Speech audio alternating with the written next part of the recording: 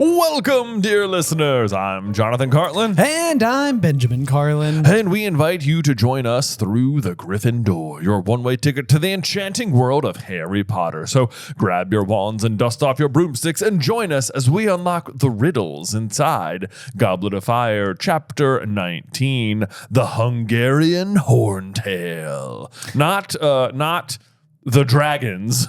The Hungarian Horntail. The Hungarian Horntail, right, yeah. So it's like right away you can be fairly rest assured that Harry is going to be facing this dragon. It does feel like just the tiniest bit spoilery. Like the very next chapter will just be the first task, but it's like it could just be called the dragons, and it could reference that the Hungarian Horntail was like the most dangerous looking one, but it's like what? Like it feels like a poor chapter choice. There's a few things going on here because like so often I feel like the chapter art will go out of its way to be like non-spoilery for something that's going to happen inside of that chapter. Yeah, if that makes sense. Like I want to say. Oh, we were just doing a video earlier this week. I want to say like the sorting hat is like a picture of like Peeves.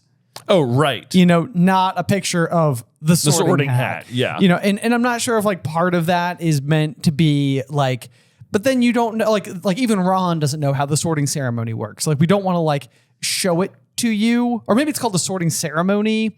Yeah. Or like weirdly, like the chapter called Gilderoy Lockhart has a picture of like the Mandrake.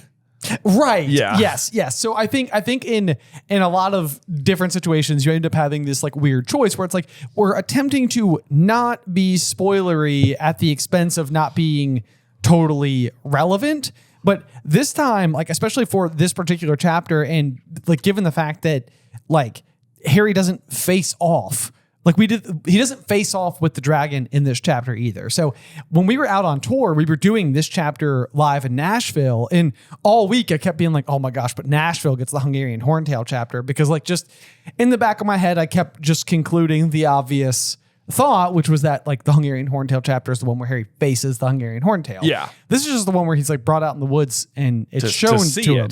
Yeah. So this time the chapter and chapter art is both spoilery and not as relevant, I suppose, as it could be. So. I mean, I feel like what happened is there was a case of like very much wanting there to be a naming convention for the chapters that were the tasks, like the first task, the second task, the third task. Yes, right? and then like, you also have the unexpected task. Yeah, and the unexpected task. So it's like that is a nice little convention that runs through the series. On the other hand, though, you have just the name Hungarian Horntail, which is one of like the best names in all of fantasy for anything. Truly, right? Yes. And so it's like I understand the dilemma, because like you want to use that as a chapter title because it's so cool sounding. Right. But you can't put it where it should obviously go. But if you put it anywhere else, it spoils it. But it's really not that much of a spoiler because it happens the next chapter. So yeah, I know. Yeah, it's like you're gonna burn past it pretty quickly. It's not going to be a great deal in the scheme of things. But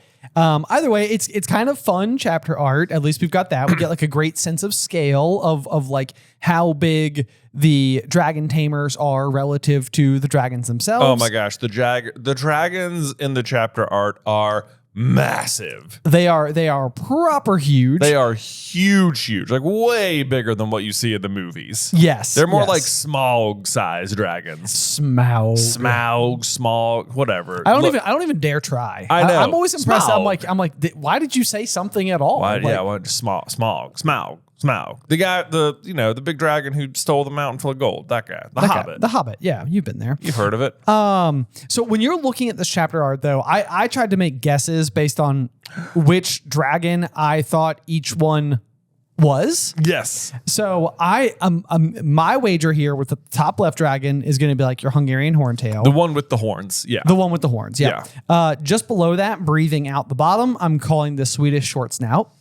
I think that makes sense. Yeah. Yeah, because it's kind of got like a snout. It does have like a big snout going on there. Yeah. And then in the middle, I'm going with Welsh green. I agree. Mostly out of like it's the last one I was able to label, because then the top right, at least based on the description, seems the closest to the Chinese Fireball. Chinese Fireball, which it just seems like it would have like more spikes, because the other one's called a common Welsh green, which you'd think it would have the least amount of features. Yes.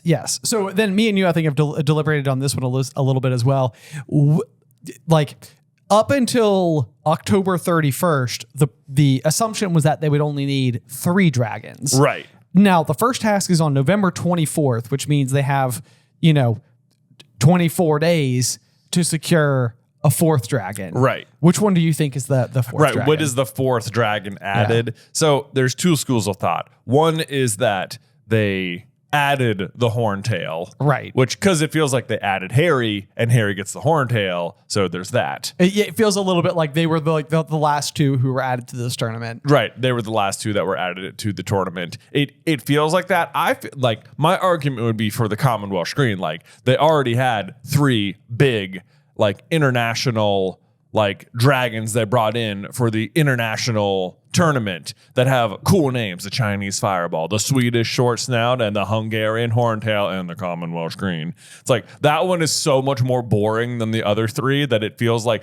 oh man, we had to arrange for a 4th dragon. What can we get on short notice? Right. It's like, yeah, Newt. Yeah. Newt, what do you got? What do you got for me, buddy? Yeah. Yeah.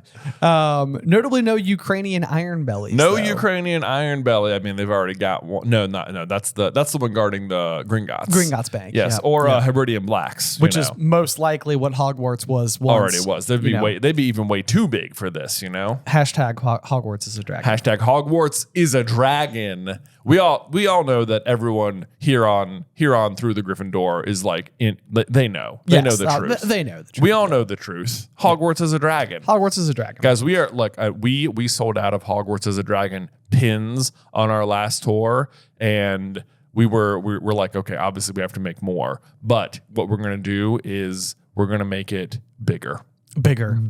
Yeah. Bigger pins, because you know what? Hogwarts is big and dragons are big. So we need a big pin. Yeah, so just stay tuned. Be on the lookout for our next tour announcement coming sometime soon. But what's available right now, guys, thank you so much if you bought a sorting candle. I was just looking at the numbers for that, and I was like, whoa, oh my gosh, people loved this. Oh, that's awesome. So if you bought a sorting candle, thank you so much. If you have not bought a sorting candle, there are new candles that we just launched, and as far as I know, invented, where you light the candle. It starts off white, but as it burns, the wax inside will turn either blue or green or yellow or red. Yes. And sort you. Yeah, so as the candle burns, you're getting your own Carlin Brothers sorting experience. Yes, your destiny awaits. Exactly. So from now on, if you ever meet us in person, we're like, oh, what house are you in? You can tell us what house you identify as, and then what house we have sorted you into. Yes, via candle. Exactly. There you go. And if it happens to match up, all the better. All the better. Yeah.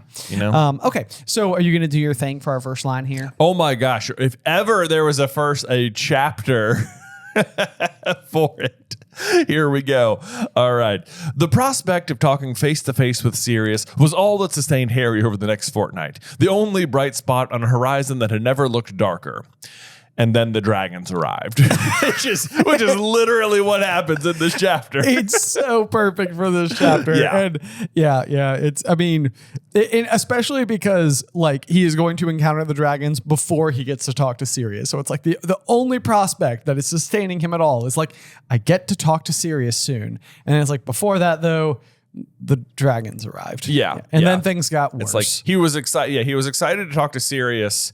And then suddenly he had a new thing to talk to Sirius about. Yes, exactly. Exactly. Although excellent timing that Sirius happens to be showing up on the 22nd of November to give him just a little bit of time. Just a little bit of notice. It's also going to come up like 3 times in this chapter. I think that Crumb is hard at work in the library studying, and Harry and Hermione are going to be like, what on earth is he even doing in here? Right. What is the deal with the Crumb? I don't get it. And it's like, Harry, you're sitting here worrying. Crumb is like studying nonstop, as far as I can tell, prepping for the first task. And you will do no preparation. Crumb gets such a bad rep. like for so much of this book when it's like all he's trying to do is show up and compete. Yeah. Like, he's studying diligently in the library. I mean, sure, he will take notice of Hermione while he's there, but how could you not, How could you not? Yeah.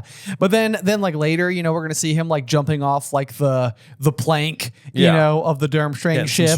Swimming, in the lake where the second task is going to be. Yeah. The guy's he's just getting ready. I know. It's a miracle. I mean, it's honestly shocking Crumb doesn't do better in the tournament. It is a little bit shocking. Yeah.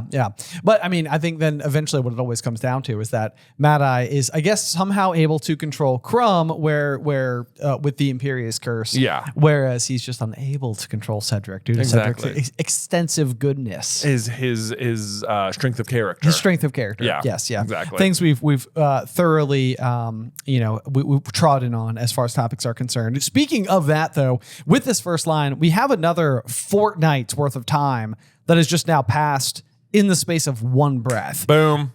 This is, I mean, it's not something we would normally spend too much time on. Of course, I feel like in this book we have, but it's because for like the first 14 chapters, we were basically going on average 1 day at a time, and a fortnight is 2 weeks. So there goes 14 days just right there. Boom. Yeah. Just like that. Yep. The next fortnight.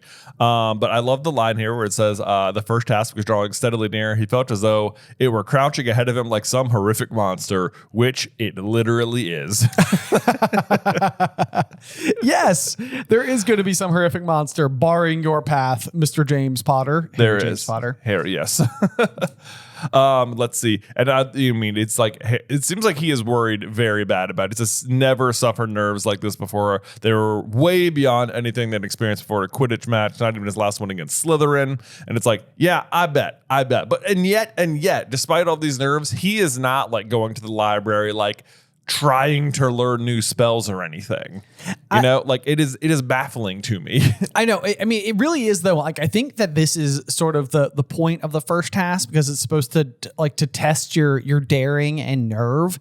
And there, I mean, this is kind of like the reason that like the monster under your bed as a child is so scary is because it's dark underneath there. What you're really fearing is the unknown. Mm-hmm. And in so many ways, that can always be worse because the fear of the unknown is just like, it could be anything. So your imagination can go completely wild. The hilarious situation is that in this case, the monster under Harry's bed is a dragon. Is a dragon that wants to kill him. That wants to kill him. Yeah. Yeah. But it is also interesting that he's comparing this to the stress of going into the Quidditch match against Slytherin because by comparison, like back when we're in Prisoner of Azkaban preparing for that match, it does feel so high stakes. It does feel so important. It's such a big deal.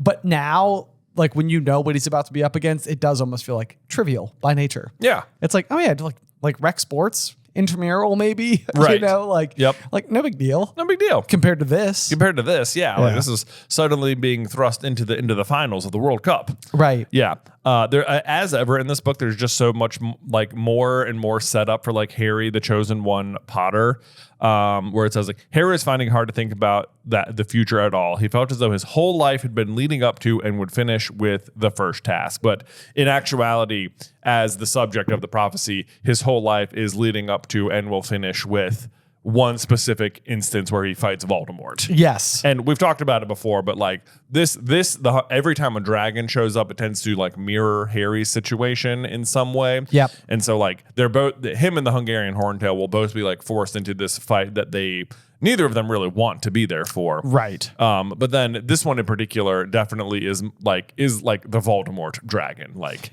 these two are forced into battle with one another by circumstances outside their control. Yes. Yeah. It's the big one. It's the dangerous one. It's like, the worst possible adversary. Yep. So it definitely mimics what Harry's up against. Let's see here. Then we also get this line here that I think speaks to kind of like Harry's character a little bit. It says, admittedly, he didn't know how Sirius was going to make him feel any better about having to perform an unknown piece of difficult and dangerous magic in front of hundreds of people. I feel like Harry really doesn't like a crowd. He doesn't like to have to do these things in front of people. Oh, but he does fine at Quidditch. Well, I guess I guess he does, but that's a good point. And this is the only one he'll have a crowd for, quite frankly. That's also true. Yeah, once you underwater, it's like you're not going to hear anything up the surface. You hear the surface, man? It's all good. Yep. I have a nice little line here as well. After that, it says, but the mere sight of a friendly face would be something at the moment. Just more like the power of friendship, like Harry understanding that there are like more important things as usual, even if he doesn't comprehend how he understands them. Right. Yep. Right. Yep. And then we also know that like the other big thing that him and Hermione are up against in this chapter is trying to figure out like what to do on like the night in question in the event that people don't clear out of the common room. So they're planning to drop a bag of dung bombs, which is just sort of like a fun little piece of trivia that I'm sure somebody will ask us in the future, and hopefully we remember. I know. But they hope that they wouldn't have to resort to that because Filch would skin them alive, which it actually it feels like hyperbole, but it also seems like something that Filch would just be up for. It does feel like something he'd be up for, but then also like, how on earth would he ever know it was them? You know, it's a good point. There just would have been dung bombs in the Gryffindor common room, especially in a common room that also typically houses Fred and George Weasley. Yeah. It's like he's almost certainly going to think it's them. Absolutely. We also find out that the article that Rita Skeeter published about Harry came out 10 days ago. A very highly colored life story of Harry, continuing on pages 2, 6, and 7. So when Bagman said a short article, he was way wrong. This is a massive article. And some of her journalistic integrity is just like, through the floor bad. But that some of it is like also fairly unforgivable. You could be like, fired for, you could be fired for all the lies she says in the misquotes, period. Sure. In the real world. But then even things like the names of the Beauxbaton and Durmstrang champions misspelled had been squashed into the last line of the article. It's like one. Okay. Victor and Crumb, really hard to misspell, especially Crumb, especially the sense Crumb was just the like star of the Quidditch World Cup. I know. Like, he's already famous. Yeah, this is like a huge deal. Like huge deal. Yeah, like I'm trying to think of what is it in like horse racing or something where if you win like all three of the Triple Crown. The Triple Crown. Yeah. Like there's like names for like when you win multiple accolades or whatever within rapid succession. It's like he is going for a double crown here. He's going for the double crown here, and for him to barely be. This is ridiculous. This would be like if like LeBron James had been like chosen to be in the tournament and nobody cared. Yes, it's like, oh yeah, remember that guy who got drafted into the NBA in high school? Well, he's still technically young enough to compete in this high school tournament. Right. And yes, he just played in the finals of the NBA championship, but now he's going to compete in this high school tournament. Exactly. But he's don't even mind that. There's some other kid with glasses here. Yes, I know. Yeah. It feels like such a ridiculous spin to be placed on things. And it's also very interesting as well, because like, I think, not to like really change the purposes of the conversation away from Harry Potter at all, but like a lot of times when it comes to like celebrity gossip type news, I always can't help but feel like we just don't know everything. Everything that like is going to happen inside of this story. It's like, the whole truth. That Harry didn't say the things that Rita Skeeter is going to say that he said in the article. But like when you see like the Potter Stinks badges and the fact that everybody's like adopting them, and it's like the tide has all sort of like been shifted away from Harry and has all become like very pro Cedric. Like it is not necessarily difficult for me to imagine how the populace of a school would create like this grassroots campaign and be like, everybody's giving attention to the famous kid when our real champion is this other guy, right, who is being completely overlooked. And it's like, obviously they transform to say Potter Stinks, but like support Cedric Diggory feels like the type of thing that would be like, he's not getting his necessary like attention. Like he deserves our support. Yes, absolutely. So yeah, it really is. It goes to show like how the power of misleading journalism can be such a force. Oh yeah. And of course you never have any idea when you're on the receiving end of it. So anyway, Let's see here. The article has appeared 10 days ago. Harry still got a sick, burning feeling of shame in his stomach every time he thought about it. Rita Skeeter had reported him saying an awful lot of things that he couldn't remember ever saying in his life, let alone in that broom cupboard. Yeah, he said a whole bunch of ers. Yep, and it specifically mentions that it says, but Rita Skeeter had gone even further than transforming his ers into long, sickly sentences. She'd interviewed other people about him too. Like, for example, who does he got? Colin Creevy here. Harry has at last found love at Hogwarts, which I highlighted. It was just like, yeah, pretty obvious. Yeah. Colin is talking about Hermione Granger, to which if I'm Harry, I feel like I got to talk to Colin and be like, Colin, bro, you know we're not dating. Oh my gosh. Is that what you think? I mean, I guess what's happening here is it says that Harry is rarely seen out of the company of one Hermione Granger. And at this point in time, it is at least like kind of true. Like it's true because it's normally a trio of friends and Ron has not been hanging out with them. So I suppose to an onlooker, it's like, well, they do spend a lot of time together. Yeah. But I still think, yeah, it's like, oh, Colin. It does go on to describe Hermione this way. It says a stunningly pretty muggle-born girl who, like Harry, is one of the top students in the school. This tone is going to change drastically here in just a few chapters, where Hermione is going to be described as plain but ambitious. Yeah That's gonna come after she goes to the Yule Ball with Crumb. Yes. Yeah. So it's like Hermione's really being just put like right in the limelight here. Yeah, absolutely. So she's gonna have to deal with that as well. And then Harry is of course having to endure people quoting the article at him. And it's like weird because the Slytherins are reading this and they're quoting it to him. And it's like, do you think are the Slytherins aware that the information is false? And that's why they're like making fun of him for it. Like, that like we know this is wrong, that it's driving you crazy, so we're gonna like pick on you for it. Or do they think it's true? Like, I can't decide if I think it's worse if they know it's false or if they think it's true. It feels very classic Draco Malfoy to know it's false and be like loving the fact that it's like now it's out there. Like they won the game. They got to slander him. It's so weird though, because like on the other hand, it's like if Harry like was able to take this in stride at all, it'd be like, yes, someone wrote an amazing article about me. What are you making fun of me for? I mean, I literally, yes, like there's the line in the previous article that says, and obviously Harry didn't actually say these things, but it says, yes, sometimes at night I still cry about them, not ashamed to admit it. It's like obviously Harry doesn't say this, but also like there's no shame in this perspective. Right. You know, this is a 14-year-old who has lost both of his parents. It's like to be able to open up about such a thing is probably good for like emotional range. Right. Like this doesn't humanize him at all. Right. Yeah. to the readers. Yes. Or to the students anyway. Right. Exactly. Yeah.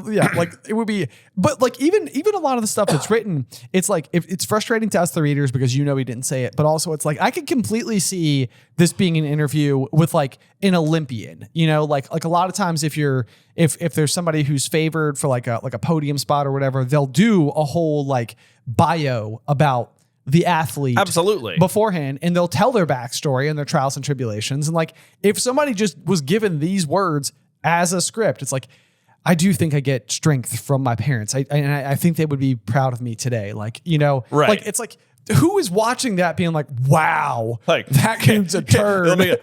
Can you imagine like knowing that person and being like, hold on, I got to text them. Wow. You cry about your dead parents, nerd. Exactly. Like, what are you talking about? No, like who would read that and think that? I don't know. How terrible are the kids at Hogwarts? I know. And then this also doesn't. I feel like Pansy Parkinson says, since when have you been one of the top students in the school, Potter? And it's like, what are you talking about? Like Harry, maybe when he saved the Philosopher's Stone and single-handedly won the cup for Gryffindor, or when they solve the mystery of the Chamber of Secrets, right? Or like what, like since then, yeah, it's like he has 3 house cups, a Quidditch cup. He took down Quirrell the Basilisk. Like it's like when was he not? Yes, one of the best students in the school. Right, Harry has been one of the top students in the school since he got there.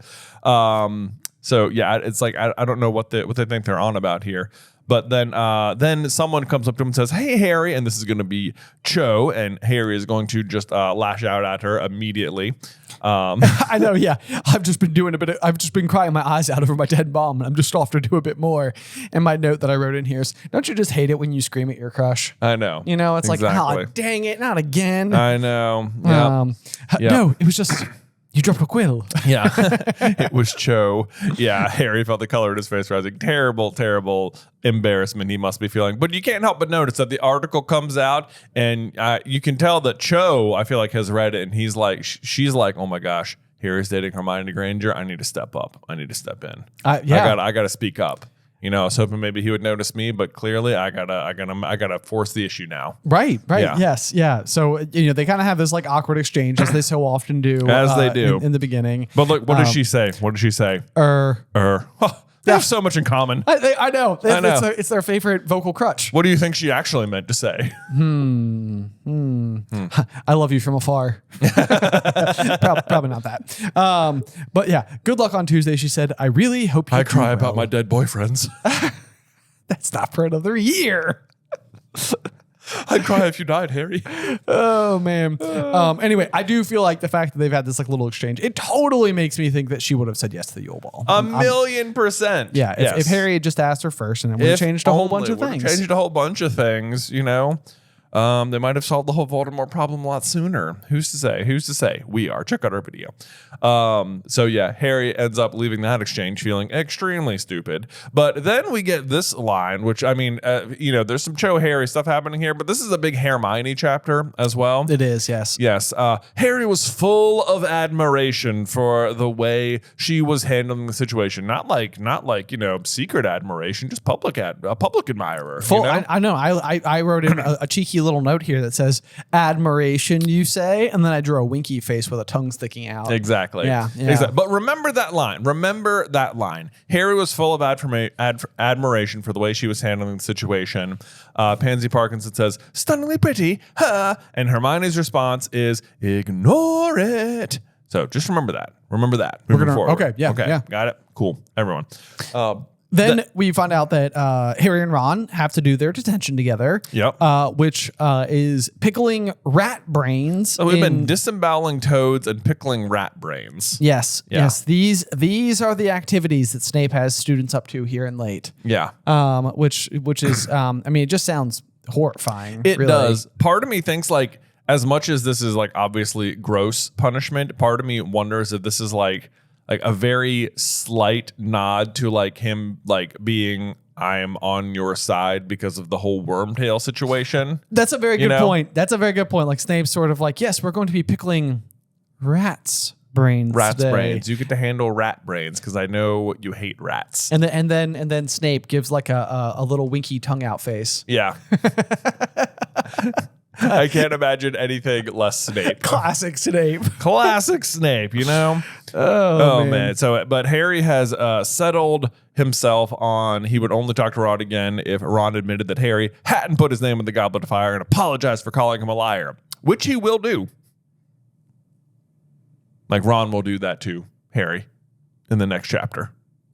Oh, Yeah. like admit that Harry didn't put his name in the Goblet of Fire and apologize for yeah. It's like, I think he will almost use those exact words. I think so. Yes, you're absolutely correct. But it is very funny because like they're going back and forth, and Hermione's like, you miss him, and he misses you, and it is very funny how like pride can really get in your way. Yeah. Like even like when both of them want to be friends again, it is like there is this like personality trait that all people possess on some level in varying degrees, where it's just like, why can't I get over this? I know.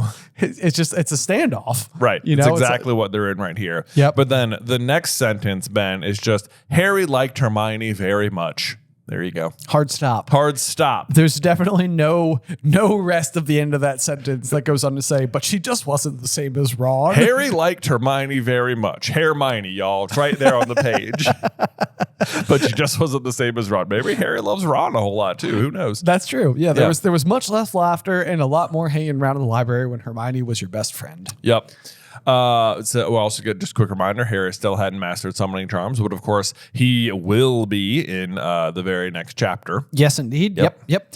Victor Crumb was in the library an awful lot too, and Harry wondered what he was up to. Was he studying or was he looking for things to help him through the first task? Yeah, probably a good idea, Harry. Well, yeah, it's like maybe you should take a leaf out of his book, but also how are those two things like? It's as if these are like different suggestions. Oh, I know. It's like, was he studying or was he looking up things that could help him through the first task? It's like, aren't those both studying? Seem like the actual same thing. Also, Right. Or is it secret option 3, trying to ask out Hermione? Well, there could be that, but Yeah. Hermione often complained about Crumb being there. Not that he ever bothered them, but because groups of giggling girls often showed up to spy on him from behind bookshelves, and Hermione found the noise distracting.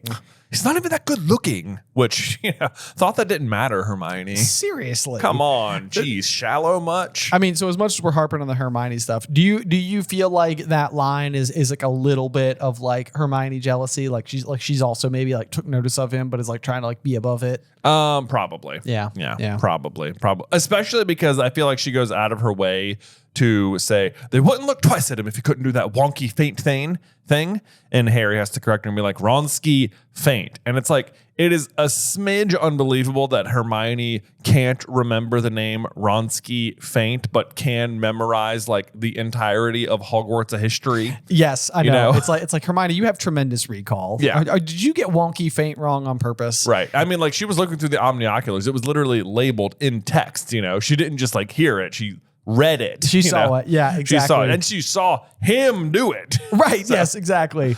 Yeah. But also it's like she's saying like they only like him because he's famous. So, like they wouldn't look twice at him if he couldn't do the Wronski feint. But it's like he is still a champion. Like Cedric is also getting like a lot more attention now that he's champion. But like the fact that any of them are champions is a sheer indication of like their quality of talent as a person. Right. Like it's not just Quidditch for Crumb. This is not a Quidditch competition. Like Right. It goes to show that he has more depth than that. So if anything, I almost feel like maybe Hermione's not being wholly honest with herself, or maybe her own version of just a scooch shallow. She's just she's her definitely own way. lying to herself a little bit in this situation. But it's okay. I mean, we were all 14 once. So. Absolutely. That's the thing. You have to remember that about these characters, so that they are only 14. Right. Yep.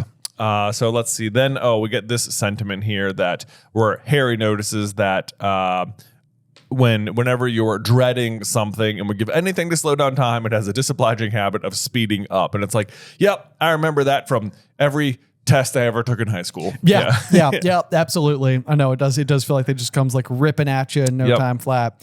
So kind of a good observation there from old Harold James. Yep. Let's see here. Oh, and then I love this like just bit of hypocrisy here. It says, on the Saturday before the final task, all the students in the 3rd year and above were permitted to visit the village of Hogsmeade, which it's so dumb because last year, if you will recall, Harry was not allowed to visit the village because he didn't have a permission slip signed. But now this year, he is forced to compete in a dangerous tournament that he did not enter. Yes. It's like, come on, guys. You can't go to the nearby village for candy and joke toys, but you can fight a dragon. Yeah.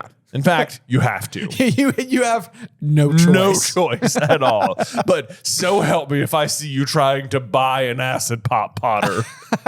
If you look at the Shrieking Shack in person, you will be so expelled from school forever. Exactly. We will break your wand.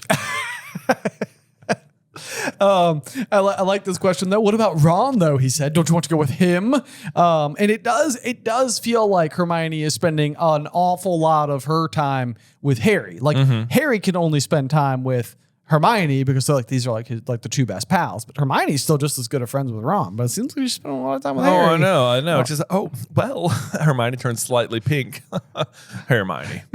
There it is again, Ben. It's all over the place. Slightly pink. Slightly pink. Like, I just wanted to hang out with you, Harry. Right. But then it does say, I thought we might meet up with him at the 3 broomsticks. Bold move, Hermione. Bold move. Bold move to try and trick them into this. Right. Yeah. Right. Yep. And then Harry says, fine, whatever. I'll come when I'm not meeting Ron. And I'm wearing my invisibility cloak. To which Hermione gets all in a huff about. She says, oh, all right then, but I hate talking to you under that cloak. I never know if I'm looking at you or not, which not for nothing, Hermione, but this has never happened before. I know. Yeah. But also for Harry, this is such like an overcorrect. Like he was already planning to go to Hogsmeade. She suggests they meet up with Ron and he's like, no, we're not meeting up with Ron. And also I'll be invisible for the day. Yeah. Like Hermione's like, wait, what? What? We can just not meet up with Ron. That's fine. It's like, do you still have to be invisible? Yes, I do. Yes, I do. You made me do this, Hermione. Oh man. But then it is very interesting because he ends up going. It says Harry felt wonderfully free under the cloak. And I do think that this is deeply ironic because I feel like what Ron is upset with Harry over is that Ron feels invisible. Yeah. And so it's like they're both battling different sides of the same plight. Like They definitely are. Ron doesn't feel like he's getting enough attention. Harry feels like he's getting way too much. They would both kill to be in the other person's position. Yeah, pretty much. And I'm also surprised that after this moment, he doesn't just like wear the cloak all the time. You know, there's no reason he can just like wander around under the cloak and just not have to deal with all of the cat calls and stuff. It's also very true. Yeah. That's a very good point. Yep, he could just do this. Yes, but Hermione is not taking this invisibility cloak situation at all. She's just, people keep looking at me now, said Hermione grumpily as they came out of Honeyduke's sweet shop. You know how like if you enter how when you exit a candy shop, you're usually in a pretty bad mood. Yeah, constantly. Yeah. People keep looking at me now, despite just one page ago, Harry was full of admiration for the way she was handling the situation. Ignore it, Hermione said, in a dignified voice. Oh, See, yeah. Maybe what's really happening here is that she wants to be seen out with Harry. She's like, we were going to be out in public. People were going to see us together. Yeah. Why are you so grumpy? You're so easy for you to ignore the article, and now you're just imagining people staring at you, walking around. Oh, Hermione. I have a feeling people are going to think we're being too hard on Hermione. Man, I'm just reading the book.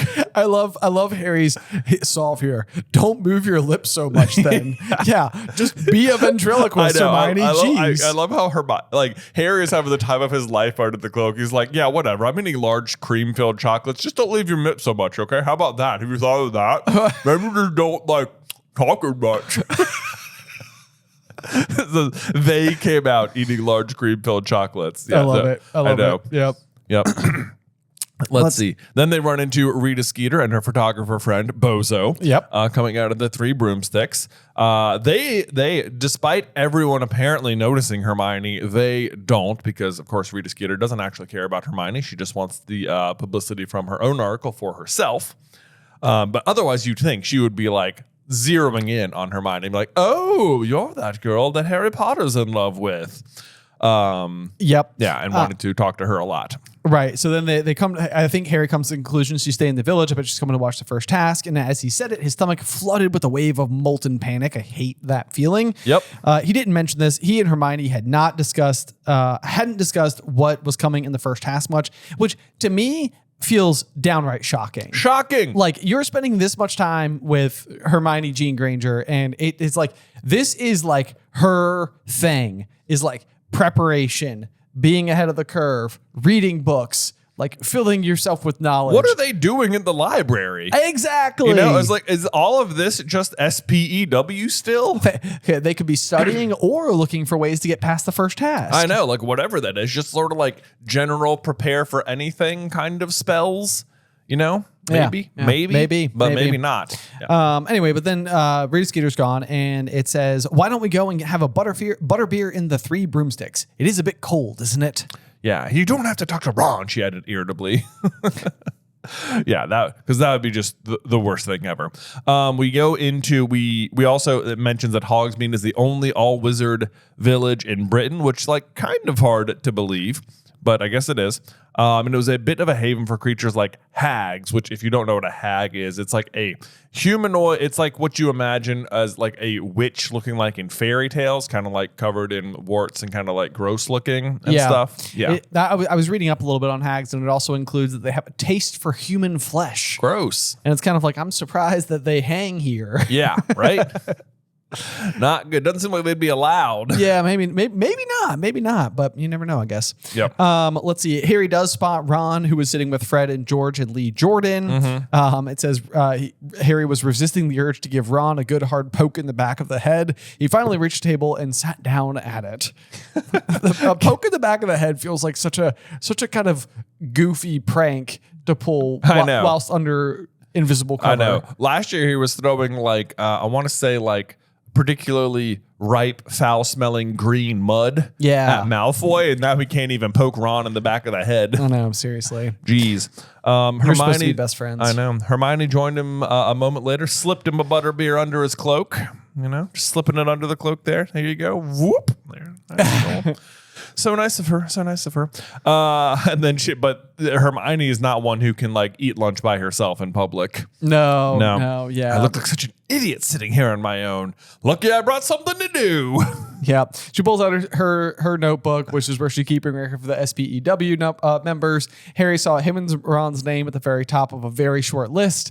And I do think this is kind of funny because next year in Order of the Phoenix, she will also create a list of people once again for Dumbledore's army, which will be a much more successful list. Yes. Do you think the SPEW list is like enchanted in the same way the Dumbledore's armies list is? Oh, like if you try to leave, it just says like spew on your face, or like if you're like rude to like a house elf, it's like oh man, that would be rough. Boy, Harry, Ron, Hermione, and Neville, I guess, are in trouble. Indeed. For this short list, because I think those are the only 4 names on it so far. Right. Yep. I believe you're right. Yep. But yeah, so she pulls out her notebook and she's like, luckily I brought something to do, but I am a little bit curious. What are you going to do? I know. Got out her notebook, just like start taking more notes, I guess. Pretty sure Harry's the secretary, so maybe give that to him. Exactly. Last I checked. Slide that back under the cloak too. Harry's got like a little desk going on under his invisible Hold cloak. on. Mm-hmm. How to be doing the minutes? Yeah, she's just like, Hermione's just conducting a meeting to nobody. Then people might start looking at you. Then they might, yes. Yeah. Man, I know. He says, I love his response. He goes, maybe I should try to get some of the villagers involved in SPEW. And Harry's like, yeah, right. Hermione, when are you going to drop the spew stuff? Harry is just shooting from the hip right now. It's like, man, why don't you try not moving your mouth so much? He's in such a good mood. I'm just so jazzed. I'm invisible. I'm invisible. Yeah. It's the best. Yeah.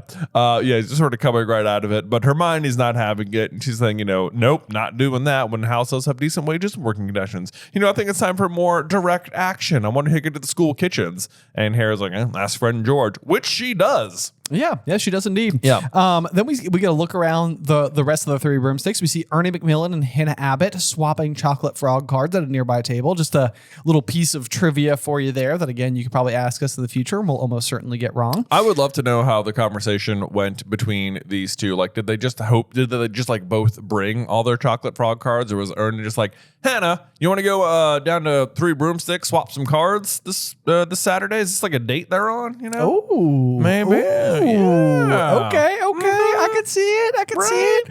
Good for both of them. Yeah. They're both wearing support Cedric Diggory badges, but which also means they're wearing Potter Stinks badges. It does mean that, and yet they're going to join his club willingly next year. So, exactly. Whatever. Right over by the door, though, Cho and a large group of her Ravenclaw friends. She wasn't wearing a Cedric badge, though. This cheered up Harry very slightly. It's like, dude. Like, it's surprising, is it not? Like that what? That she's not wearing a Cedric Diggory badge. I mean, like she's not giving him a whole lot of special treatment or anything. Because she likes Harry. That's what Harry's I'm reading the signs, man. He's like, okay, here's the thing though. She's not wearing a support Cedric Diggory badge. Right. So I wonder if when Cedric asks her to the Yule Ball and they're like walking in together, he's like, so why weren't you wearing a badge? I think Cedric probably doesn't like the badges. No, he doesn't. Yeah. Because Cedric is such a good guy. But he must notice. But see, this is how Cedric. If I was Cedric though, and I noticed that she wasn't wearing it, it'd be like, well, that's just because she doesn't want to wear the Potter Stinks badges. So, you know, that actually makes me like her more because she has more character. Like me. Like me. Yeah. Okay. It's not because she likes Harry. It's because she doesn't like bullying. Yeah. Exactly. Okay. All right. Well, I follow that logic. Yeah. That seems to fit with Cedric's values very well. Yeah. Okay. He can rationalize it however he wants. Boy, we are good at both loving and respecting Cedric and dishing on him so constantly. Constant vigilance, Ben. Oh, man. Constant vigilance. Where is Moody? I feel like he's due to show up. Oh, he's about to show up at the bottom of the next page here.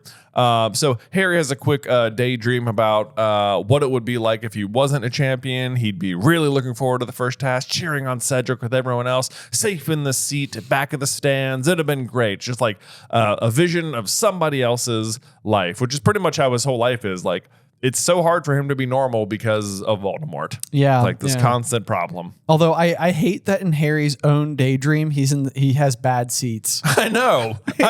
Harry, why don't you just sit in the front of the stands, man? Cheering on Cedric with everyone else safe in a seat at the back. At the back of the stands. Here, this is your daydream, man.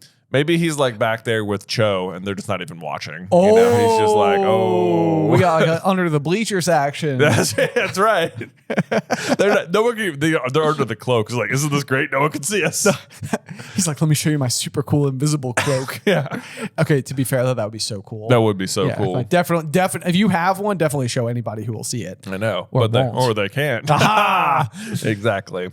But next up, Hagrid and Moody arrive in the pub. Hagrid is leaning low, talking to him. Moody drinking from his hip flask, and we learn that Moody had told them all during their last defense against the dark arts lesson that he preferred to prepare his own food and drink at all times, as it was so easy for dark wizards to poison an unattended cup. Just more absolute brilliance by Barty Crouch Jr. here, who is doing the exact opposite of what he's telling the students, but justifying it at the same time. Exactly. Yep. He is always so good at taking a piece of information and using it to enforce his position when in fact it is actually the suspicious thing that he is doing. Yes. So because of course he actually just is a dark wizard, and the reason he's always drinking from his flask is because it's the polyjuice potion in there, and that's how he's constantly staying transformed. Exactly. Yep.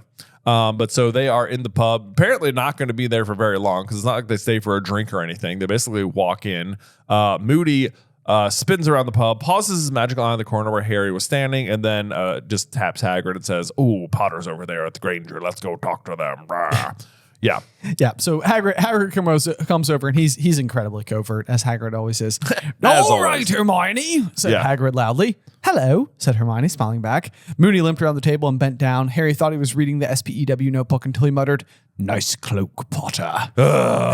This one sentence is such a problem. I know. I mean, it's how? Why? How? True, false? Like, is he just using context clues? Like, I know. I mean, they've made a big deal about how Hermione looks ridiculous by sitting by herself. So maybe it's just like, well, she can't be sitting by herself. That doesn't make any sense. Harry's probably there. Can you see the rack spurts floating around Harry's head? I mean, who's to say? Who's to say? Can he actually see through the cloak? You know, it feels like that's too powerful of an ability for his eye, but we have covered this every which way we can think of over on SCB. Like, I know it is how can he see through the cloak? How can he see through it? It's a Deathly Hallow. It's a Deathly Hallow. So can your eye mean, I mean, can you? Yeah, it can see through invisibility cloaks, Moody said quietly, and it's come in useful at times, I can tell you. Which I also find to be kind of surprising. Like, you know, not that Moody hasn't been like a dark wizard catcher for a very long time, but at bare minimum, we know that going back to the trials, it is almost absolutely the case that Moody doesn't get his magical eye until after the First Wizarding War is over. Mm-hmm. And we've been living in a relative calm ever since. So it's like, it almost seems like all he could be doing as like an Auror is handling more like, maybe not so far as like petty crime, but like not dark wizard crime. Right. You know, not on the scale of like, you know, Voldemort and Death Eaters and that type of thing. Yeah, more like on the scale of like Mundungus Fletcher or something. Exactly. Yeah. Yep.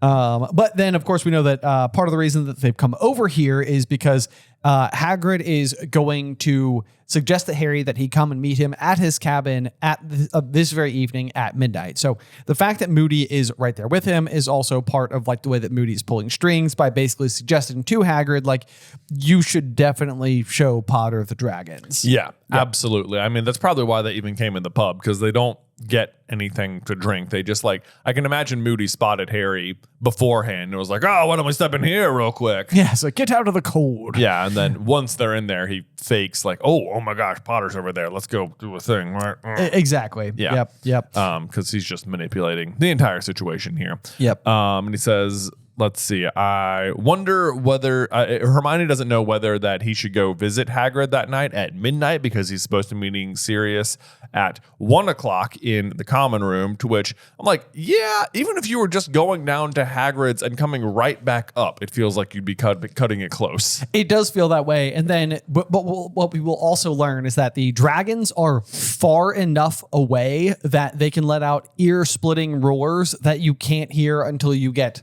closer to them. Right. So it's like you're walking what must be quite the distance. Quite the distance away, yeah.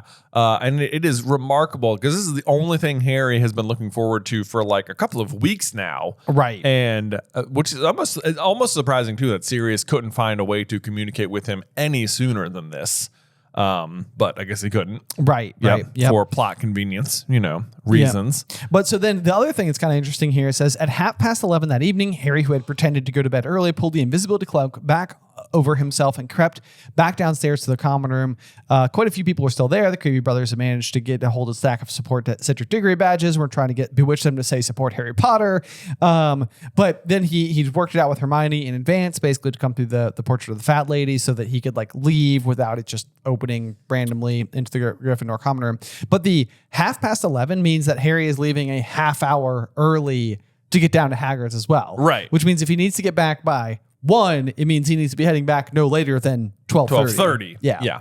There's that. And we're going to know he's going to be walking way further than Hagrid. Is he a 30-minute walk from Hagrid's?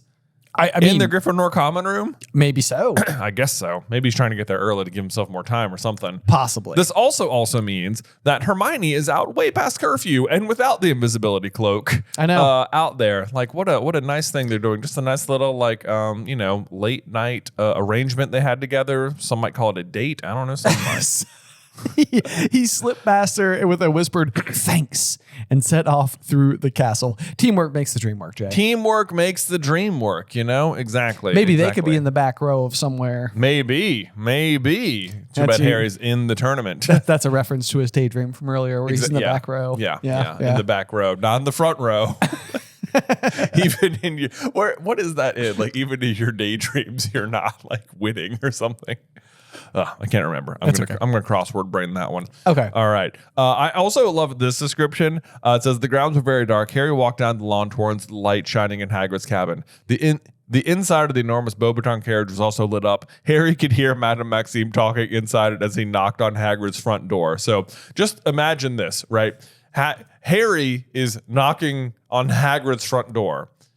Many yards away, the Beauxbaton carriage is parked, and Harry, remember, it's like 11:59 right now. Right. Harry can hear Madame Maxime speaking so loudly that her voice is carrying all the way to Hagrid's. Yes. Like she's essentially shouting at 11:59 while presumably all of her 12 students are trying to sleep. Yes. The Beauxbaton students are like, Madame Maxime, could you please keep it down? Could you just a little bit. Please go to bed.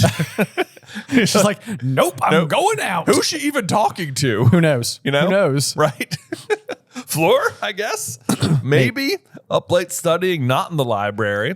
But whatever. She comes over to Hagrid, says, got something to show ya. Was he wearing a flower that resembled an oversized artichoke? I love that. That's a good piece of trivia right there, too. Yeah. Yeah. What does his flower look like? Yep. I'll never remember it, but I love it. I know. Poor Hagrid. He's tried his best here. He tries to comb his hair, but his hair is so tough it breaks the comb, and now the teeth are stuck in it.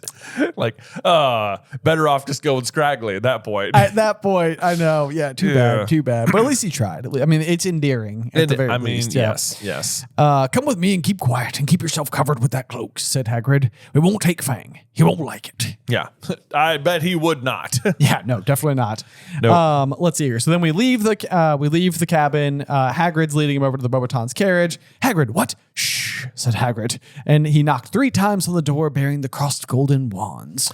Yep. And down comes Madame Maxime wearing her silk shawl wrapped around her massive shoulders, to which now you have to wonder, like, in this moment, is Madame Maxime, does she like Hagrid or is she just using him? It's a good question because it really seems like she likes him all the way up till the Yule Ball when, like, they're out having what seems like a good conversation. Right. And then he brings up sort of being like the half giant yeah. and then she's deeply offended. Yeah. So it's hard to know. It's hard to know. The way that Jim Dale does the delivery is so uncomfy. Yes. It's like, I agree. Is it time? And Hagrid's response is, bong sewer. Bong sewer. Bonsoir. Bonsoir is what he's trying to say, which just means good evening in French. But I love that he says bong sewer. I would just like a t-shirt that just says bong sewer. Bong sewer. And we'll all know. We'll all know. If you know the joke, you know the joke. Gosh. That sounds like a great pin for Tor. Just like Hagrid, but then down in his beard, you've got like the comb bits and it says bong sewer. I love it. Yep. That's a good one. All right. Yeah. That's the merch nobody's made yet. Yeah. Definitely not. Right.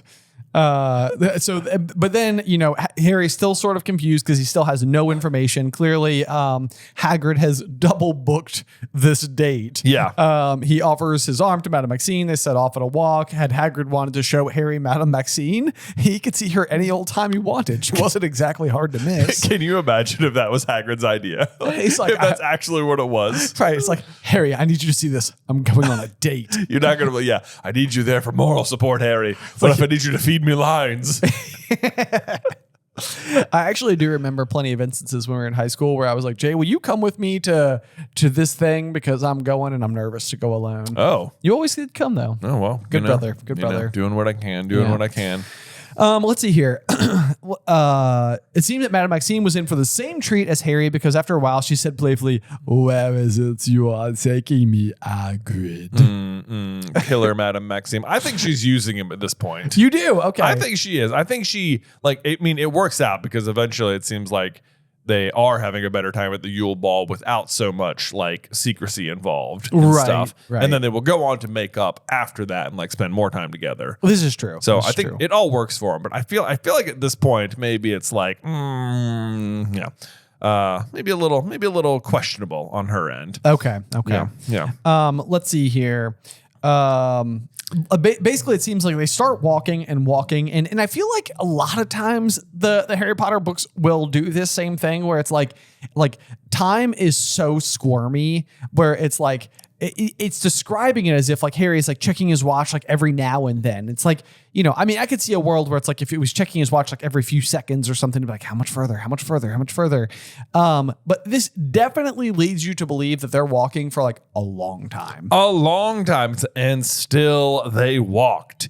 Yes, he had to jog along to keep up, checking his watch every now and then. That seems like, 5 minutes or so. I don't know. Minutes are passing between watch checks. At least. Yes. Yep. Yeah. But then he heard something. Men were shouting up ahead, and then came a deafening, ear-splitting roar. But that they cannot apparently hear at the castle. So they are dragon roars count distance away from the castle. Yeah, whatever that distance is. Someone do that math. Like 2 leagues. Couple of leagues, Yeah, just a rough approximation. Dragons. I know. And then I wrote gasp next to the dragons. Yep. I'm It is totally nice the way that the book is done. Like, I'm sure it's just a lucky coincidence, but dragons is the last word on this page. And it's like dragons. Oh, man. I got to turn the page. Turn the page, yeah. Yeah. You're not going to sleep after that. I'm going to sleep after that. Yeah. It's not exactly the last word in the chapter, but here we go. 4 fully grown, enormous, vicious-looking dragons were rearing onto their hind legs inside an enclosed fence with thick planks of wood, roaring and snorting. So if you remember back to the chapter art, it shows all 4 dragons inside of one giant wooden crate. That is accurate chapter art. Yes. It is all 4 dragons inside one big box. One big box. Yep, there was a silver blue one with long pointed horns, a smooth scaled green one, which was writhing and stamping with all its might, a red one with an odd fringe of fine gold spikes around his face, and a gigantic black one, more lizard-like than the others, which was nearest to them. Yes. So I think even the fact that like the Hungarian Horntail is like sort of got this like darkness coated like layer to it is very like Dark Lord.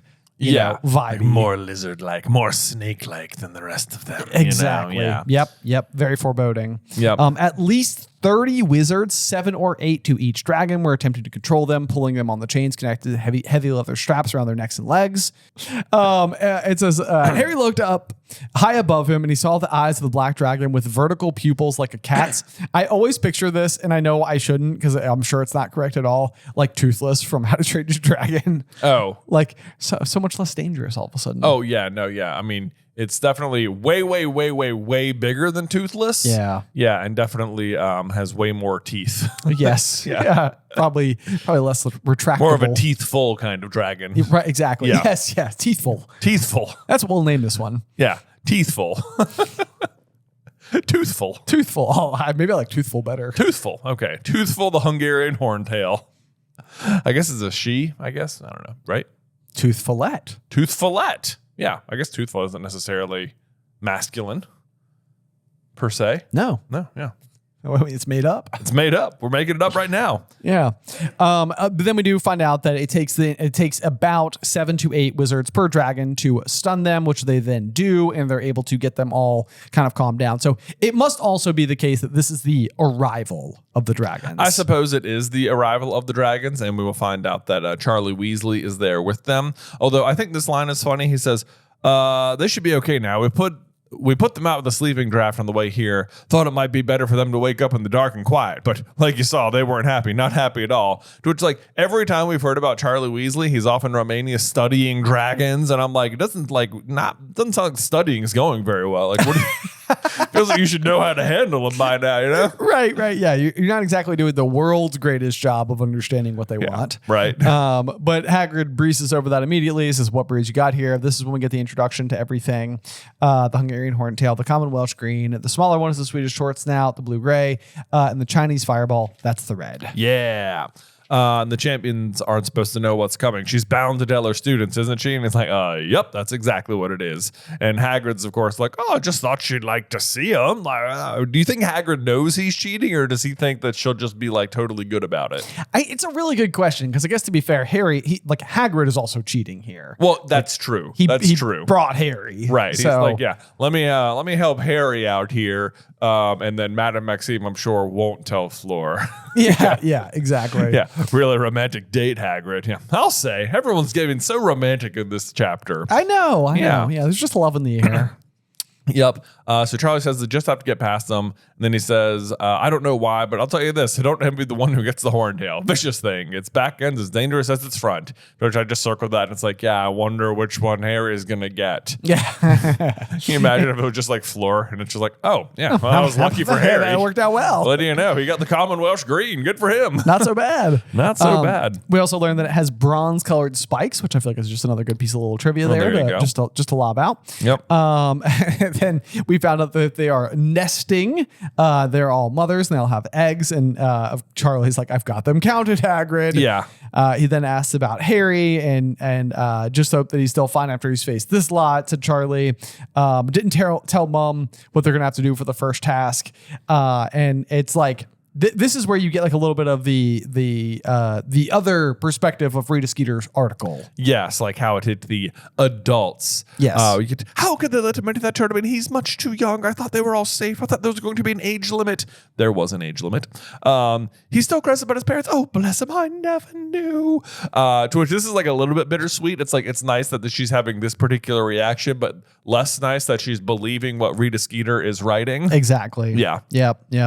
Let's see. But so Harry does say that the first shock was over now. Maybe if he'd seen the dragons for the first time on Tuesday, he would have just passed out cold in front of the whole school. Yeah. But maybe this way, anyway, he was going to be armed with his wand, which just now felt like nothing more than an arrow strip of wood. Yep. Relatable sentiment. Yeah, I totally get that. Relatable, yeah. And he's like wondering how is he going to get past them all? But how is, of course, with the summoning charm and the firebolt. That'll happen next chapter. Yep. And then Harry's like, all right, I think I pretty much got the gist of this. I'm going to leave Hagrid to his date, and starts leaving the forest and just runs smack into Karkaroff, because no matter how stealthy you think Harry Potter, the youngest seeker in a century, is under an invisible cloak, he will find a way to be caught or run into or something. I mean, the fact that this happens in what is otherwise a gigantic open field, it is almost comical that you would run into one another. Yeah.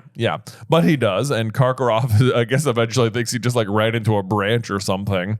I also think that's so funny that like Madame Maxime and Karkaroff are like out there actively cheating, and Dumbledore is just so content to let Harry and Cedric go in blind.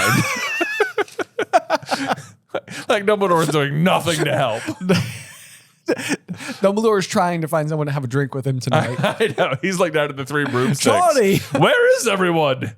Could have thought. I would have sworn Hagrid or Maxime or Karkaroff would have been here. Right. Yep. Yeah. But no. Nope. Poor Dumbledore. But so Karkaroff obviously heading in the direction where the dragons were.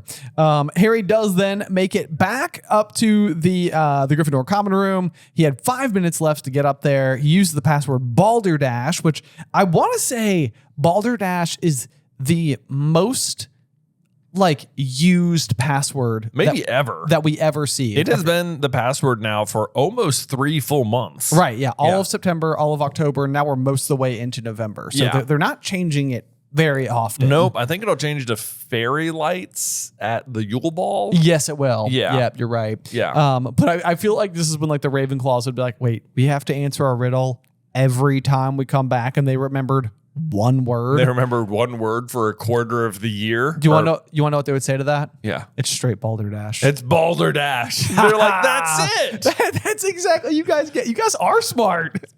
Oh my gosh. Maybe that's how it happens. Like Flitwick was like, so how do you get into the Gryffindor common room? It's like, I just make up a password and give it to him. And he's like, we have to give a different answer every single time.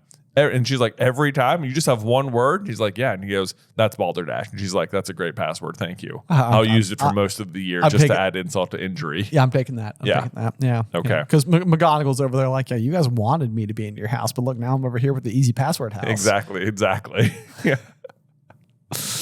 Anyway, I can just see those exchanges, like the Ravenclaws feeling very superior about it. Oh, you guys just have a single word for your password, okay? Like, it's so easy. And they're like, yeah, how many times have you been locked out of yours because you didn't know the answer? And they're like, that's 7, whatever. Yeah, well, whatever. It's fine. So they're hard sometimes, okay? Circle doesn't have a beginning. You kidding me with that? Maybe there's only like 9 riddles. Yeah, draw a circle without a beginning. I dare you. Right. How do you not start? It's a tricky one. It's a tricky one.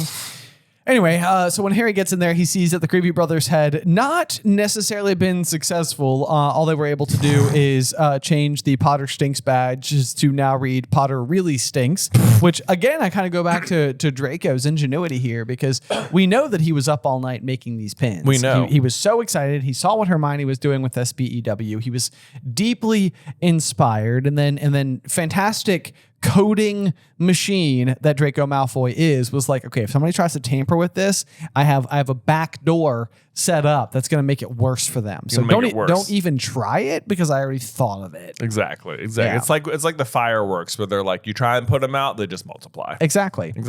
Yep. You try and fix this, it gets worse. You don't even want to know what happens if you try and fix it like 10 times. So I've programmed Potter insults in here, which then begs the question, why wouldn't you just start with the worst insults?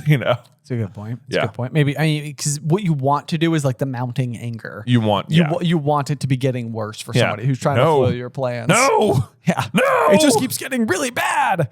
Oh man. Anyway, though, then Harry looks around and jumps because Sirius's head was sitting in the fire. If he hadn't seen Mr. Diggory's do exactly this back in the Weasley's kitchen, it would have scared him out of his wits. Yeah. Nice payoff there. Yes, indeed. But when we saw Amos Diggory in the fire, it's like we're being introduced to that piece of technology specifically so that when it happens now, we the reader are more adapted to it. Yes. But it also works well in the situation for Harry in universe. This is one of those where I hate it in the movie where he just sort of like becomes the logs and the ashes. I'm like, just put his head in there. Yeah, it's fine. Okay, It'll put be his fine. head in there. Yeah. They'll fix it, Jay. Yeah. It says, but the hair was short and clean now. It's another thing they don't really do in the movies to kind of keep him with the long hair the whole time. Right. Yep. Yes. Yep.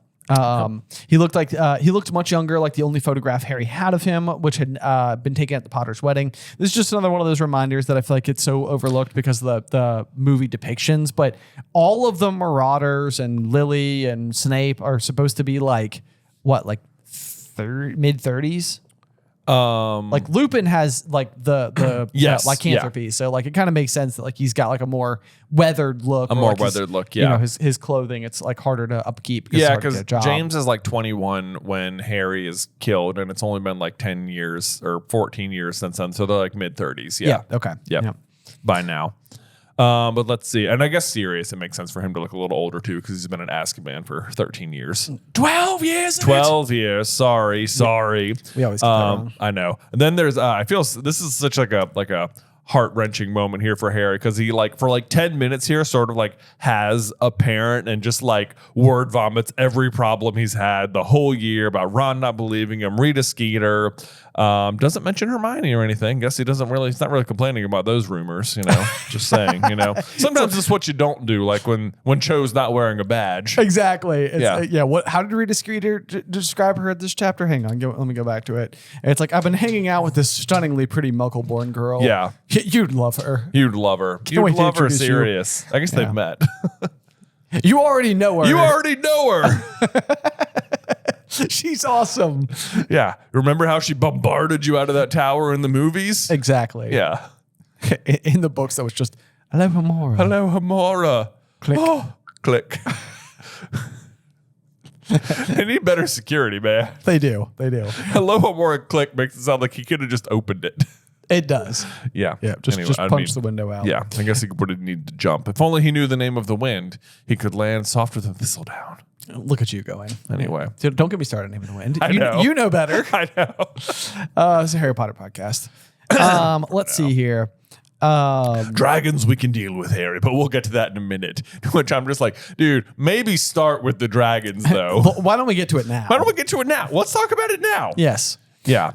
But Sirius has more important things, like revealing to Harry that Karkaroff is a Death Eater. Gasp.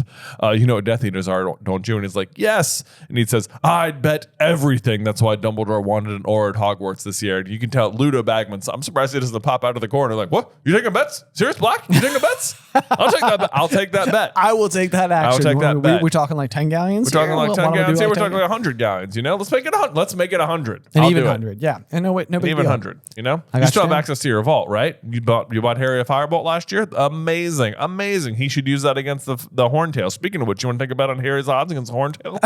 Let's do 100 galleons. Let's do 100 gallons on that. I think I'll give you great odds. Yeah. Classic Ludo. He's just everywhere, isn't he? He's everywhere. Why did they release him? Harry said. He did a deal with the Ministry of Magic, said Sirius bitterly. He said he'd seen the error of his ways and then named names. He put a load of other people in Azkaban in his place. He's not very popular in there, I can tell you. So this is kind of an interesting one because it's like this kind of goes back to like the like line from Barty Crouch Jr. as Mad-Eye Moody, where he's like, there's nothing worse than a Death Eater who walked free. And it's like, this is that sentiment. This is that Death Eater who walked free, who was caught and then walked free. Exactly. Yeah. It also casts a little bit of warning towards Victor Crumb. So watch out for the Durmstrang champion as well, which actually just ends up being like kind of misguided advice. I mean, it better to be cautious, I guess, but like also it is misguided advice. But you've also spent the chapter hearing about how Crumb has constantly been in the library, and you're like, wait, is he there like watching Harry or something now? That's a good point. Yeah, so Yeah. a little bit of suspicion supposed to be building there. Yeah. I never feel like the red herring towards Crumb ends up being as fully fleshed out. No, not really. I agree with you. It's not, especially like by the Yule Ball. It's especially just like quashed when like Hermione's just like vouching for him up and down. Right. Yeah. Right. Yeah. Unless it's supposed to raise more suspicion. We're supposed to be like, Oh who yeah, is like this? what if Ron was right? Yeah. Oh, yeah. that would have been Ooh. such an interesting like turn. I know that would be. Oh.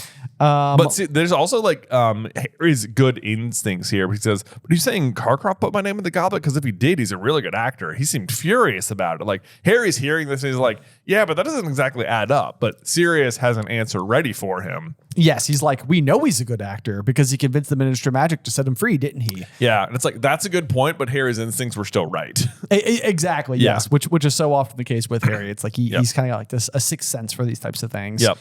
But let's see. He says, but I don't think so. Somehow I think someone tried to stop him from getting to Hogwarts. Okay, so this is them talking about Moody getting attacked the night before he started. And it's like he's so close to being right here that someone didn't try. I mean, someone did try to stop him from getting to Hogwarts, but like they don't realize that in stopping him, they've replaced him. Yes. Like, and that's like you can tell Sirius is putting a lot of the pieces together very well. Yes. Yeah. Especially with what is otherwise probably fairly limited information. Like, I mean, he's just Yeah. getting scraps from the Daily Prophet here and there. Like, he's undercover himself. Like, so he's doing a good job of doing probably what Sirius would have been doing. He's if he- basically theory crafting. He's just doing what we're doing. He's like, these are the clues I have, and this is what makes sense. So So Sirius Black is the Super Carlin Brothers confirmed. there you go. I love it. Yeah, I love it. Yeah. Yeah. This is good. This is good news for us. Cool. Let's see here. Then Sirius is vouching for Moody is the thing that like it continues to happen. It says Moody was the best Auror of the Ministry ever had. Boom, and it's like there you go. And it's like you want to believe Sirius so much because like he was misaccused for an entire book. Exactly. You know? Yep. And so I mean that really is going to go to massive lengths to start reinforcing the idea that Moody is no one to worry about. Yep. Which almost, I mean, it's so frustrating. I mean, it's not frustrating. It's part of the fun of the story, but like, it's like everywhere every other character looks suspicious. It's like you can see it like the way that it's all been so like double written. Yeah. It's like you're able to like misinterpret everything the right and wrong way based on how you need to be guided through the story to get to exactly where you're supposed to be, which I think is why I ended up loving Goblet so much because it's just like a huge whodunit. It like, is a huge whodunit. Yeah, like at the end of the day, and then there's still like so much fun lore happening as well. Yes. But then we get the updates on Bertha Jorkins. She disappeared in Albania, and that's definitely where Voldemort was rumored to be last. And she would have known the Triwizard Tournament was coming up, would she? Yeah, she was the perfect person to kidnap, basically. But Harry, then this is less good. I mean, it's still good instincts, but again, he's actually wrong here. He says, it's not very likely she'd have walked straight into Voldemort, is it? Said Harry. And it's like, that's true. And yet, and yet, it did happen. listen, I knew Bertha Jorkins, and she was an idiot. Very nosy, but no brains, none at all. It's not a good combination, Harry. I'd say it would have been easy to lure her into a trap, which is exactly what happened. That is exactly what happened. Yes. Yep. So Voldemort could have found out about the tournaments at Harry. Is that what you mean? You think Karkaroff might be here on his orders? It's like this. That's where I'd be like, man, this plan must have been set up for quite some time because Karkaroff was already. He was already going to be there. So that's the problem with that particular plan. Right. And then, of course, Sirius was just like, I don't know. Karkaroff doesn't strike me as the type who'd go back to Voldemort unless he knew Voldemort was powerful enough to protect him. Which is pretty much, I think he's using like the Peter logic on Karkaroff, kind of like what you were saying earlier. Exactly. Yeah. Yep. But even then, Karkaroff isn't going back because he's just afraid that Voldemort will kill him. Yes. Yeah. Yes, absolutely. Like he knows that he's in trouble, and that's like what he's going to be experiencing is the darkening of his own dark mark throughout the course of the year, and he's freaking out because he's like, I'm screwed. The two are very similar because it's like Karkaroff names to get out, and then he's like, uh-oh, everyone hates me now. Yes. And Peter is like, I named names on the Potters, and then Voldemort fell, so now the Death Eaters hate me. But that was actually a really weird situation. Sorry, can I come be your friend again? Yes. Yeah. Exactly. Yep. Yeah. They're both both cowards in their own ways. Yes, they're both huge cowards. Yeah. But let's see. So then this is the most frustrating thing in the world, especially if you're Harry, is that he's like, right, dragons. There's a simple spell. You can do it alone. And all you need to do is just, and then Ron shows up. And it's like, what he was going to mention was the conjunctivitis curse, which is what Crumb uses on the dragons. Yep, absolutely. So that's basically attacking its eyes because you're not able to stun it any other way, but that's the weak point. Harry hears the tiny Pop and Sirius had gone. And then sure enough, it was Ron in his maroon paisley pajamas. Does it say that his pajamas are too short? Yeah. I feel like that's a part of this. It says, at this moment, he hated everything about Ron, right down to his several inches of bare ankle showing beneath his pajama trousers. Oh, poor Ron. I know. Because even when he's down there, though, it says, I just wondered where you... Ron broke off, shrugging. Nothing. I'm going back to bed. And it's like, what he was going to say is, I just wondered where you were. Like, he's worried about Harry. Exactly. Like, that's why he's up. I mean, it goes back to what we said earlier as well, where it's like pride is the one thing getting in their way. It's not that they don't still love and care about each other deeply. Like, they obviously do. Yeah. So it's almost just like if Ron had been quieter enough and caught sign of Sirius, like I even feel like their friendship could have been mended right then. Right there. Yeah. And it would have been like, Sirius. And it'd be like, why are you two fighting? I'm like, I don't know. We're being idiots. Yeah. I'm like, stop fighting. Stop fighting. Do you know what I'd give to have my best friend back? I would have died. Yeah, we've heard. But then I hate this scene. Harry sees one of the Potter really stinks badges off the table and chucked it at Ron. Hits him on the forehead. There you go. Something for you to wear on Tuesday night. You might even have a scar now if you're lucky. That's what you want, isn't it? It's just like, it is. Ooh, went right for the jugular, man. Yeah, that one stings. Yeah. That one stings. It's just sort of like, Ron, do you know how stupid you sound? Not a good moment. Have you forgotten that my parents were murdered? Yeah, like everything I'm up against. I'm up against. But it's just classic jealousy, you know? Yeah, but then Harry storms upstairs, lies awake in bed, fuming for a long time afterward, and didn't hear Ron come up. And that is because I honestly bet Ron is just down in the common room, straight up crying, you know? I absolutely think you're right. I mean, it really is like, I mean, it's been terrible for both of them for this whole year. And in a lot of ways, I mean, it's like, you talk about like all the terrible things that Voldemort does on a grand scale, but it's like, these are the other reverberations that you just can't ignore as well. It's like the general discourse. I mean, it's what the Sorting Hat's going to go on and on about in the years to come. It's like, we're better united than divided. Yeah. I mean, Dumbledore is going to say this is like Voldemort's ability to spread enmity and discord is like vast. Yes. And it's like, here it is. He's barely back. He's barely touched Harry's life and boom, it's happening. It's happening. He's lost his best friend.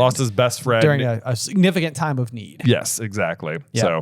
So that's going to round off chapter 19 for us. But Jay, do you have a review for us? I sure do. And goodness me, I've done the screenshot thing where it didn't say who it was. It was Megan. It was Megan. Megan.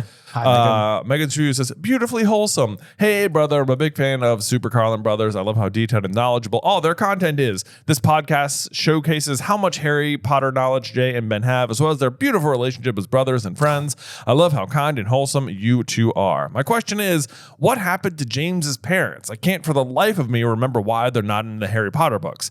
What if Harry got to live with the Potters instead of the Dursleys?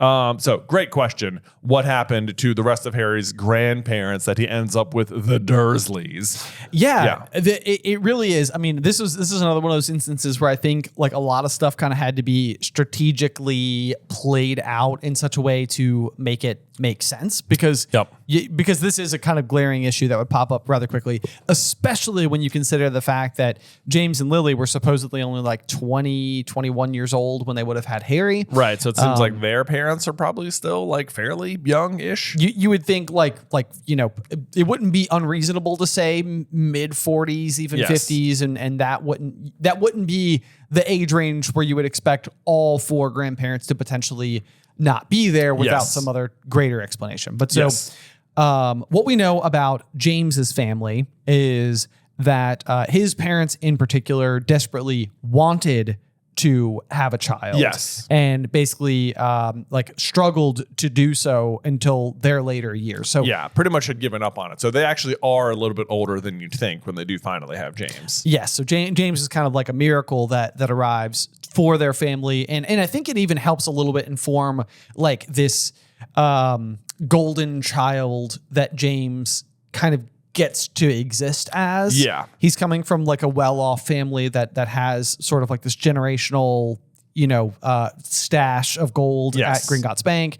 And he sort of arrived to these otherwise very mature parents who were just kind of able to be like, this is what we wanted.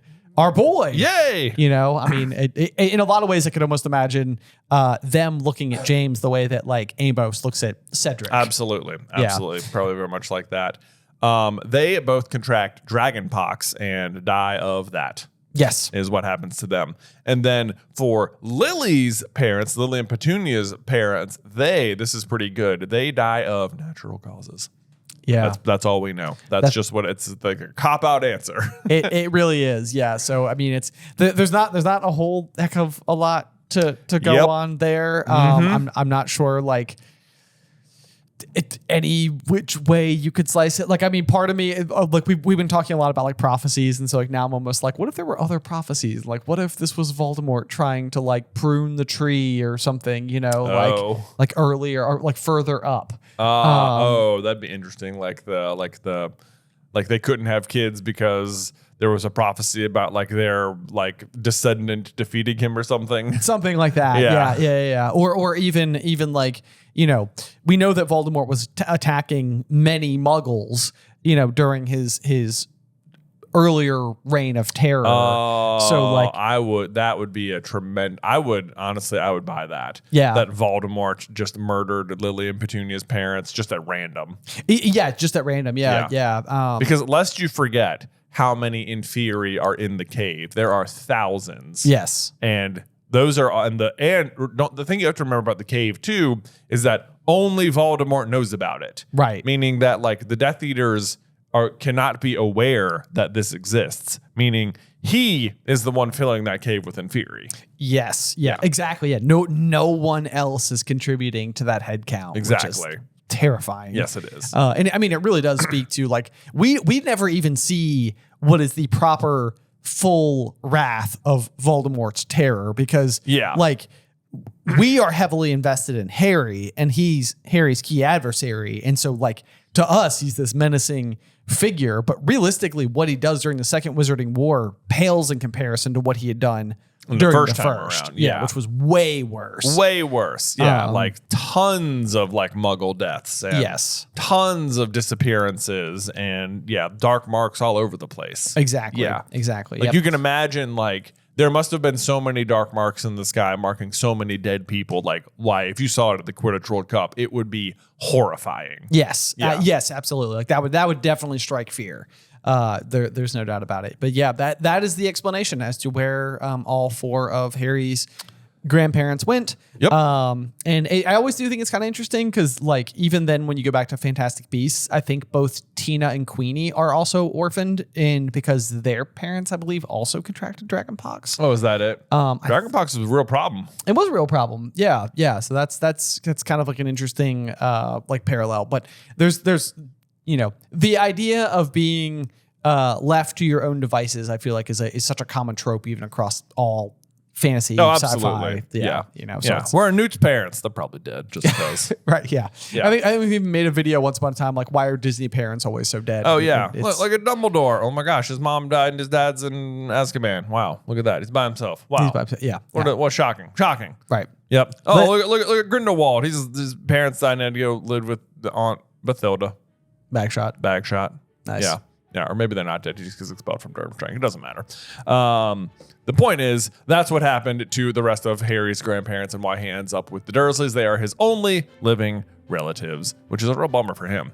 But it's okay. It all works out in the end, I suppose, in a weird way. Next, but I think that's going to do it for us on this week of the podcast. Thank you, as always, for listening. And make sure you join us next week for Chapter 20, the first task here on Through the Griffin Door. Really bad artwork, though. Really bad. Today's episode was edited by Ethan Edghill. Vaishon Brandon does our art. Catherine Stein is our production manager, and the show is hosted by me and Jonathan Carlin.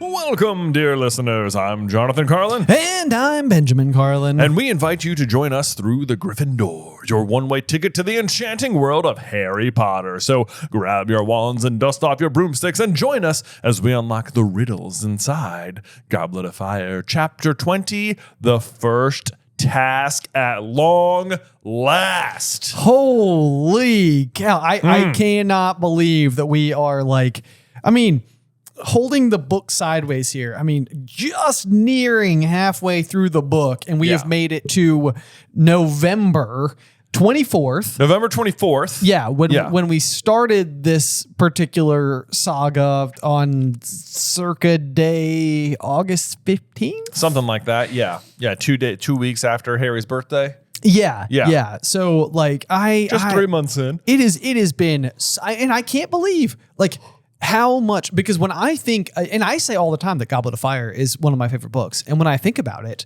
I think about the Triwizard Tournament. I think about fighting dragons and being in the lake and being in the maze and the graveyard and all that. Right. And all of my favorite parts of the book are still yet to come. Yeah. All the rest of the book is pretty action packed, really. Yes. Like we're really about to see things like ramp up like crazy. But as we sort of alluded to in last week's chapter 20, I think is really fascinating from like a chapter art perspective and a chapter title naming convention perspective, because there's no doubt about it that there's an objective here to have there be the first task, the unexpected task, the second task, and the third task all be chapter titles. And because of that, chapter 19 is the one that is titled The Hungarian Horntail. Right. Which ultimately ends up being its own brand of spoiler for what we're about to see here in chapter 20, where Harry is going to face the Hungarian Horntail. But for whatever reason, the chapter art for the first task is the moment when Harry summons a dictionary from Hermione's hands. Yeah. And it's kind of like a goofy, like, it's not even like a hand confidently having just captured a book that is depicted as having had like a whoosh motion. Right. It almost looks more like somebody is like taking two hands, taking a book and like throwing it into like a river or something. Yeah. Like, do you see what I see? I see what you see. I mean, this is a bottom one chapter art as far as I'm concerned. This is, I mean, of all of the ones we reviewed, this I think is the worst chapter art so far. It may be and I think I don't even think I'd be that upset about it. Like if it weren't for the fact that this is such a fun chapter. That's absolutely part of it, Ben. This is the first task of the Triwizard Tournament. Here are a whole list of alternate things the first task chapter art could have been. One, and most obviously, a dragon.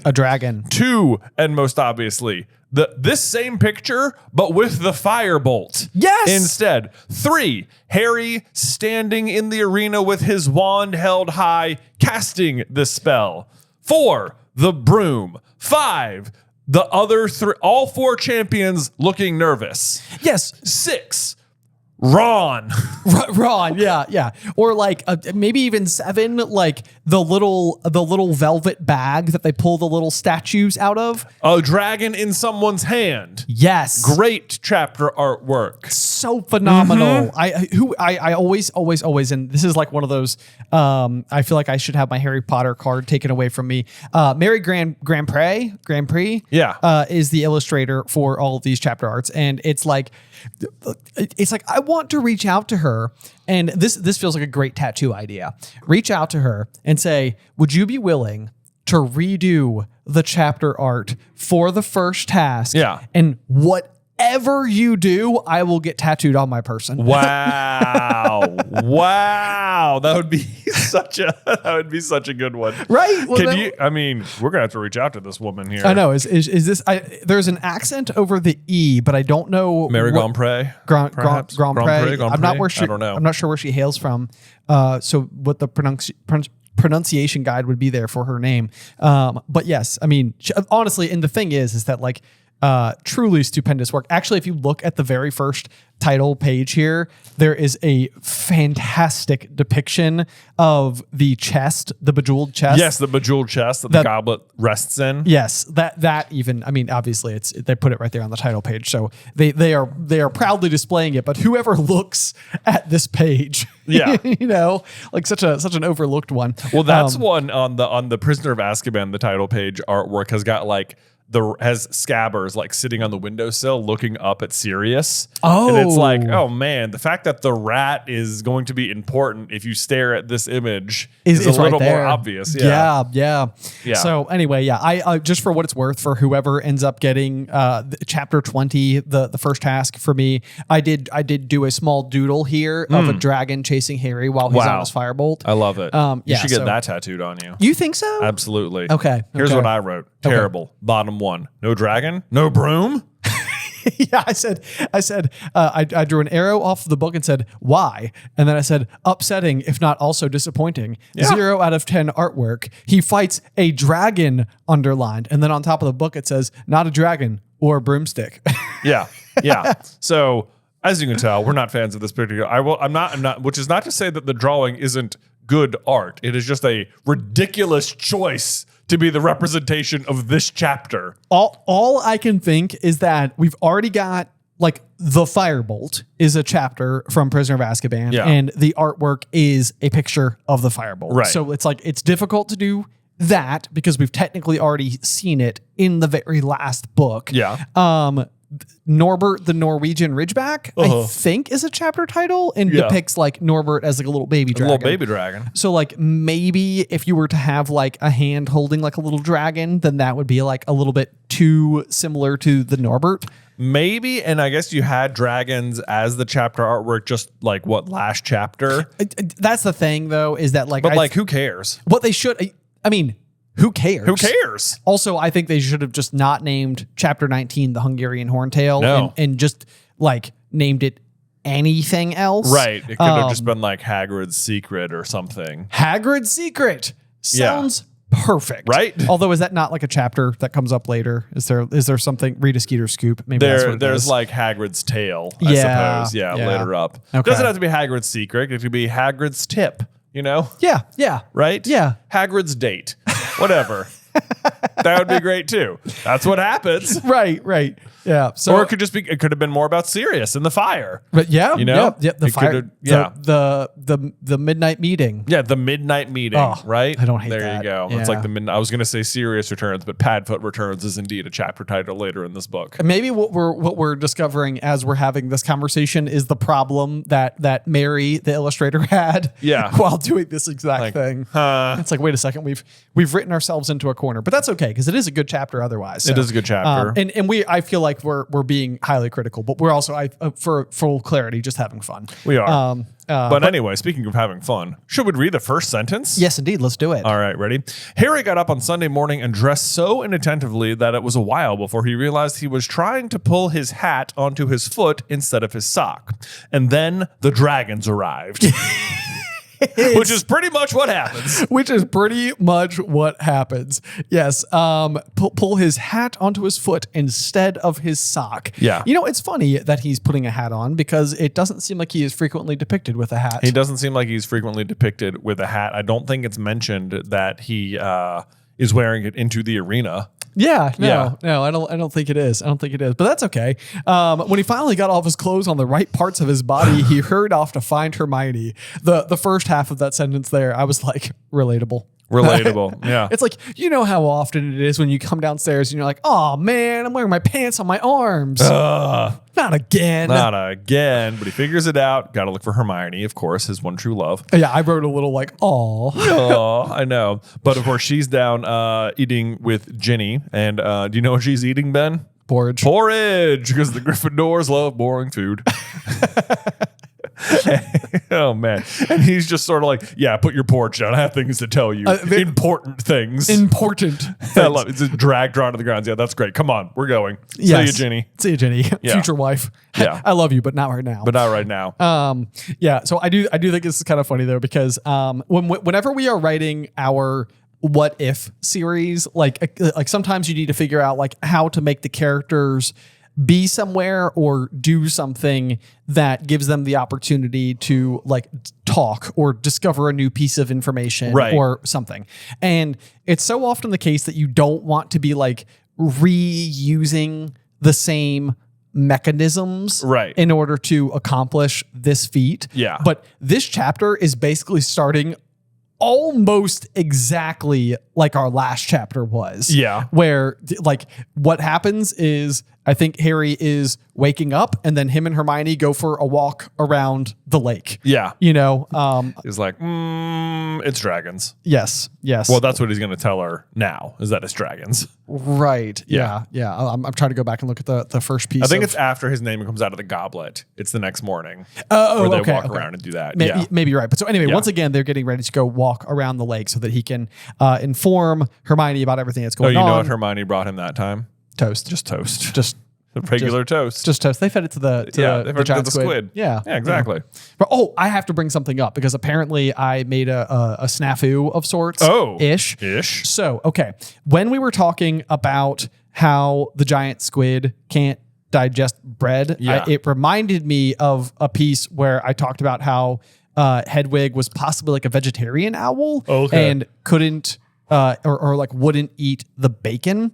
And what I was misremembering, so I don't think owls are vegetarians in general, but and that certainly wasn't the only time that Hedwig ever ate meat at any point in time. Yeah. But I did go back and I found the interview with the author where she had previously brought up this particular detail, and it says this: I had made a few elementary mistakes when it came to my depiction of Hedwig. Firstly, snow owls are diurnal. They fly by day. Secondly, they are virtually mute. So Hedwig's frequent hoots and chirrups of approval and comfort should be taken as signs of her magically enhanced abilities. Thirdly, as countless well-meaning owl lovers and experts kept writing me in the early days, owls do not eat bacon. So there you go. So this is the detail that I was remembering, and then I was going like then I was like on my own little like witch hunt here to be like, okay, what is going on? Why did I think that this was the case?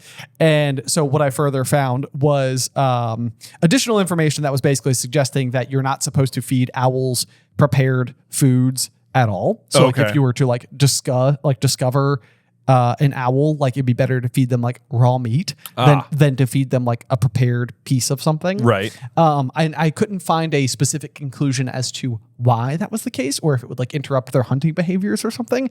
But apparently a lot of people had written in and they were like, Ben, snowy owls totally eat meat. They totally meat. So I think Hedwig even like returns with a frog earlier in this book.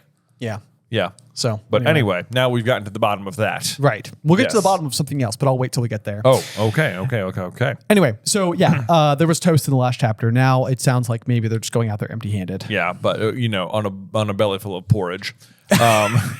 And then I love how it says like Hermione still thought dragons were the more pressing problem, even that it says alarmed as she was by Sirius's warnings about Karkaroff, Hermione still thought the dragons were the more pressing problem. To which I was like, yeah, if only Sirius had felt that way. I know. Yeah. I was like, it is hilarious to me that this has to be clarified. Yeah, like I don't know if you've ever like read over somebody's shoulder while they're like reading a novel just to sort of like see if you can figure out the context. Yeah, but like if you were sitting on like a plane next to somebody and you look over to be like, what are you reading about? And it said Hermione still thought that the dragons were more pressing problem. It would be like, yeah, no duh. No duh. Like, I don't know who this Karkaroff lad is, but dragons are probably always a bigger problem. Probably always a bigger problem, especially because, like, even from Sirius's point of view, he's like, no, listen, Karkaroff might have put your name in the fire to kill you. And it's like, yes, but what he's trying to kill me with then is the dragons. So let's solve that first because it doesn't really matter who did it at this point. The dragon's the one that's going to kill me. Yes. If you're worried that he did it to kill me, then the dragons are how he's planning to kill me. Right. Yeah,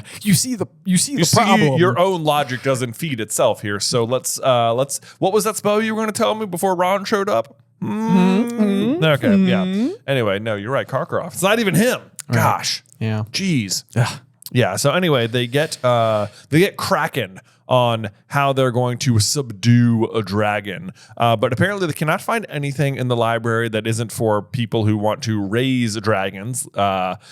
Like talon clipping by charms or treating scale rot, which to me, it's like, why on earth are there even books like this in the library about taking care of dragons when owning dragons is illegal? I was thinking the exact same thing. I literally wrote, like, I swear this library is so rarely, like, has useful information. Like, the fact that they could never find any reference of Nicholas Flamel at any point in time shy of this, like, one obscure, like, thing. Yeah. It's sort of like, this is a fairly prominent person. He achieved, like, borderline immortality. Yeah. Like, singularly did this thing. Like, that makes for a rather famous person. It you does. know, one way or another, it's like, you don't need to go through millions and millions of books.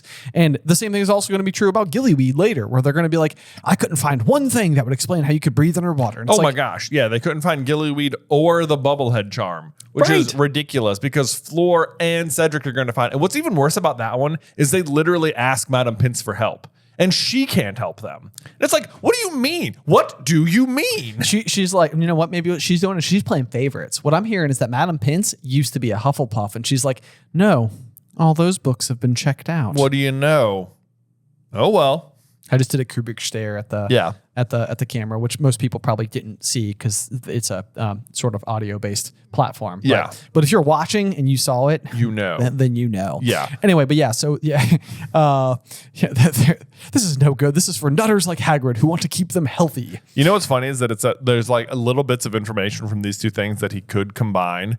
So it says, the next thing he reads says, dragons are extremely difficult to slay owing to ancient magic that imbues their thick hides, which none but the most powerful spells can penetrate, ... And then Hermione's like, nah, but Sirius said a simple one would do it. Next book. And I'm like, maybe finish just that paragraph, though. Oh, I know. Like, yeah. Get to the bottom of that paragraph. Yes, I literally added ...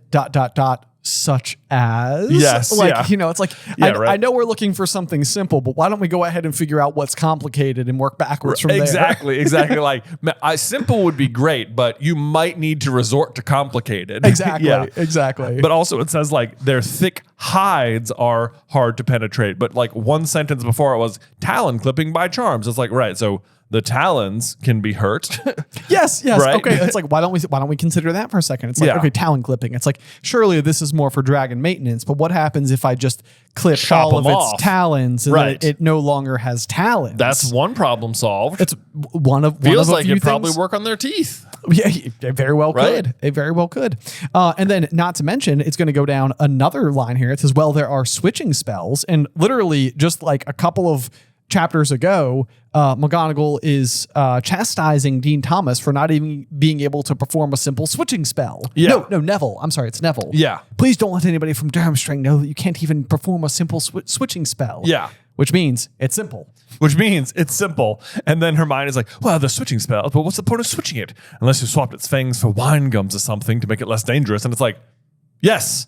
Why wouldn't you just try that? That does seem like a really good idea. So far, what we've been capable of doing is getting rid of its sharp talons and making its sharp teeth go away. I feel like we're on to a good start. I don't want to say we're quite batting 1,000, but I mean, we're getting there. You just turned half the dragon into candy is what I'm hearing. That's exactly it. Yeah. Wine gums, for those American listeners who don't know, are similar to like our version of like dots. Yeah. Or like a gumdrop. But without something like that. Without like the sugar coating. No sugar coating. Yeah. And I guess they're like sort of wine flavored. Maybe they're shaped like wine and they have like wine words on them. Ooh, yeah. I remember that. So after I think we talked about this on Jay versus Ben back in like 2018, and then we were sent more than one care package with some wine gums. Which we greatly enjoyed.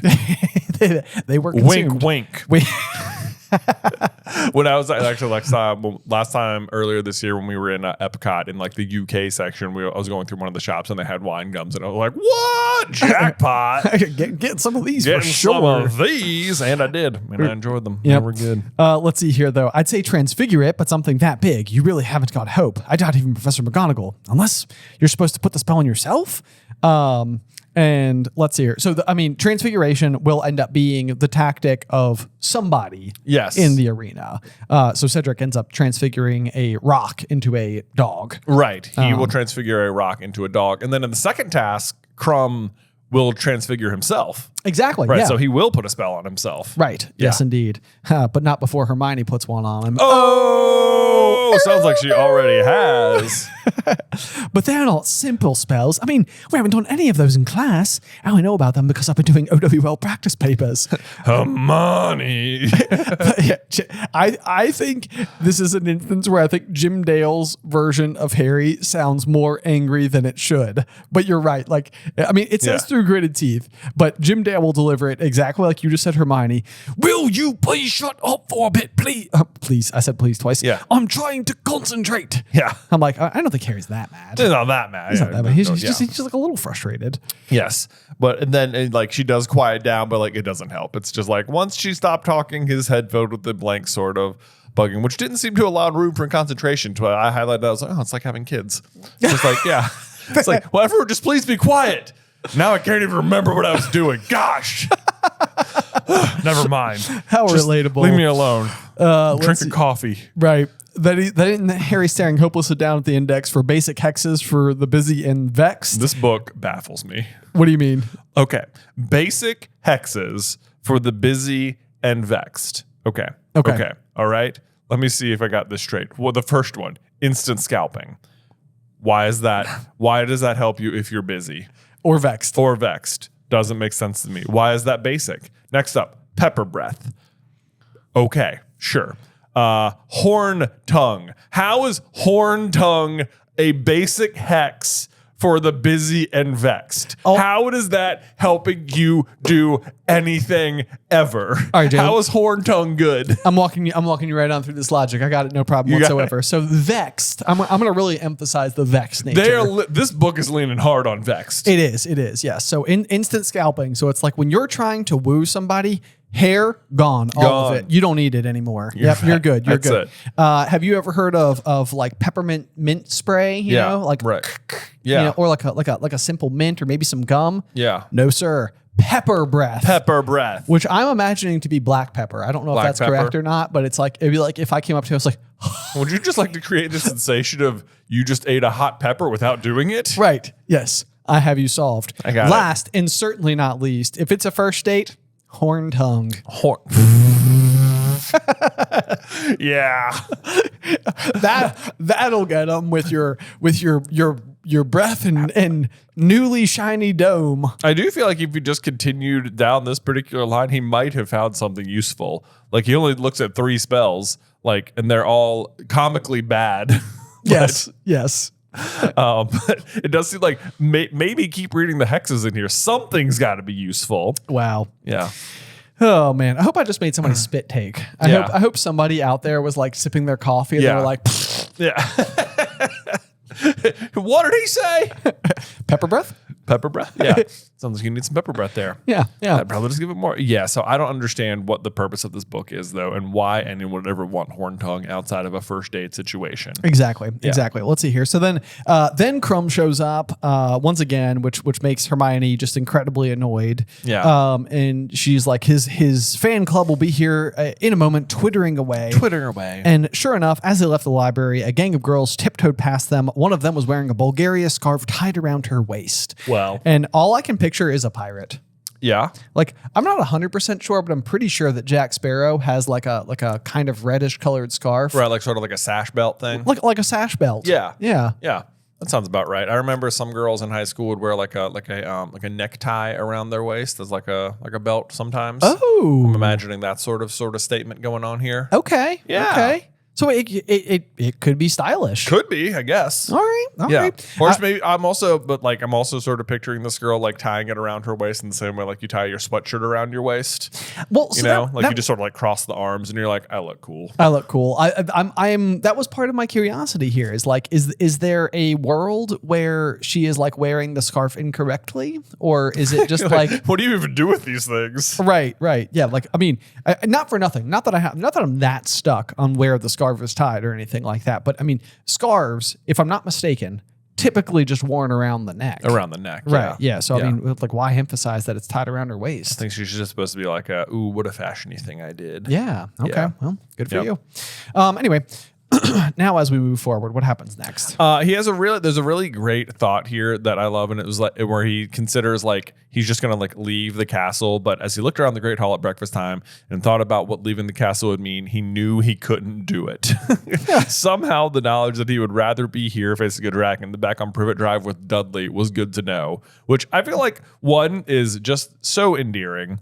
And two, it feels like this is like a really good, like, it feels like a genuinely solid coping mechanism he's developing. I mean, he's practicing gratitude. Yeah. You know, like, I mean, this is exactly, I mean, he is actively being like, what am I grateful for? You know what? It's like, even with the dragon, I'd rather be here than back with the Dursleys. Right. Which, one, I think is also sort of like a sheer testament to how bad life was at the Dursleys. Yeah. That he'd rather be like days away from facing a literal dragon. Right. Than living there. Than just living there. Yeah. At all. Right. Yeah, but no, I think it's good. But it does say that he knew he couldn't do it as a line, and it is because like Hogwarts is the only place where he had ever been happy. This is again like one of those things that like he will later reflect as like a similarity between him and Tom Riddle. Yeah. Which is kind of interesting. But the other piece of it about not being able to do it is like the same thing that we've kind of, talked to death at this point in time, but like the goblet would force him. The goblet will just kill you if you do that. So it's like there's that magically binding contract. Empty threat, Karkaroff. Yes. Yeah, actually, that's what I wrote down. Also, you would die. Yeah, exactly. Let's see here. So then the other thing that Harry that's weighing on his mind is he looks across the room. He sees Cedric, who still doesn't know about the dragons, and he's the only champion who doesn't, as long as Harry is correct in his assumption that Madame Maxine and Karkaroff would have told Fleur and Crumb. Which they did. Which they definitely did. Yep. This is the moment where Harry is just sort of like, you know what? Like, fair needs to be fair. And so he's looking for a way to pull Cedric aside to let him know what is kind of like pending down the pipe for him here in the next couple of days.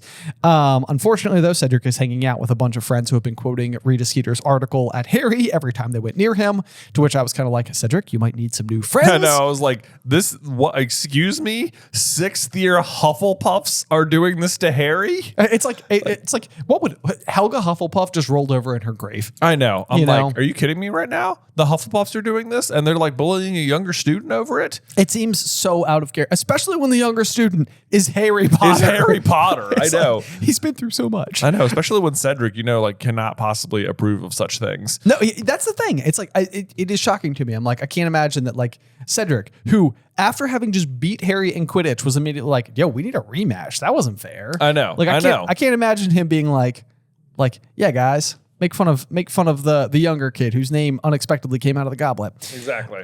Anyway, though, Harry has a plan. He kind of goes all like Mission Impossible a little bit here. I sort of imagine, it says, pausing at a distance from them, he pulled out his wand and took careful aim. And I don't know about you, but like I'm imagining like he's almost like staring down like the barrel of the wand. Yeah. Sort of like, okay, I got this. He casts Defendo, Yeah. which is always, it's a good piece of trivia because it doesn't sound like what it means. Like Defendo to me sounds like a shield spell, like a shield charm. Yeah, like defend. Yes, defend. Like Yeah. it seems like it's like right there, but I did look up the Latin and it means literally to split in two. Oh, there you go. Yeah. So it's probably closer to some version of divide. Anyway, that causes Cedric's bag to tear open and all of his stuff falls out onto the floor. Several bottles of ink smashed. And Cedric is like, don't bother. Tell Flitwick I'm coming. Go on. Speaking of reusing like a problem for Harry to over, or like reusing the same tactic over and over for the character, is having Harry need to someone who walks around in a group. Oh, yes. Right? He's like, I can't do it. Impossible. I can't go talk to Cho. People in groups are unassailable. You cannot. What am I supposed to do? Just say, "Hey, Cho," or "Hey, Cedric." Sure. May I speak to you, please, now? Yeah. Yeah. Also, what a very Cho Chang move by Cedric to just be walking around with a group of friends. Exactly. And very unavailable. They have so much. They have so much in common. Also, this is a pretty good shot by Harry. This is a long distance down the corridor. Yeah. Hits him. Do you think he's aiming for the bag? You think he was trying to make him rip his pants? I'm just saying. It's a brand new bag. I think even Harry would be like, well, I don't want to rip that bag. It's a nice bag. That's quite a nice bag. Nice bag. But you know what would make someone stop? Rip the pants. Rip their pants. It's gonna be hilarious. Watch this, Cedric. Oh my God. Hold on. Guys, I'll catch you up. Which, by the way, is how Harry says he's gonna catch up to Hermione. This must be like a British thing to say.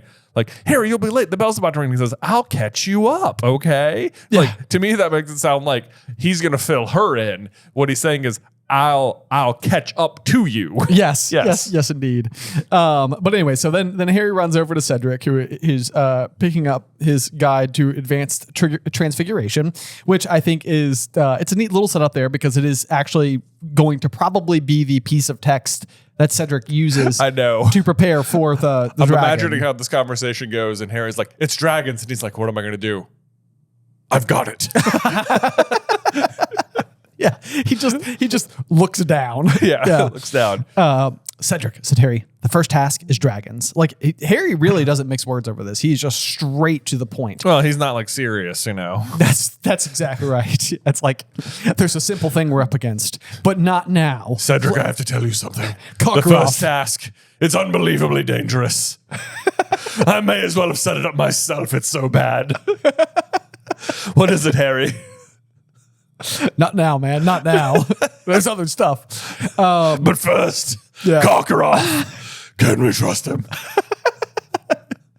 Is that a Batman reference? That was Batman. I love it. Anyway, so Harry clarifies they've got 4, 1 for each of us, and we've got to get past them. Cedric stared at him. Harry saw some of the panic that he'd been feeling since Saturday night flickering in Cedric's gray eyes. Are you sure? Cedric said in a hushed voice. Dead sure.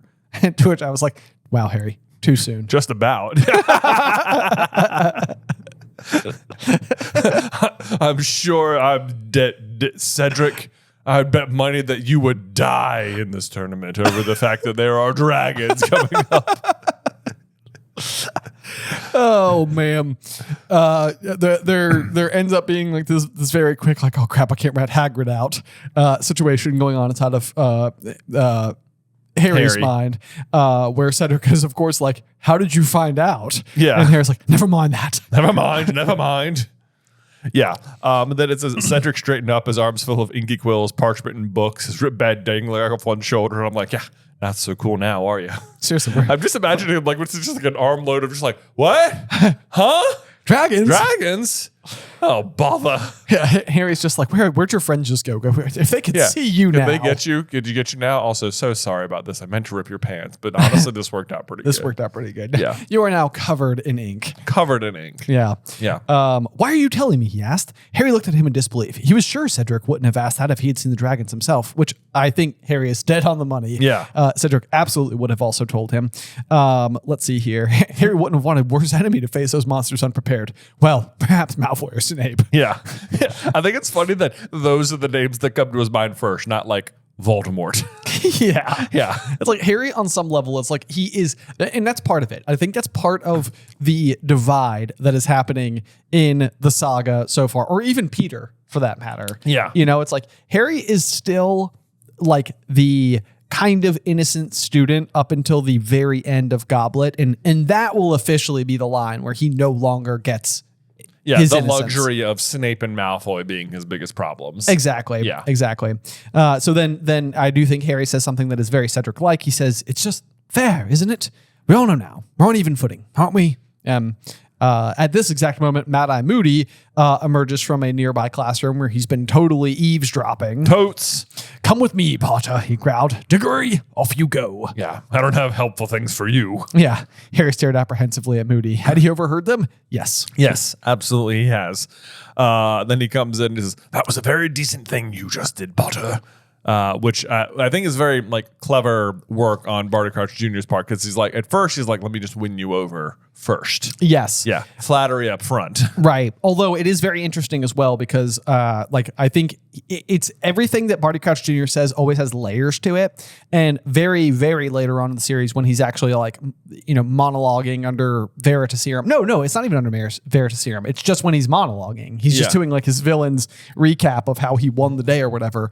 He's going to say that decent people are so easy to manipulate. Yeah. And so it's like, I think on some very small level, what he's saying right here to you, the reader, once you know the full context is you're very easy to manipulate, Potter. Right. Like, because you're a decent person. Exactly. It's also just sort of like, it's interesting almost that he's like, that was a decent thing you just did, because Barty Crouch Jr. is not a very decent person himself, almost at all. Yeah. But like, it's so weird to like, just like, to try and put yourself in that kind of mindset. Not that you'd really want to, but like, he can recognize that something was decent. True. Yes. It's like, he knows it was decent, which means which just means he actively chooses to be indecent. Right. Right. Yes. Which is like, it's like the kind of hard thing to wrap your head around, because a lot of times it's like villains feel justified, but this is just like, I'm bad because I'm bad. Right. Yeah. It's like on some level, if you wanted to provide any solace towards Voldemort whatsoever, it's like he is incapable of love. It's not like he's capable and chooses not to. He can't. So there's that. There is that. Barty Crouch Jr. apparently can be nice. He just chooses not to. Well, we know he can be, because he appears nice most of the year. This is true. This is true. Yep. And then we get a quick recap of the other professors who've had this office. We find out that, in Professor Lockhart's day, the walls of him plastered with beaming, winking pictures of Professor Lockhart himself. When Lupin had lived here, to which I was like, oh, you remember Lupin. Okay. That's interesting. It's strange, because earlier in this book, it seemed like maybe you completely forgot about the man who taught you how to perform Patronus. But maybe you forgot a lot about that guy. Yeah. I mean, I wrote next to that, how about right to Lupin if you need help with dragons? Yes. Yes, exactly. Yeah. It literally even says that when Lupin had lived here, you're most likely to come across a specimen of some fascinating new dark creature that he had procured for them to study in class. It's like, if only I could think of an adult, kind of like a grown-up that I could ask advice to about dark and dangerous creatures. Is there anyone at all? No, there isn't. Can't do it. Yeah, Don't know of anyone. Anyway, this office looks different. Yeah, it does indeed. The office is now full of a number of exceptionally odd objects that Harry supposed Moody had used in his days when he had been in Auror. It is kind of interesting to me. Like, I used to do this when I was in college, where like it didn't matter how only 9 months I was going to live somewhere.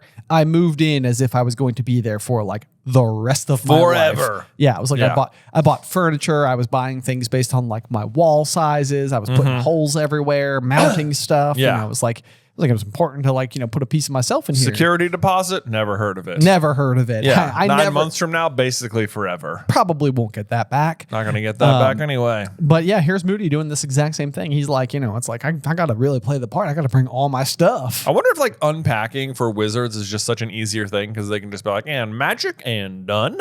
I mean, if Lupin packing up his office at the end of Prisoner of Azkaban, the movie, is any indication, that's sort of what happens. He like waves his wand, and his like his shoes sort of just like scoot right up there back into his very little, Mary his little Poppins case. style. Yeah. Yes. Exactly. Yes. But what's so interesting there is he's the rundown of the different dark detectors that Moody has. Like my dark detectors, do you?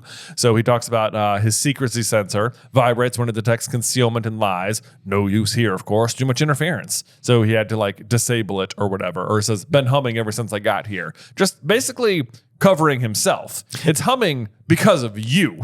Yes. Yeah. Yes. That's exactly what's going on. And I think he does the same thing with the sneakoscope.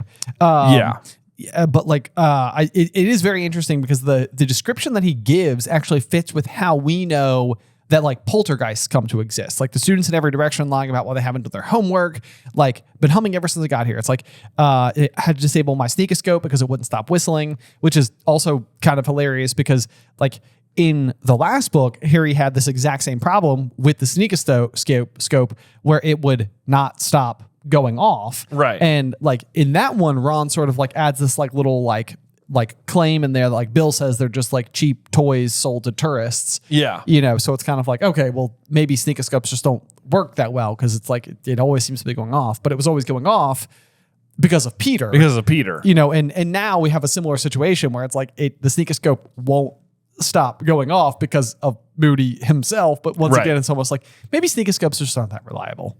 Maybe, yeah, exactly. Yeah, it's too, you know, very specific situations, you know, not that good. Even though, like, this reminds you too, like, it feels like his is like a professional grade sneakoscope, whereas like the one Harry got was maybe like a gift shop version. Like, yeah, like it kind of works, but like, you know, it's pretty cheap. Yeah. This is like, it's like when you buy like a kid like a flashlight at like the register. It's like, I mean, it does light up. Yes. Yes. Yeah. Right. But then you could also get like, you know, like a Surefire 9000. Exactly. You know? Yeah. You can see that from across the lake. Exactly. Yeah.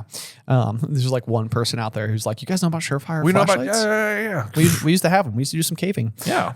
Anyway, then, that's my faux glass. See them out there skulking around. I'm not really in trouble until I can see the whites of their eyes. That's when I open my trunk. Yeah. Who do we think they are? I think in the movie, it's like his dad is one of them. Like, Okay. Yeah. Okay. But yeah, I don't think it ever, I guess later when Harry's in the office, it is Dumbledore, Snape, and McGonagall who are coming up, and Yes. the pictures are getting clearer.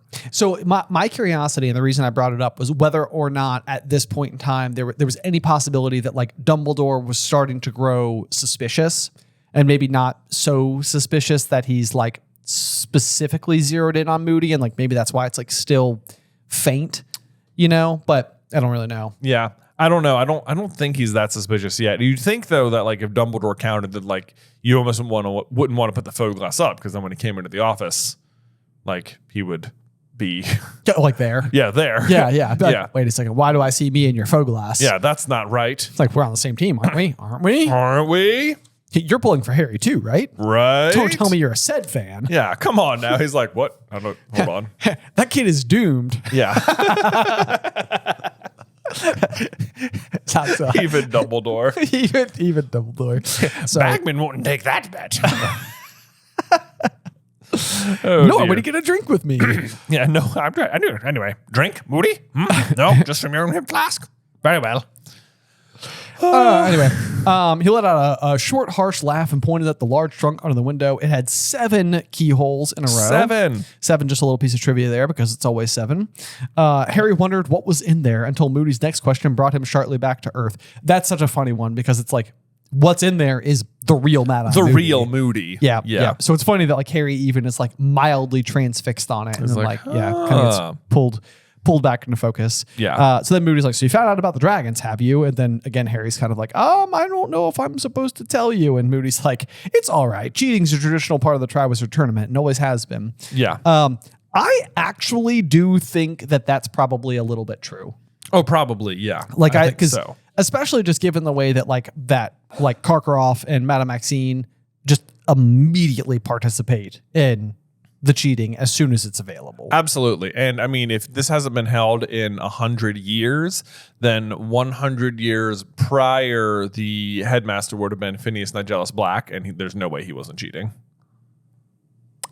Yes. Yeah. 100%. Right. Yeah, you're totally correct. Yeah. Yeah. Let's see here. But also, he is the one cheating here. And this is really clever because like we, the audience, never really wonder why Mad-Eye knows that it's dragons.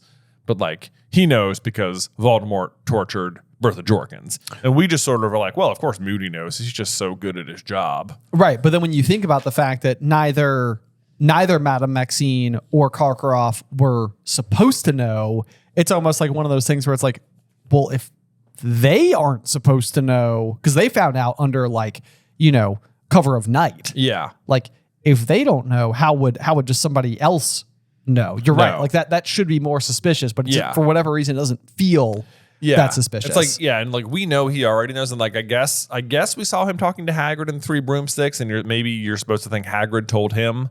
Yeah. Yeah, because like that's sort of what transpires. And then Charlie told Hagrid because of just like professional interest or whatever. Right. But obviously that's not the reason he knows. He knows because they tortured Bertha Jorkins. Right. Yeah. Right. Yep. But it is funny because it says Moody grinned. I wasn't accusing Laddie. I wasn't accusing you, Laddie. I've been telling Dumbledore from the start. And basically, what I think that means is he's been telling Dumbledore from the start, like, you're going to need to give your students an edge. Yeah. You know? Yeah. He says Moody grinned. I wasn't accusing you, Laddie. And I was like, well, sort of. But like a little. Cheating. Yeah. You literally just said cheating is a traditional part. I didn't cheat. I wasn't accusing you. It's like, well, I mean, I think you were. yeah. Yeah, but it's funny because he does go on to say that like they want to beat Dumbledore. They like to prove he's only human. And it's, let's see here.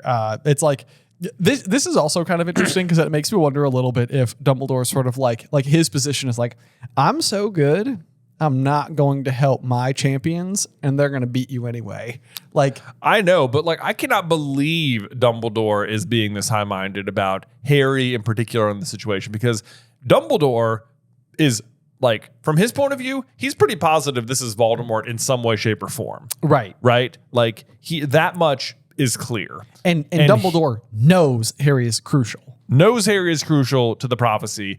And maybe he doesn't, I don't know, maybe he doesn't know about the dragons. I feel like he probably does. Yeah. Yeah. I think he does. I think he probably knows. Yeah. But it's like you know, like, I can't believe you're not trying to help Harry. Like, maybe you're really just trying to let him like test he out there, which he does fine with. Right. But like at the same rate, it is in particular how important it is for Harry to not die. Yes. Yeah.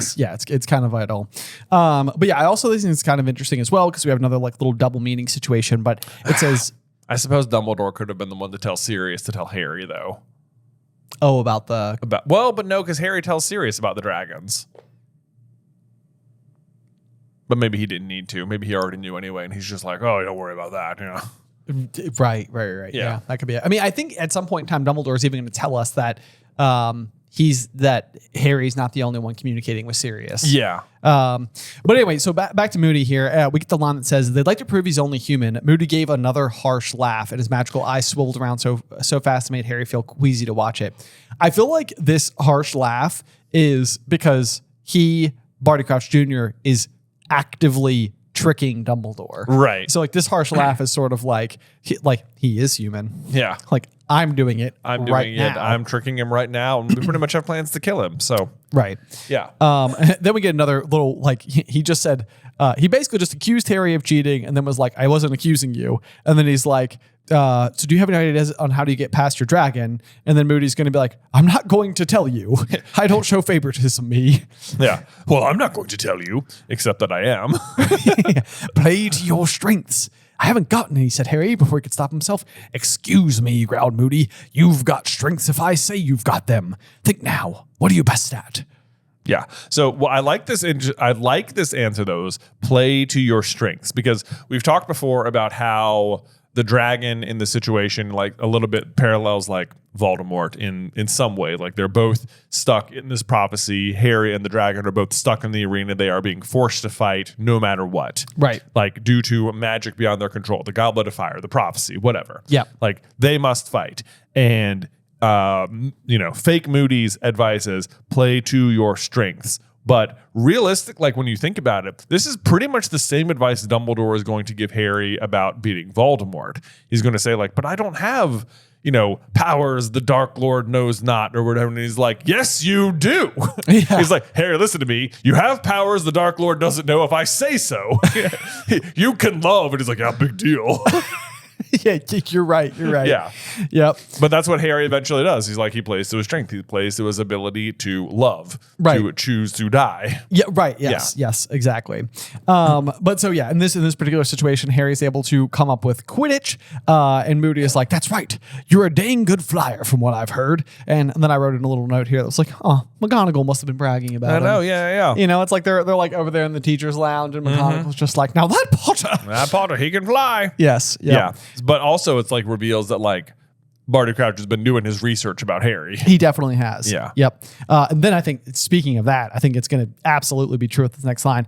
My second piece of general advice, said Moody loudly, interrupting him, is to use a nice, simple spell that will enable you to get what you need. Yeah. Do you think he knows about about Sirius? Sirius in the Fire? Because like Harry and Hermione are actively ruling out possibilities that aren't simple. Right. And it's like he is specifically using the word simple as like a way to be like a simple spell.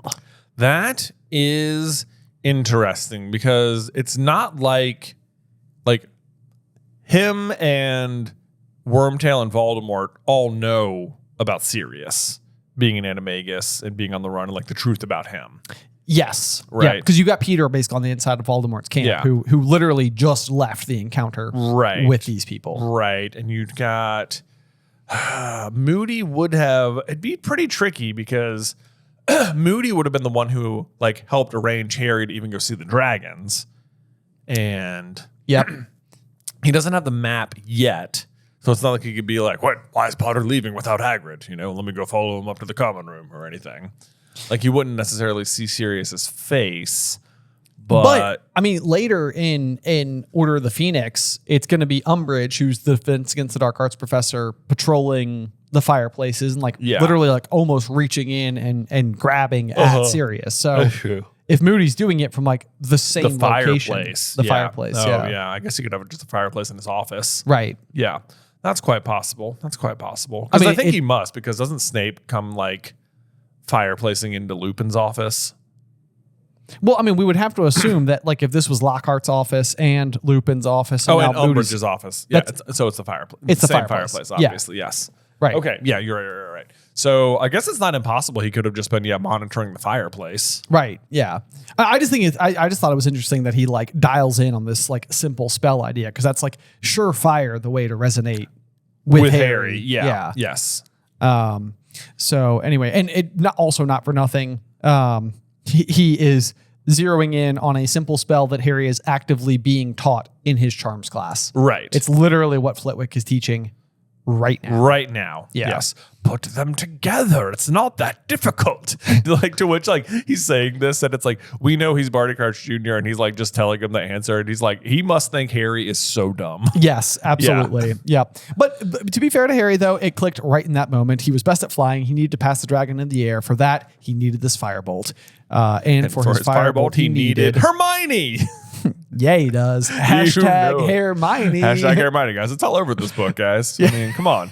I wrote hashtag Hermione with a lightning bolt winking face, which is like a smiley face, but I drew a lightning bolt over it to signify Harry. Exactly. And then I apologize to whoever gets this page when we send them out. Oh yeah, well, I like to send little notes to individual people. We're coming up on like a new round of sending the pages out. I know we're not far off. Yeah. So if you're not an annual patron and you want a page, like there's still time to sign up for like. Well, honestly, it doesn't really matter. I don't know what I'm talking about. You can sign up whenever you want and you'll get a page. Exactly. Yeah. You just do you on your schedule. Do it. It'll be totally fine. Let's see here. So then, so it picks up with Hermione. Hermione, I need you to help me. What do you think I've been trying to do, Harry? She whispered back. Oh, man. Let's see. What do you think you've been trying to do, Harry? She whispered back, her eyes round with anxiety over the top of a quivering flutterby bush she was pruning. So I looked this up. I was like, what on earth is a flutterby bush? And they are very interesting magically, I suppose, in the wizarding world. They produce flowers once a century that adapts their scent to attract the unwary. Wow. I know. Which makes it sound almost sounds like it must be one of the ingredients for like amortentia. Yeah, totally. Right? Man. That would make amortentia extremely difficult to make. Extremely difficult to make unless it reminds me of like a distillery where they've got like, oh yeah, this is 23-year aged like bourbon or whatever, 23-year-old aged bourbon. And it's like that. Wow, it takes 23 years. It's like you only get this once every 23 years. It's like, well, you get it every year after the initial 23 years. Right, because we do you it just every year start now. again. Yeah. And then you just have like a rolling. So you have a limited stock every year. So do you for think? sure. Do you think there's like a Flutterby family that literally just has 100 bushes in every year? They must. There's got to be something like that. Like that Right. would be smart. I mean, it would be smart, but it would take you 100 years to get there. I know. So like if you, I want to know if the one that they are working on is like actually has the flowers on it because she's pruning it. But like it's like if I was Professor Sprout, I'd be like, nowhere in like the 4th years near this bush. I know. You know, you can come out and watch it bloom. You're not getting anywhere near it. Like, Well, yeah, exactly. I mean, Yeah. this would feel like a very sacred bush all of a sudden. That would be like very, very expensive. Yeah. My little detail was a personal anecdote about Flutterby, and I have no idea if this is true or not. But when I was 16, I've been known to do spoonerisms quite a lot, Yeah. like where you switch the letters around. And Flutterby happens to be a little spoonerism for butterfly. Yes. And the fun fact that a girl that I was dating when I was 16 told me is that butterfly is actually a spoonerized version of Flutterby, which is what they used to call them. But then people started to adapt the butterfly instead, because what butterflies do is they flutter by. Oh. Like it's a perfect description for what butterflies do.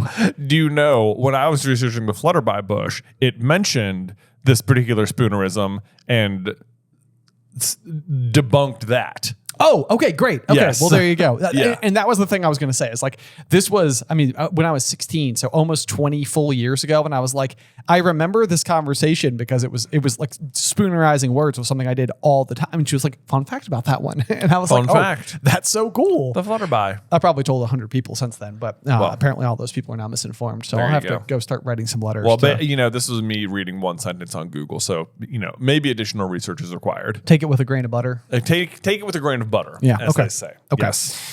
Okay, let's see here. And so they practiced. They didn't have lunch, but headed for a free classroom where Harry tried all of his might to make various objects fly across the room towards him. He was still having problems. The books and quills were losing heart halfway across the room and dropping like stones to the floor. Not so good. Not so good. Not a good start. He's really struggling. Yeah. With the old summoning charm. Yeah. But yeah, and thank goodness Hermione is there, though. Concentrate, Harry. Concentrate. So helpful. It's like oh, good. I wasn't doing that. right. Yes. It's like when you're upset and somebody tells you to calm down. Yeah. It's like, yeah, I know. Yeah. Yeah. It's like, you know, just don't worry about that. It's like, oh, I haven't tried that. Yeah. I haven't tried that. Thank you, Hermione. I know. And then he says, what do you think I'm trying to do? Said Harry angrily, a great big dragon popping up in front of my head for some reason. Okay, try again. And then it says, he wanted to skip divination to keep practicing, but Hermione refused point blank to skive off arithmancy, to which I'm like, seriously? How important is this arithmancy class? Earlier you were like, I feel like dragons is more important than Karkaroff. But now you're like, but, let me finish that. But what do we always say? Arithmancy is more important than dragons. Yes. So, okay. So in order of her concerns right now, she has arithmancy and then dragons and then Karkaroff. Exactly. Yeah. So arithmancy class more important than dragons, which is equivalent to saying more important than Harry's life. Yes. You know, yes. Harry the Chosen One Potter. Harry the Chosen One Potter. Also, she's like, no, I can't skive off arithmancy, and I think you probably need to go to divination, which a class he absolutely refuses to do. And then this sentence makes no sense to me. It says, and there was no point in staying without her. It's like, there was no point? There's no point because what's she doing? Concentrate, Harry, concentrate. You could probably do that all by yourself. You could probably do that by yourself. It says he therefore had to endure over an hour. Like you could just skip and practice by yourself, I think. Or go have a nap. Yes, but we'll put a pin on that exact thought for like 5 seconds here. He says he therefore had to endure over an hour Professor Trelawney, who spent half the lesson telling everyone that the position of Mars with relation to Saturn at that moment meant that people born in July were in great danger of sudden and violent deaths, which is actually true. He's going to be facing a dragon like tomorrow. Yep. So she's right. But then Harry can't help but retort. He says, well, that's good, just as long as it's not drawn out. But then he says he spent the rest of the class trying to attract small objects toward him under the table. So, in fact, what he said one sentence ago, there was no point in staying without Hermione, that wasn't true because he just goes and does it anyway in class. And listen to the way in which he is gaslighting himself. He managed to make a fly zoom straight into his hand, though he wasn't entirely sure that it was his prowess at summoning charms. Perhaps the fly was just stupid. You know how flies just land on your hand and do exactly what you want them to do? Yes. The notorious behavior of flies. Yeah. Yes. Oh, man. Meanwhile, he also almost makes Ron laugh, but then he remembers that he hates Harry at the moment and doesn't, which is just like sad. Oh, too bad. I know. So close. Then using the invisibility cloak at night to avoid the teachers, they kept practicing until past midnight. They would have stayed longer, but Peeves showed up pretending to think that Harry wanted things thrown at him, which honestly is quite frankly kind of understandable in this particular situation. It is. So wait, it says they returned to empty classrooms with Hermione using the invisibility cloak to avoid the teachers. What do you mean? Like, define that reason, you guys. Because once you're in the classroom and you have the cloak off, you're not really avoiding the teachers anymore, right? They'll just still come in and see you. Right. You might also be making a bit of a ruckus. You might be making a bit of a ruckus. Unless, Ben, what's happening is they're avoiding the teachers by practicing with both of them under the invisibility cloak. You know, they're just like in a classroom under the cloak together, making stuff, summoning stuff. You know what I mean? That's kind of what it says. Are you suggesting a horned tongue? You know what else we should try, Harry? Maybe we should try that horned tongue spell. Maybe it would come in handy. You never know. Also, there is no part of me that believes if the teachers saw Harry practicing spells past midnight before the first task, they'd be like, Potter, what on earth do you think you're doing? Right, yes, you know? I know. Yeah. I know you get out of the end of year exams, but do you think you can just stay up all night practicing spells? No, I'm sir. afraid not. No, what sir. are you, a school champion? And then they press their badge. Guess who we're rooting for. See ya. Who is this, Madam Pince? Yeah, basically. Oh man. Let's see here. Yep. So Peeves starts chucking chairs across the room. So hopefully that doesn't attract anybody like Filch. Yeah. The exact thing that they've been worried about. At 2:00 in the morning, Harry stood near the fireplace, surrounded by heaps of objects: books, quills, several upturned chairs, an old set of gobstones, and Neville's toad Trevor. Which we did mention that after what was it? What was Neville's punishment? He had to take something. Oh, disemboweling toads. Disemboweling toads. Yeah. Yes, this was another thing we needed to correct ourselves on because horned toads are in fact lizards. Oh. What? Apparently. Trevor's a lizard? No. Trevor's not a lizard. Okay. We were making jokes about how he was disemboweling horned toads. And then we were like, horned toads are lizards. Correct. Okay. I was like, wait a minute. No. It's like, you don't mean to tell me. You don't mean to tell me that he said a lizard this whole time because it's like way cooler, man. It's like, wait a second. I mean, Neville, it's like street cred. That's like a street kid. You got like my guy. You think it has a horned tongue? Who on earth thought we were going to be able to make this joke this many times? Not me, Ben. Not me. I wish we were live right now. It would be so fun to be sharing this. If only. Yeah. Anyway, it's coming soon. Soon. Yeah, let's see here. Well, now we know what to do the next time I can't manage a spell, Harry said, throwing a rune dictionary back to Hermione so that he could try again. Threaten me with a dragon. Right. He raised his wand. Accio Dictionary. Woo, boy, there it is. The chapter art. Goodness me. The most exciting thing that's going to happen in this chapter. That's literally the exact note that I wrote. Oh, our chapter art, easily the most exciting moment that's going to happen in this whole chapter. Yep. I even underlined whole. Yeah. Yeah. Wow. So he says that next time I need to master a spell, threaten me with a dragon. I was trying to remember, like, does this happen again? Is there another spell like in Gringotts that he like finally successfully suddenly is able to cast even though he's never done it before? Oh man, like once again, it's the case where it's like oh, dragon, threaten me with the dragon. Yeah, now I can do it. Like because they're doing something to like expand the entrance to help the dragon get out. Yeah, I know, but I can't think of what it is. I can't either, but I think Hermione just starts doing it, and Harry and Ron are like, I get that, like trying to help. So, so maybe dragons are really like kind of like they unlock the spells for Harry. Right, it's like the keystone. Exactly. Okay, very cool. Let's see here. Harry had been focusing so hard on learning the summoning charm that evening that some of his blind panic had left him. Honestly, this does make sense though. Like whenever you're really worried about something, preparing for it. Like I know it sounds super obvious, but like it really does alleviate a lot of stress. Yeah. Yeah. Right. It takes away some of the unknown. You have a plan all of a sudden. Yeah. There we go. This blows my mind, though. It returned in full measure, however, on the following morning. The atmosphere in the school was one of great tension and excitement. Lessons were to stop at midday, giving all the students time to get down to the dragon's enclosure, though, of course, they didn't yet know what they would find there. And I am like, okay, so Harry gets to be exempt from end of school exams. Yes. But the day of a task, he still is required to attend classes. I know. Not only can he not stay up late to practice spells and train, Yes. but also on the day of, he has to go to History of Magic.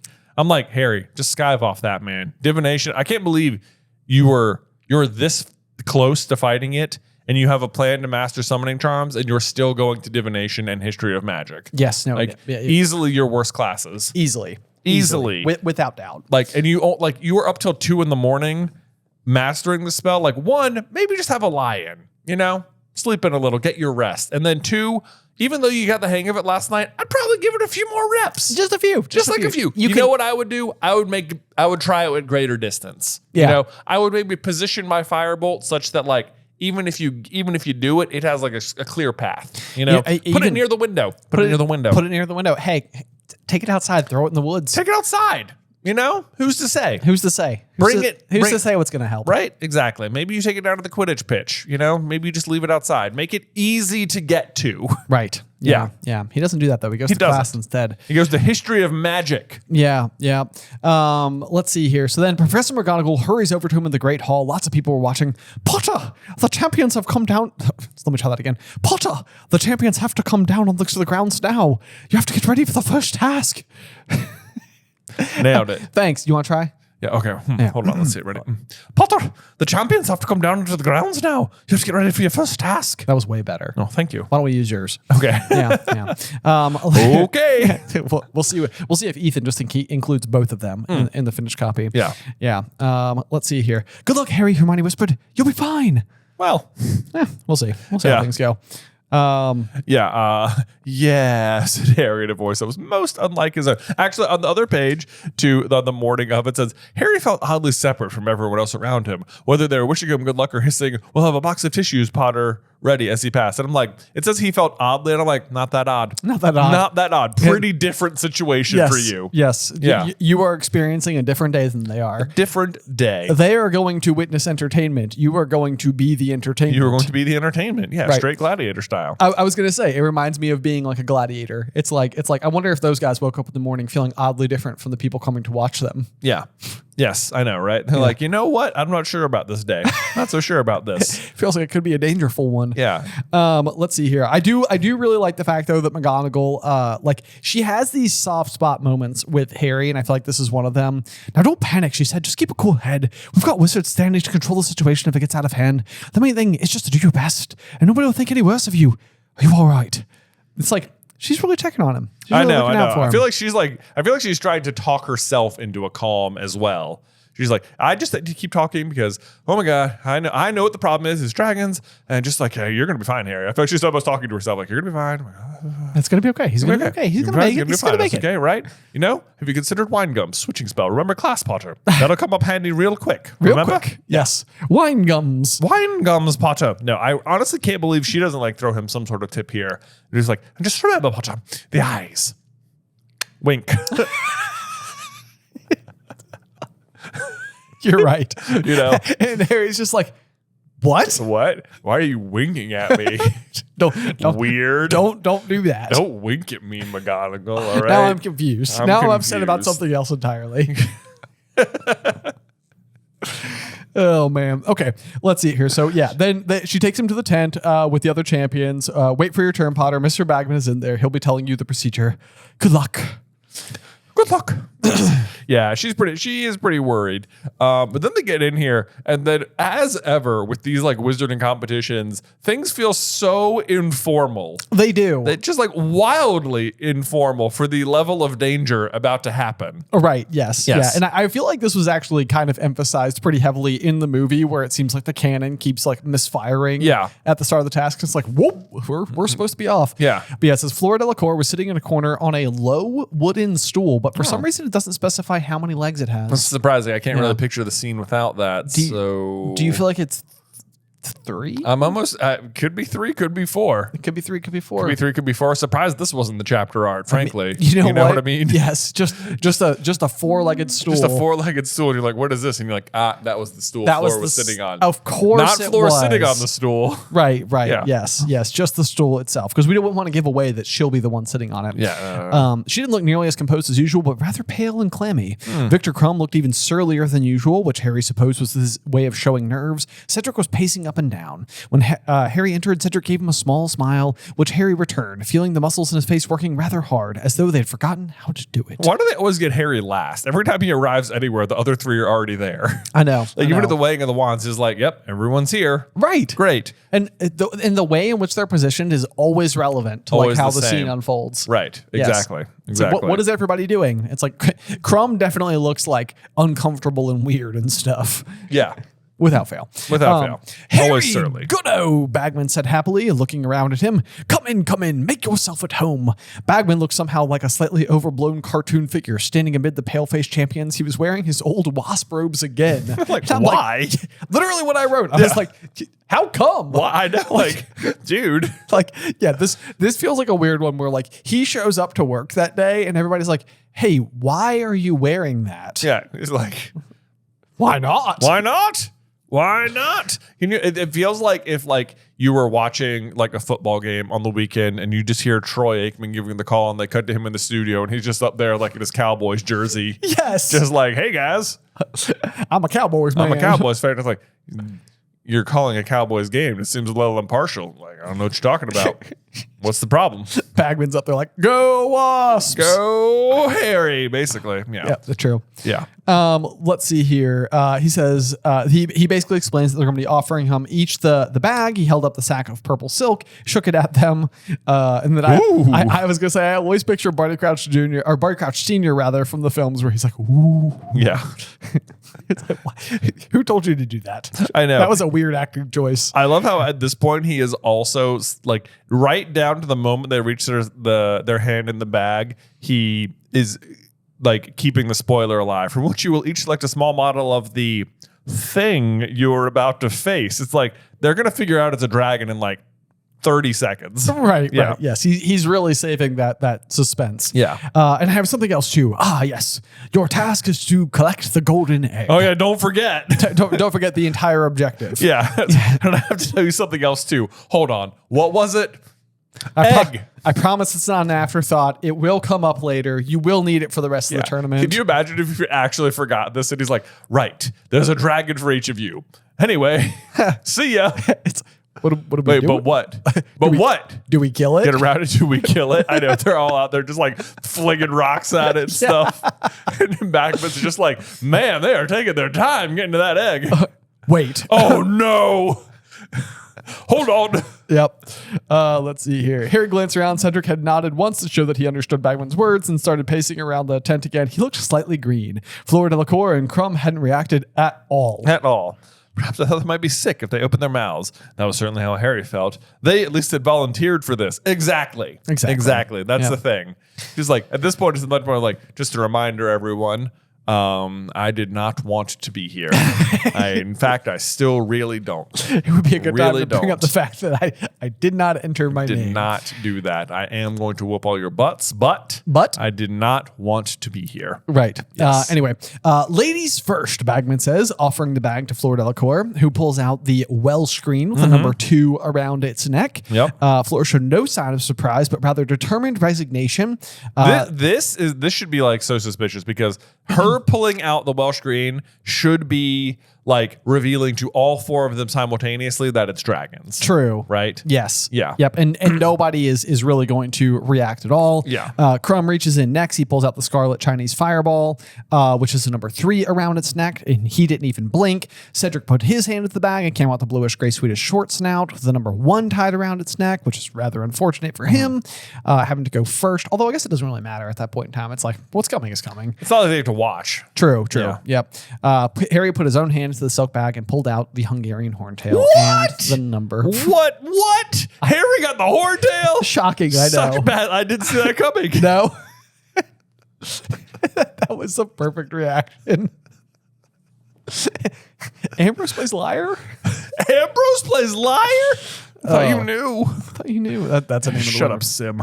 Sorry. Name of the win Sim's reference. great. Sorry. Our bad. Whatever. We're going to get sidetracked real fast. We will. So we won't do that. Okay. Let's see here. Mr. Diggory, you're first. Just go out into the enclosure when you hear the whistle. All right. Now, Harry, could I have a quick word outside, which does seem weird. Like this is all further contributing to the idea that obviously Ludo is the one who is super suspicious. Yes. And Harry's like, actually, he says, Yeah, as usual. Also, the way he tells it, Mr. Diggory, you're first. Just go out into the enclosure and you hear a whistle. Like, that's it. I'll just hear a whistle. Is it gonna, everything else is going to be pretty clear? Like, I'll just hear a whistle. I'll hear a whistle. I'll walk out the tent flap. There will be a dragon. There will be a dragon. That's procedure. That's got it. And just for clarity, I'm to get the egg. Yeah. Yeah, right. Anything else you forgot, you'll hear a whistle. That's it. That's it. I think, what else do you need to know? Cool. You'll lose points if you get hit. Also, it will hurt. Also, it will hurt. Don't die. There's people standing by that we're not going to let you die. I would say some more things. I would say more things too. Yeah. It does feel like someone should like walk him out and be like, all right, Cedric, you're going to stand here. Mr. Bagman is going to introduce you. Then the whistle will sound. Then you'll go. Exactly. It's just like, Cedric, just whenever you feel like it, head out there. When you hear the whistle, what happens from there happens. yeah, whatever happens. But then in the meantime, he's taking Harry outside and being like, got a plan? I don't mind sharing a few pointers if you'd like them. Yeah. You're the underdog here, Harry. Got Anything I can do to help? As far as Ludo Bagman knows, Harry just found out. He's like, got a plan? It's like, I've been thinking about it for 12 seconds. 12 seconds. Still working on it, Yeah. but I will get there. Yes. Nobody would know, Harry, said Bagman, winking at him. And Harry's like, why does everyone keep winking at me? First McGonagall, now you. This is getting to be ridiculous. How did I comb my hair this morning? I gotta remember that. Gotta remember that. Next time I see Hermione. Let's see here. It says, A whistle had blown somewhere. Which, like, Bagman's not even up there. he goes, good Lord, I've got to run. I know. Like, he's not introducing the event to the crowd. He hasn't even told the crowd what's going to happen yet. Exactly. You know, Cedric is in the arena. What is going on? Oh, man. They're like the informality of these tournaments. Like they say they spend months planning. It's like, I don't believe you. I don't believe what you. are you guys doing at these meetings? Right. Yes. Certainly not drinking. We know that much. Not drinking. Dumbledore's there like, I don't want to drink. I don't want to drink. Calm down, Albus. We're trying to get things planned here. So I'm thinking we go back to the tent. We're like, hey, there's going to be a whistle and a dragon and an egg. That's enough. There you go. Meeting adjourned. Meeting adjourned. And Dumbledore's like, but I've got some meat. And they're like, we're busy, Dumbledore. We're all done. We're all done. Oh, man. Poor Dumbledore. I know. Yes, but also unfortunate they do not get to watch what's happening. I mean, I guess that would be a little bit unfair, but it seems like Cedric could get to watch the other ones, Like if you went first, you could like turn around and then watch. It's true. Right? It's true. Yeah, you can kind of get to take it in. Yeah. But I guess I understand why you wouldn't be able to watch, but like at least beforehand, because then you would potentially be picking up on like tips or making decisions based on what everybody else is doing. Exactly. Let's see here. So Fleur is now starting to get super nervous. She's pacing around the tent as she's awaiting her turn. We're hearing a little bit of the commentary where it's like, ooh, narrow miss there. Very narrow. He's taking risks this one. A clever move. Pity it didn't work. Yeah. Clever move. Pity it didn't work. And then after 15 minutes, Harry heard a deafening roar that could only mean one thing. Cedric got past the dragon and captured the golden egg. I'm like, it took you 15 minutes to transfigure a dog? Seriously. Like, come on, Cedric. Ron's going to summarize his entire strategy into did a piece of transfiguration magic, turned a rock into a dog. It was supposed to go for the dog, and then it changed its mind halfway through and went for Cedric instead. Yeah. It's like, Like, it took you 15 minutes, dude? it doesn't feel like a 15-minute situation. But all right, so if we're keeping track, it took Cedric 15 minutes. Yep. Okay. Right. Sounds And we know good. he gets hit a little bit. Yep. Yeah, because Madame Pomfrey has to mop him up, according Exactly. to McGonagall. Right. According to McGonagall. You must be the first seeker. You must be the first seeker to be burned by a dragon in a century. According to McGonagall. Which is probably true. probably true. Yeah. Actually, it is absolutely true. What?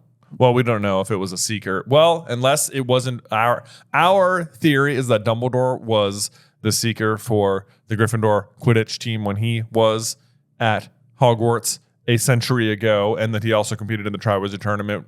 And maybe there was something that could have burned him. So Maybe there could have been, but the thing that I think is more interesting is that Crumb is also a seeker oh yeah, who is going to be out there if before only Harry. he'd gone first. I know. Okay. Yeah.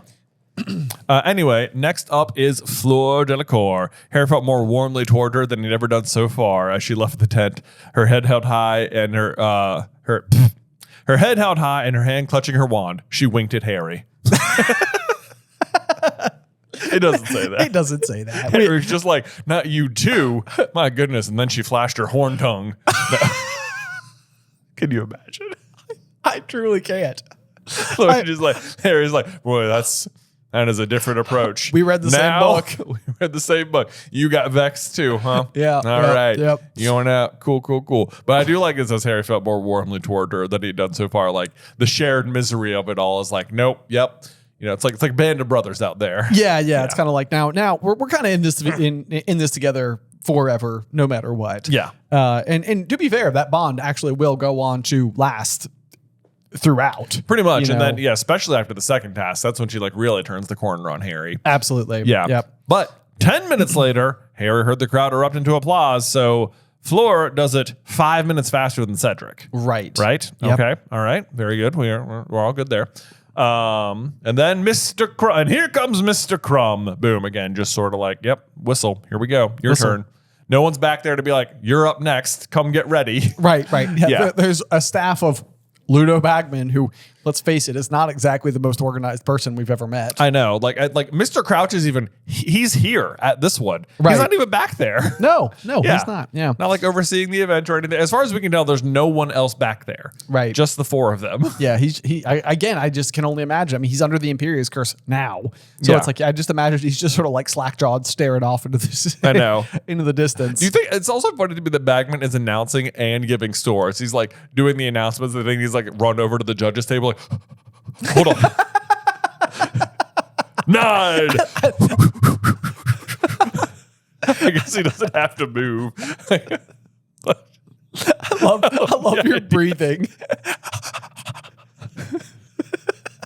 I'm just imagining him like sprinting across the arena. This feels like something that would be so funny to include in the series. It would. It's just like watching him run. Even if it's not like the main subject of like the scene, you could just see it happening in the background. Right. He's just going, woo, all right. Positively panting. Yeah. Oh boy. There we go. And, so now I guess we are to assume that Crumb does it even faster because we know that he is going to get him and Harry will eventually be tied for first. Right. Right? Okay. Yes. Yep. Let's see her. And yes, he's got the egg. Applause shattered the wintry air like breaking glass. Crumb had finished. It would be Harry's turn any moment. He stood up, noticing dimly that his legs seemed to be made of marshmallow. This was a trivia question we had once upon a time, and me and you were like, lead, like I don't know, Yeah. like anything else, but like Marshmallow. I'm picturing him as like the Goodyear man. Yeah, No, right. No, yeah, is that what it is? Like Or the Stay Puft Marshmallow Man or the Goodyear guy. the Goodyear guy. Okay, Like yeah. I like just sort of like waddling Yeah. out, like Oh, with no. big marshmallow legs. Big marshmallow legs. Yep. And then he heard the whistle blow. He walked out into the entrance of the tent, the panic rising into a crescendo inside him. And now he was walking past the trees through a gap in the enclosure fence. Bit of a walk, actually. It actually is kind of a walk. Turns out, yeah. So maybe Ludo did have enough time after Cedric's whistle to hoof it over there. Yeah, he's like, oh no. Gotta get up there. Made it just in time. I like the idea that he's really huffing around. Me too. Oh man, and there was the Horntail at the other end of the enclosure. It doesn't seem like there's even enough time to be like getting one dragon in and the next one out. You know, not so much. Yeah. It says it's crouched low over her eggs, her wings half furled, her evil yellow eyes upon him. A monstrous scaly black lizard thrashing her spiked tail. You know, where's our talon charm now? I know, I guess right? talons are more like finger claws, right? Well, yeah, but I figure the spikes are probably made of the same thing as the talons. I would be inclined to So to if think only the there same was a thing. spell to trim those things. If only. If only. If only. But there's not. But there's not. Harry does his one thing. Accio Firebolt! He shouted and then just sort of stands there. I know. Yeah. This is one of those that I really just absolutely dislike the way that it's depicted in the movies. Like, it's like he's kind of being like thrashed about a little bit, and then like Hermione is like up in the stand. She's like, "Your wand, Harry! Your wand!" Yeah. And he's just like, "I'll say firebolt," and then like he like does other stuff. Yeah. And I'm like, for whatever reason, in my mind, it's like he walks out on a rock and he's like standing tall and proud, like much more like an expecto patronum. Dude, he should have opened with that, man. Yeah. Right, that would have been epic. Hard agree. Yeah. Yeah. Like, Absolutely. did they think about like, what if we just cast the Patronus at it? What's it going to do then? See what happens. See what happens. Could be you a know? good distraction, and if nothing else, a bunch of people might be impressed and start winking at him. I know. People be like, whoa, wink, wink, wink, wink, wink. Harry can It's hear like, eyelids whoa, closing. There's enough horn tongue to go around, guys. Come on. Oh my gosh. Parcel tongue, more like. I can talk to dragons, you know. Oh no. Sorry, we could delete that. We could, yeah. I mean, anyway, and he heard it. I agree. I think he stands out there and just like he immediately has his plan and just like, yes, big and proud. Yes, exactly. Yeah, like I mean, and I don't even hate a world where he like looks really, really small standing on like the rock from behind, but it's still epic. Like, Yeah. you know, it's like you can sort of like see like the dragon's head like weaving on the other side. Like I can picture how this could look really, really cool. And like Harry is against like just unbeatable odds. But like still make it awesome. But instead it's just kind of like, it's kind of goofy the way that it normally shakes out. But anyway, here's how it is in the book. And then he heard it speeding through the air behind him. He turned and he saw his firebolt hurtling towards him around the edge of the woods, soaring into the enclosure and stopping dead in midair beside him, waiting for him to mount. I guess the one cool thing they do in the movies is he like almost like runs and jumps on it like while like it's in motion. like motion. Yeah. That is You know what would pretty have been really funny is if Crumbs came too. There's two firebolts. Wait. Which one's mine? And with a burst of inspiration, Harry started riding them like water skis. Woo! The scene turns incredibly goofy very quickly. Very quickly. Yep. Bagman was shouting something, but Harry's ears were not working properly anymore. Listening wasn't important. He swung his leg over the broom and kicked off the ground, and a second later, something miraculous happened. As he soared upward, the wind rushed through his hair as the crowd's faces became mere flesh-colored pinpricks below, and the Horntail shrank to the size of a dog. He realized that he had left not only the ground behind, but also his fear. He was back where he belonged. Do you know what this like paragraph reminded me of a lot is actually when we are on tour with this show. Like when you kind of like when you're like there in the room with the crowd and like everyone's like interacting and stuff. Yes. And suddenly it's not even like you're doing the show, you're just like having fun all of a sudden. You're right. Yeah. Yeah, Which is no. not to call the audience a dragon. Or is it? Or is it? No, but I do think you're right. Like, I mean, it's amazing to me how incredibly nervous I am every single time. Yeah. But then it's almost like even like sit in the chairs and it's like, because we do this so much, it's Yeah. like, okay, now we're in it. Like We're there. Now we're in our firebolts. Exactly. That's what I'm naming my chair. Oh, Firebolt? Firebolt. Yeah. What are you going to name yours? Oh, man. You already took Firebolt. I was going to say Firebolt's taken. Yeah. Firebolt 2001. Dang it. Why didn't I think of that? Anyway, people are like, you guys literally just got to the most epic part of the chapter and then started making jokes. Yeah. Yeah. Well, you know how we do. So Harry looks down. He notices it feels like no coincidence either that he starts comparing it to a Quidditch match and he notices the golden egg. So it's sort of like, yep, just a snitch. There you go. Right. But then he dives. He knew what it was going to do, pulled out of the dive just in time, which this is another bit of like Harry's instincts on display here. Like he suddenly is like able to read the dragon just right. knows where it's going to be. And then Mr. Bagman, who also played Quidditch, is like, great Scott, he can fly. Are you watching this, Mr. Crumb? So I just love the call out by Bagman there, just like being all impressed. Yeah, no, that is pretty cool. Although I can only imagine how Crumb feels probably sitting there having just performed better than the two champions before him, and the commentator is like, Crumb, I know you just fought your own dragon, but are you watching this kid go? Are you watching? Now he's impressive. Yeah, I mean that's pretty much when Ron comes later. He's like, "You're not even going to believe this, Harry. Crumb didn't even think of flying." Yeah, right. So he's kind of like weaving in and out, but the thing he seems to be up against that I guess we don't really know that any of the other champions do, but it seems like the Horntail doesn't want to take off. It's too protective of her eggs. Yeah. And so it's like he's really need to find like a way to like lure her away from the situation so that he can kind of, find his opening. Yeah, but even that is like another bit of his instincts here. Like it's a very fast assessment of like what to do, because like I can very easily see a situation where like you got to fly and then you get on the broom and it's like the dragon doesn't move and you're like, oh, well, at least I'm on a broom. Right, yes. What difference does it make really? But like he pretty quickly figures out what he needs to do. Like, oh, I have to lure it out of its protective position, get it to trick. Yeah. Yes. Yep. Exactly. Yeah. Let's see here. And then this particular line I think is interesting. It says he flew higher. The Horntail's head rose with him. Her neck now stretched out to its fullest extent, still swaying like a snake before its charmer. And it's like even that. I feel like that comparison. Oh yes. No mistake whatsoever. No mistake at like, all. This is totally like Harry facing the imminent danger of Voldemort to come, and it's like, yes, here it is being compared to a snake. You know? There it is. It's like, I mean, because I think it hits on a couple levels. You're right. Like this is very similar to like Voldemort's gaze and his obsession with Harry. Yep. Throughout the rest of the story, and then it says like still swaying like a snake, and it's like it has.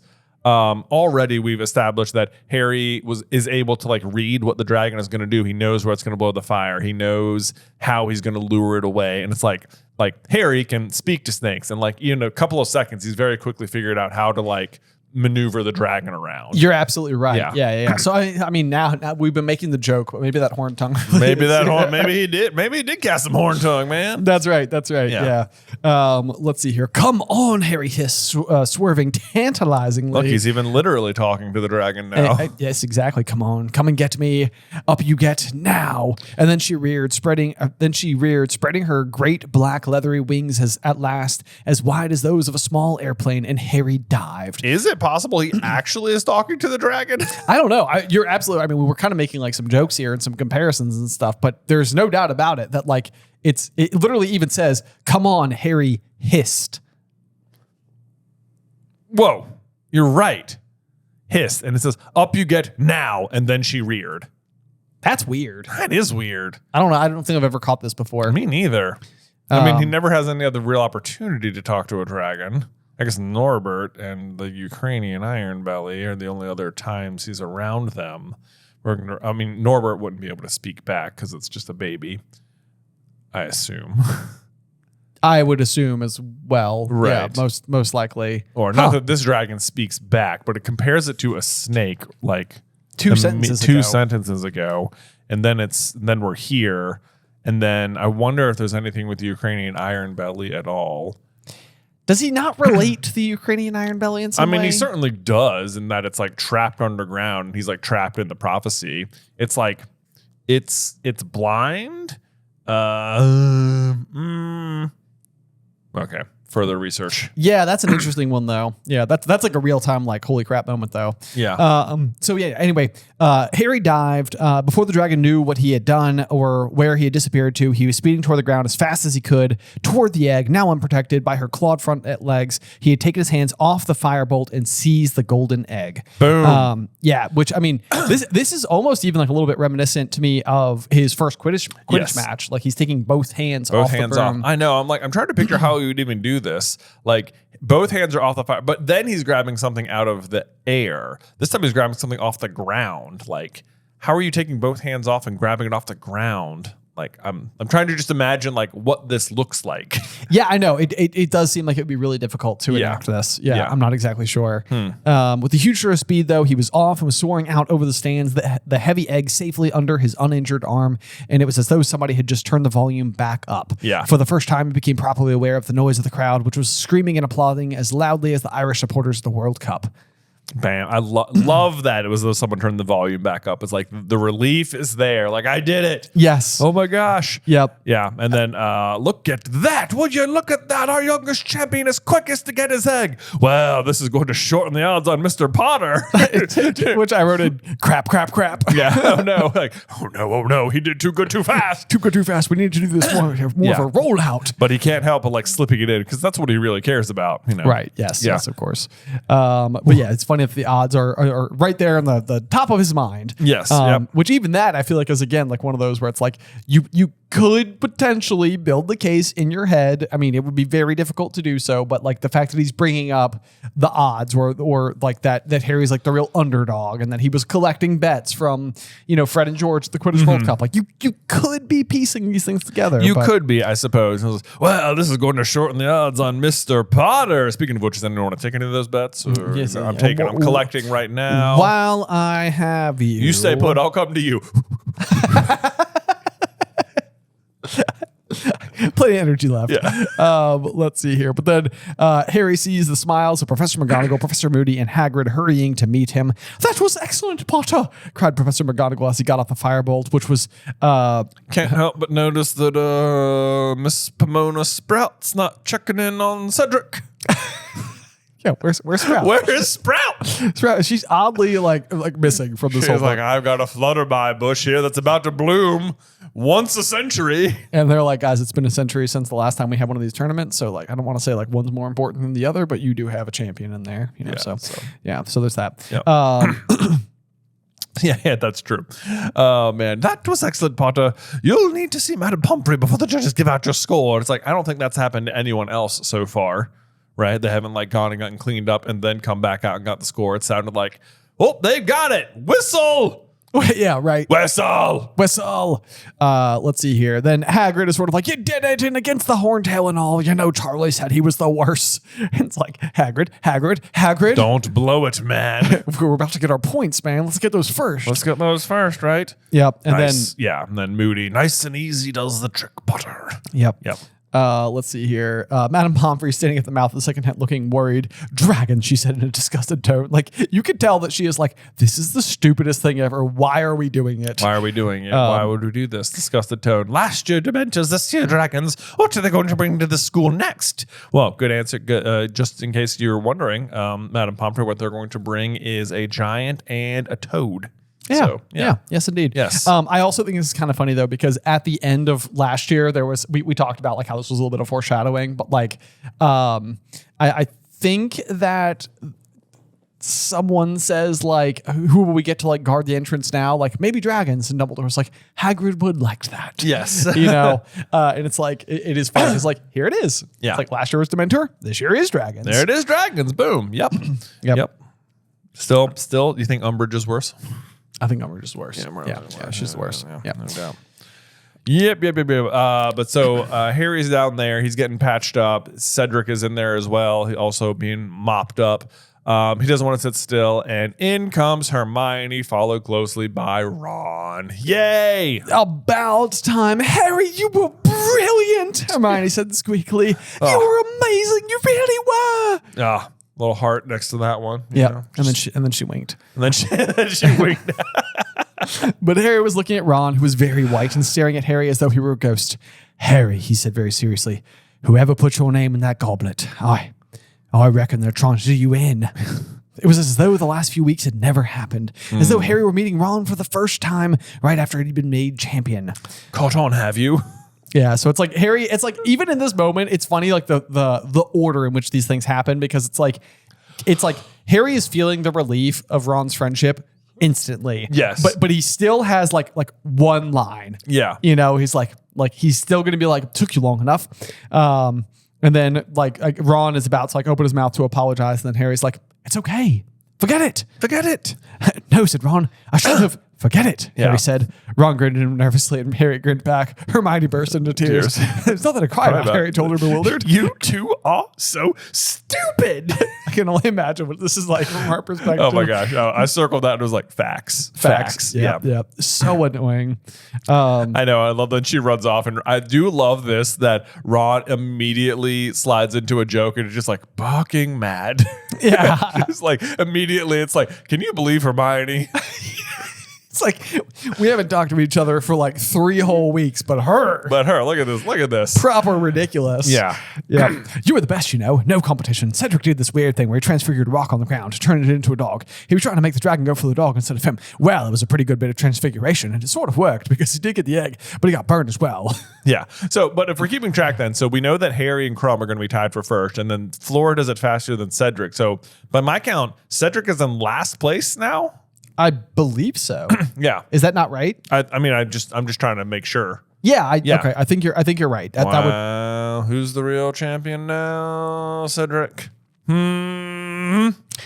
Exactly. Let's see here. Fleur tried to do some sort of charm. It was trying to put it in a trance, which, like, you know, it feels very like fitting that sort of like Vila like characteristic. It does. Yes. Yep. You're right. It went all sleepy, but then it snored. A great jet of flame shot out and her skirt caught fire. She put it out with a bit of water out of her wand. And Crumb, you won't believe this. He didn't even think of flying. He was probably best after you, though. Hit it with some sort of spell right in the eye. Only thing is, it went trampling around in agony and squashed half the real eggs. They took marks off that. He wasn't supposed to do any damage to them. It sounds to me like Flora did the next best. She just got hit by like a random snore. Exactly. Yeah. Yeah. Like she did a pretty good job of actually like, you know, putting it down and not causing any damage and all the rest. Yeah. I agree with you. Yeah. It sounds Yeah. like Fleur did the best. But she doesn't get the points for it. Right. Yeah. It's marks out of 10 from each one, Ron said, as they're looking up at the judges. Madame Maxine is going to do a large figure 8. Not bad, said Ron as the crowd applauded. I suppose she took off marks for her shoulder. Mr. Krauts came next. He shot a number 9 into the air. This one is just worth mentioning that chances are you've got the Imperious Curse in play. Absolutely, the Imperious Burst is in play. So this is like the 9 is it is as good as he can possibly give to give Harry the biggest head start he can without being suspicious. Exactly. Yeah. Yep. Looking good, Ron yelled, thumping Harry on the back. Next, Dumbledore, he too put up a 9, which I think, you know, it seems like all the schools maybe are kind of favoring their own champions at least a little bit. Yeah. And then we get to Ludo Bagman, 10. Yeah. Sus. Yeah. 10, said Harry in disbelief. Disbelief. But I got hurt. What's he playing at? Yeah. And it's like, Ron makes a good point. Harry, don't complain.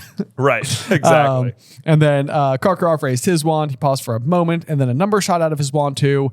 4. Yeah. Which honestly, pretty quick math for him. Oh, like he's trying to figure out like what he needs. Oh yeah, that's what his pause is. He's trying to make sure that Harry's not beating Crumb. Exactly. But there's no denying that Harry did better than Crumb, but he's like, meh. Right. Yeah. Right. Yep. Yeah. And it kind of works out like reasonably well because you will eventually know that like Ludo is also kind of pulling strings here. So like his 10 is probably a little inflated and maybe Mr. Crouch's is like a 9 instead of like what would have been like an 8. Maybe. So like maybe Madame Maxine is like really giving like the fairest score here. Right.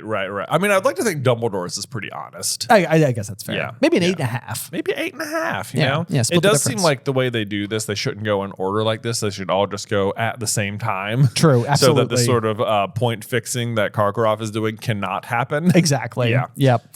Let's see here. But yeah, so Harry didn't care at all though about what Karkaroff did. Ron's indignation on his behalf was worth about 100 points to him. Aw. And I love that too, you know, because it's just sort of like at the end of the day, I totally get this as well. It's like you want the approval of the people you care about. Like, and that's what he's got back. That's what he Yes. hasn't had. So it's like that is what he values the most. Yes, but even that, it says, and it wasn't just Ron, though. Those weren't just Gryffindors cheering in the crowd. When it come to it, when they'd seen what he was facing, most of the school had been on his side, as well as Cedric's. He didn't care about the Slytherins. He could stand whatever they threw at him now. And then you find out that him and Crumb are tied for first place. And yeah, so I guess Cedric's in last at this point, but he will shoot up. He's going to shoot up from last to tied for first as of the second task. As of the second task, yeah. Yes. Because he's the first one back. He's the first one back, and he's right at an hour. Yeah. Okay. Let's see here. So then Charlie comes over, lets us know that Harry is tied in first place with Crumb, but he needs to go and tell Molly what happened right away. And apparently Ludo Bagman needs to talk to them again back in the champions tent. This time it actually seems a little bit like Ludo is following through with what he's supposed to be doing as like the program administrator or whatever, where he lets us know when the next task is going to take place, and that he also explains the golden eggs and how they have hinges and they need to like solve the clue inside, and that's like going to let them know like what the second task is and enable them to prepare for it. And he's like, "Oh, good, then off you go." Yeah. So this is like way more information after the fact than what it seems like they're given before the event. It really does. And the second task, in case you're writing it down, is at 9:30 a.m. on February 24th, 1995. There you go. There you go. Keeping track, which is also kind of interesting because this one was on November 24th. Right. So this big 24th Boom. Yeah. situation. Yeah. I wonder 24th if the situation. third task is like May 24th. Is the Yule Ball on Christmas or is it on Christmas Eve? That's a good question. Mm-hmm. I think it's on Christmas. I think it's on Christmas. Yeah. I think it is. Yeah. Let's see here. Then Rita Skeeter pops out of nowhere. This time she is wearing the acid green robes, which Yes. I think we talked about last time that's like, it's definitely what they went for in the movies and definitely what I picture as well. So this time she is like film accurate. Yes. For this particular scene. She's got the quick quotes quill ready and she's like, "Congratulations, Harry. I wonder if you could give me a quick word. How you felt facing that dragon. How do you feel now about the fairness of the scoring?"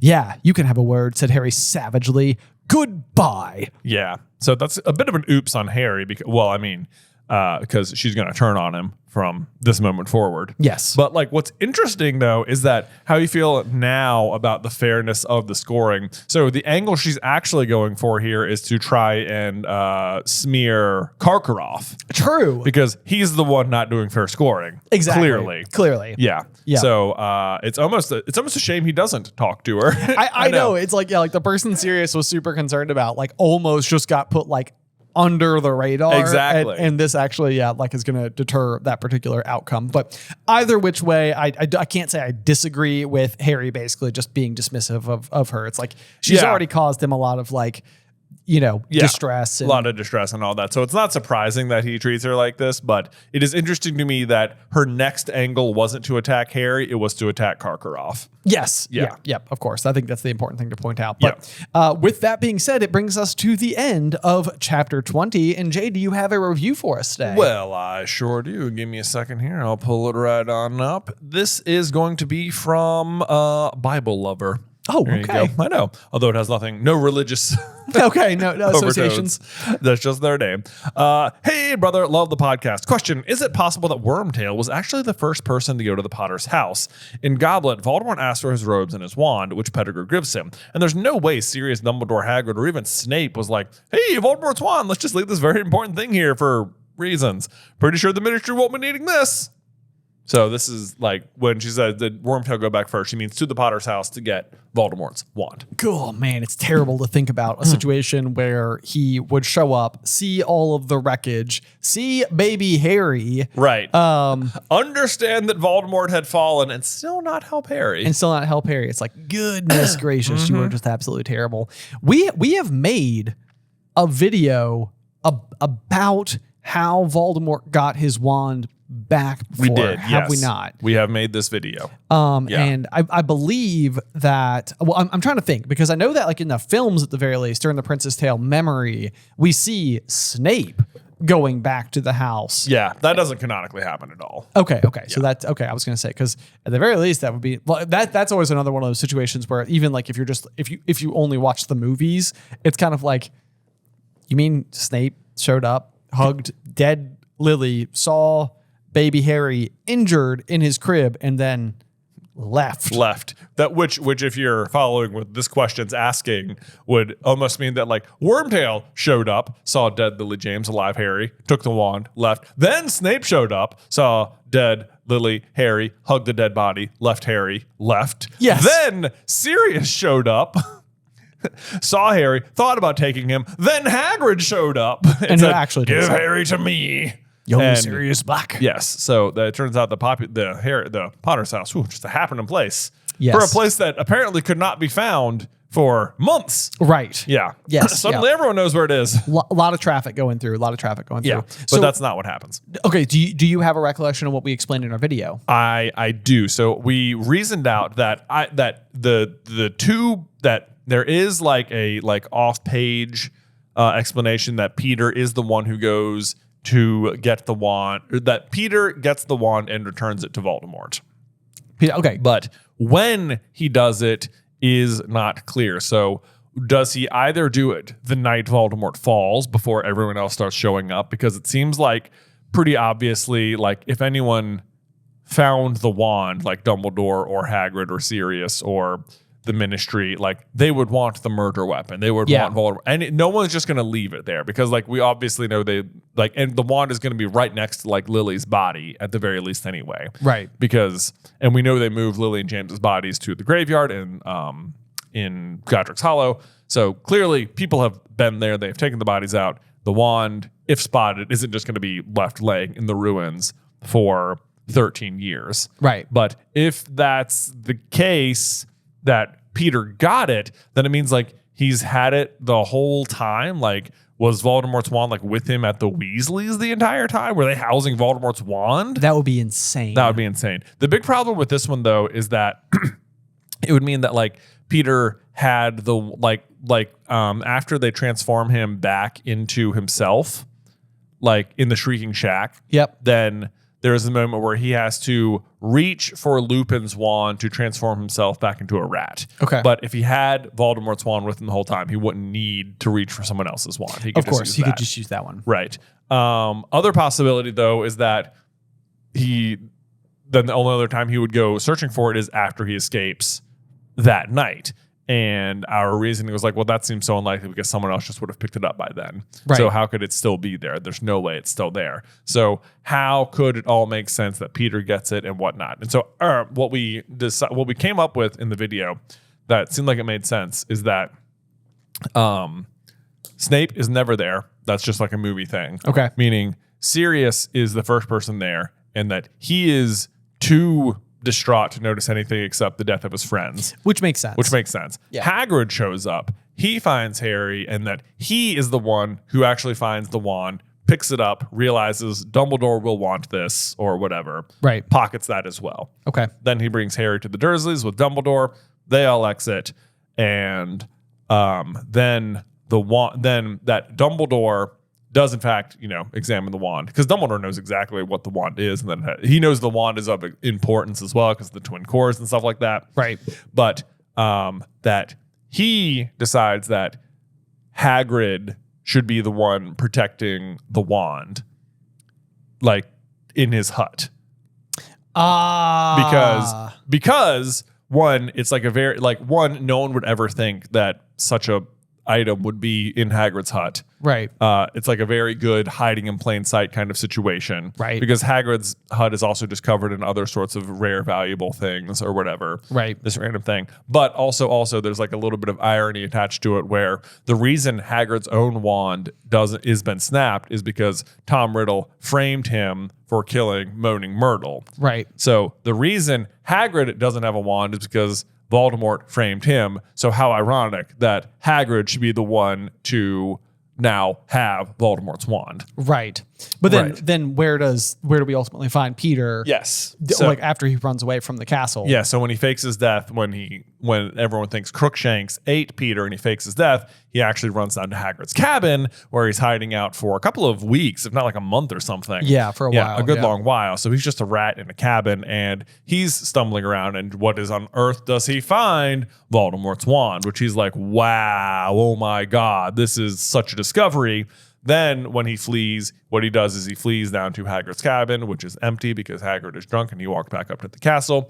He takes the wand and returns to Voldemort, and that's his peace offering because Voldemort would otherwise be pretty mad at Peter for giving him the information that led to his downfall. Yep. But at least now he's bringing him back his wand. So that was our explanation for where Peter gets the wand. Yeah, I mean, I think that even makes a lot of sense too, because it would be like such a missing link. And Voldemort has otherwise, I mean, he's been able to manipulate Quirrell before, but then he had like another fully trained wizard, capable of he could essentially manipulate into becoming like his host for a period of time, which we know he's also doing with other creatures in the forest. They don't make very good hosts for very long because they can't manage to possess his soul for very long. So then it would be kind of interesting because it's sort of like, then all of a sudden it's like you've given Voldemort back something that might help him restore his own rudimentary body. Yes. And that is, of course, what we know happens in the summer between Prisoner of Azkaban and Goblet of Fire when they've made it to the Riddle household. Yeah. Bam. Yes. Okay. So there you go. That's our best guess. That's our best guess. And we know Hagrid was there. We know Hagrid was there. Yeah. Like the only confirmed people we know that went to the house on the night were Sirius and Hagrid. Right. Probably, obviously, other people came there eventually, but yeah.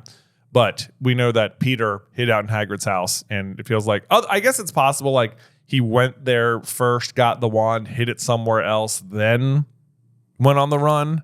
I mean, it's always possible. I mean, there's a lot of like moving parts and things that are happening inside of an evening where you also have to keep in mind that like there's not text messaging. Like it would be so easy to just think it was any other night. Like, it's hard to know everything that's going on. Right. Or how anybody in all these different locations is figuring out like, wait a second, something happened. Right. Like, and Peter would have no reason to go to the Potters, that night.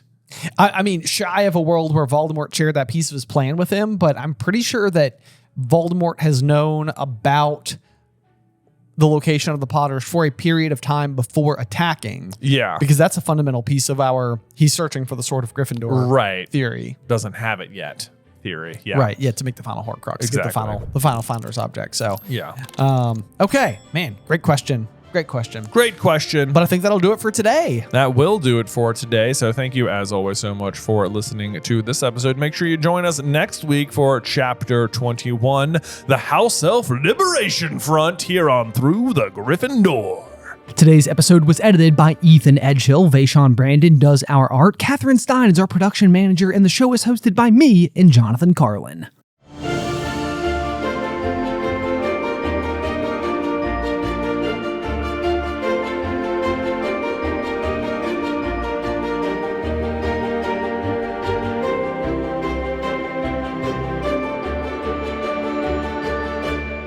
Welcome, dear listeners. I'm Jonathan Carlin. And I'm Benjamin Carlin. And we invite you to join us through the Griffin Door, your one-way ticket to the enchanting world of Harry Potter. So grab your wands and dust off your broomsticks and join us as we unlock the riddles inside Goblet of Fire, Chapter 21, The House Elf Liberation Front. May I just say, right out of the gate, that the House Elf Liberation Front it's so funny because we were talking a lot in the past couple of chapters about how it's like the first task and the Hungarian Horntail, and how like the Hungarian Horntail is like almost spoilery because it like gives you so much information, but then it would also just simply be a better chapter title for chapter 20, the first task, but then you've got like the naming convention of the first task, second task, third task.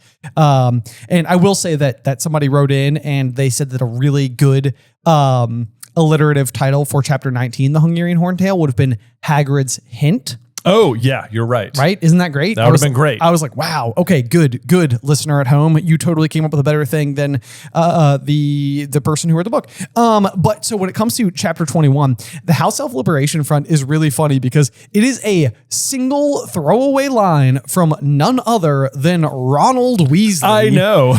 Inside of this chapter. It is not at all the function of the chapter. It's like, what's next? The House Elf Liberation Front? Yeah, it like has nothing really to do. I mean, they go talk to the house elves and Hermione brings up some spew stuff. Like I like, because it's the title, I'm like, is this a joke? Like, is the joke supposed to be like, this is clearly what Hermione should have called it or something? Yes, that's exactly what I came up with, because I was like, this is so much better than spew, because the acronym would be HELF. HELF. Which is almost like help elf. Yeah. Like health. HELF. And elf is even in there then. Yes. Yes. The House Elf Liberation Front, HELF. Yes. And I was like, oh my gosh, that is so much better. The health. Yeah, the health. Yeah. Versus, and this is probably part of like what's so bad about SPEW is that it's like the Society for the Protection of Elfish Welfare. Promotion. the Society for the Promotion of Elvish Welfare. Elfish welfare versus the House Elf Liberation Front. Yeah. Yeah. So ridiculous. But anyway, so I was like, oh my gosh, I don't know if I've ever noticed that before. It feels like something you would only pick up on if you're looking at the chapter and like underlining the first letter from each word. Yeah. So anyway, I was like, health, that's better. The health. Yeah. But then let's see here. The other thing is that for our chapter art, we have the portrait of kind of like the bowl of fruit, which is one of those details that I always confuse with the prefix bathroom, which also happens in this book. Yes. Because that's like the code word is like pine fresh. Pine fresh. Which I don't know why. It's like, because you're tickling a pear, which has nothing to do with like pine, but then like I think of like lemon fresh, and I'm like merging all these like weird things in my brain like into one secret entrance to a place. One secret entrance. Yeah. But then even furthermore is that like it's in the direction of like the Hufflepuff's common room, and like Cedric is from Hufflepuff. Right. He's the one to like. There's a lot of reasons why you might confuse the two things. Right. Yeah. They're like similarly coded. Right. Yeah. So yeah, anyway. I do like the chapter art. They're way better than the last chapter. Goodness gracious. Yeah. Can we just even break that one across the coals just a little bit more? Because it's literally Harry reaching out and catching a dictionary. Yeah. And it's just like, okay. Like, so he fights a dragon in this chapter, he right? fights a dragon, summons a broomstick, there's a golden egg, and instead you give us two hands receiving a dictionary as it's thrust through the air. Whatever. No big deal. No big deal. I'm not salty about it. Not at all. Anyway, we get to see the giant portrait of the fruit, Hermione tickling the pear, super fun. And you actually get to see all three of the main characters like together in one chapter art, which is also kind of cool. Yes. You don't get like good depictions of them all together very often inside the books. So there we go. Anyway, let's kick off with our lovely first sentence, which is a really, really good one this time, as per our tradition. Yeah, lay it on me. Harry, Ron, and Hermione went up to the Owlery that evening to find Pigwidgeon so that Harry could send Sirius a letter telling him that he managed to get past his dragon unscathed. And then the dragons arrived. It sounds like the setup for every joke in every sitcom ever, where it's just like, well, at least this didn't happen. It happened. Yeah, you're exactly right. It's like, we got past the dragon unscathed, and then they arrived. Oh, dang it. Oh man, I just sent the letter. Right. Right away though, I feel like you can just highlight that first sentence though as well, because you've got Harry, Ron, and Hermione all together in the same sentence. Yes. It's like, okay, it's like, like old times. We're back. Yes. Yeah, which is like, there's a bunch of scenes like that in this chapter where it's just like, just immediately, just best buds again. I know. Yeah, it's good. like we're back at it. We're back at it. Yes. And I love how Ron has like totally done like the pendulum swing thing, where it's like he went from like being so anti-Harry and like ignoring him and not talking to him at all, and now he's like full blown back in like best friend mode, and like just firing on all cylinders. Right. Need to support Harry at every single turn. We are best friends and I was wrong. Yes. And I have learned my lesson. Exactly.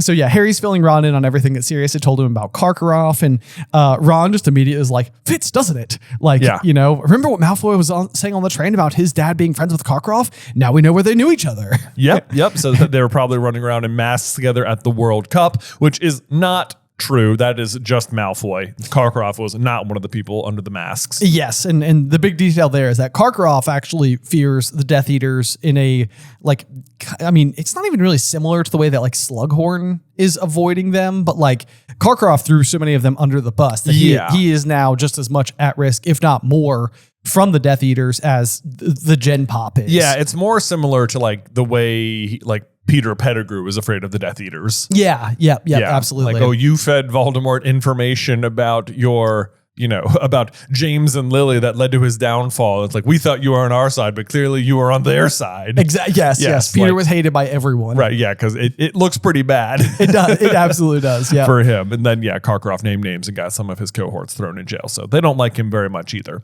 So I don't think he was there at the World Cup hanging about. Yeah. So then we've got, kind of and it's funny to try to like dissect it from what we know with hindsight, but it says, Harry, if it was Karkaroff who put your name in the goblet, he's going to feel really stupid now, isn't he? It didn't work, did it? You only got a scratch. And so like the idea of it being Karkaroff, like I think Harry was the one who points it out when he's like talking to Sirius, because he's like, he's a pretty good actor if you put my name in, because he seemed really mad about it. Yeah.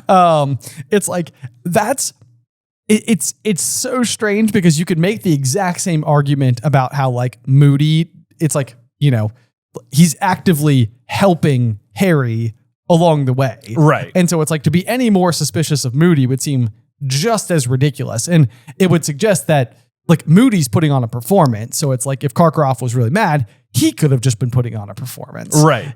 So it's like, you can't totally rule it out, but I feel like for some reason people, or even like myself included on first pass, I would have been much more suspicious of Ludo Bagman. Like, I mean, Ludo Bagman is, he seems like the one. Karkaroff almost seems like he's an obvious like red herring. Like it's so like, he's so obviously who you'd be looking at as to like clearly not be the answer. Exactly. Right. Yep. And I think even if you still got like a twinge of like Gilderoy Lockhart in the back of your mind, like I feel like Ludo and Gilderoy like have certain isms about them. They're a little self-centered. Yeah. Yep. I mean, Ludo's not necessarily like a fraud, but he's like also got like this other issue beneath the surface that like nobody really knows about. Mm-hmm. So I also like, I think Ron's reasoning here though is also like not that great. He says if it was Karkaroff who put your name, he's going to be feeling really stupid now because it didn't work. And it's like, but there was only, there's still 2 left. Yeah. Like, there's still plenty of time.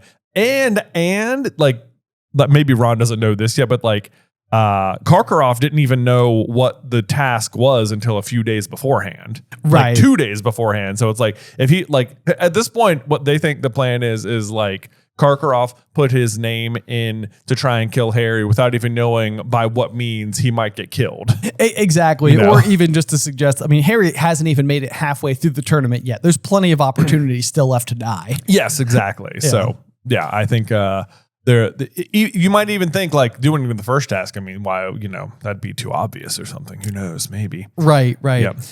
Then we get a little line here that I feel like is possible set up for some of like Ron's Quidditch acumen, because what they're doing is going to the Owlery so that Harry can write Sirius a letter. And it says that Ron snatched Pigwidgeon out of the air and held him still while Harry attached the letter to his leg. And like, I feel like Pigwidgeon is even described as like a little like fluffy snitch. Yeah. Like he's zooming around. Exactly. Just like zip zap zorping everywhere.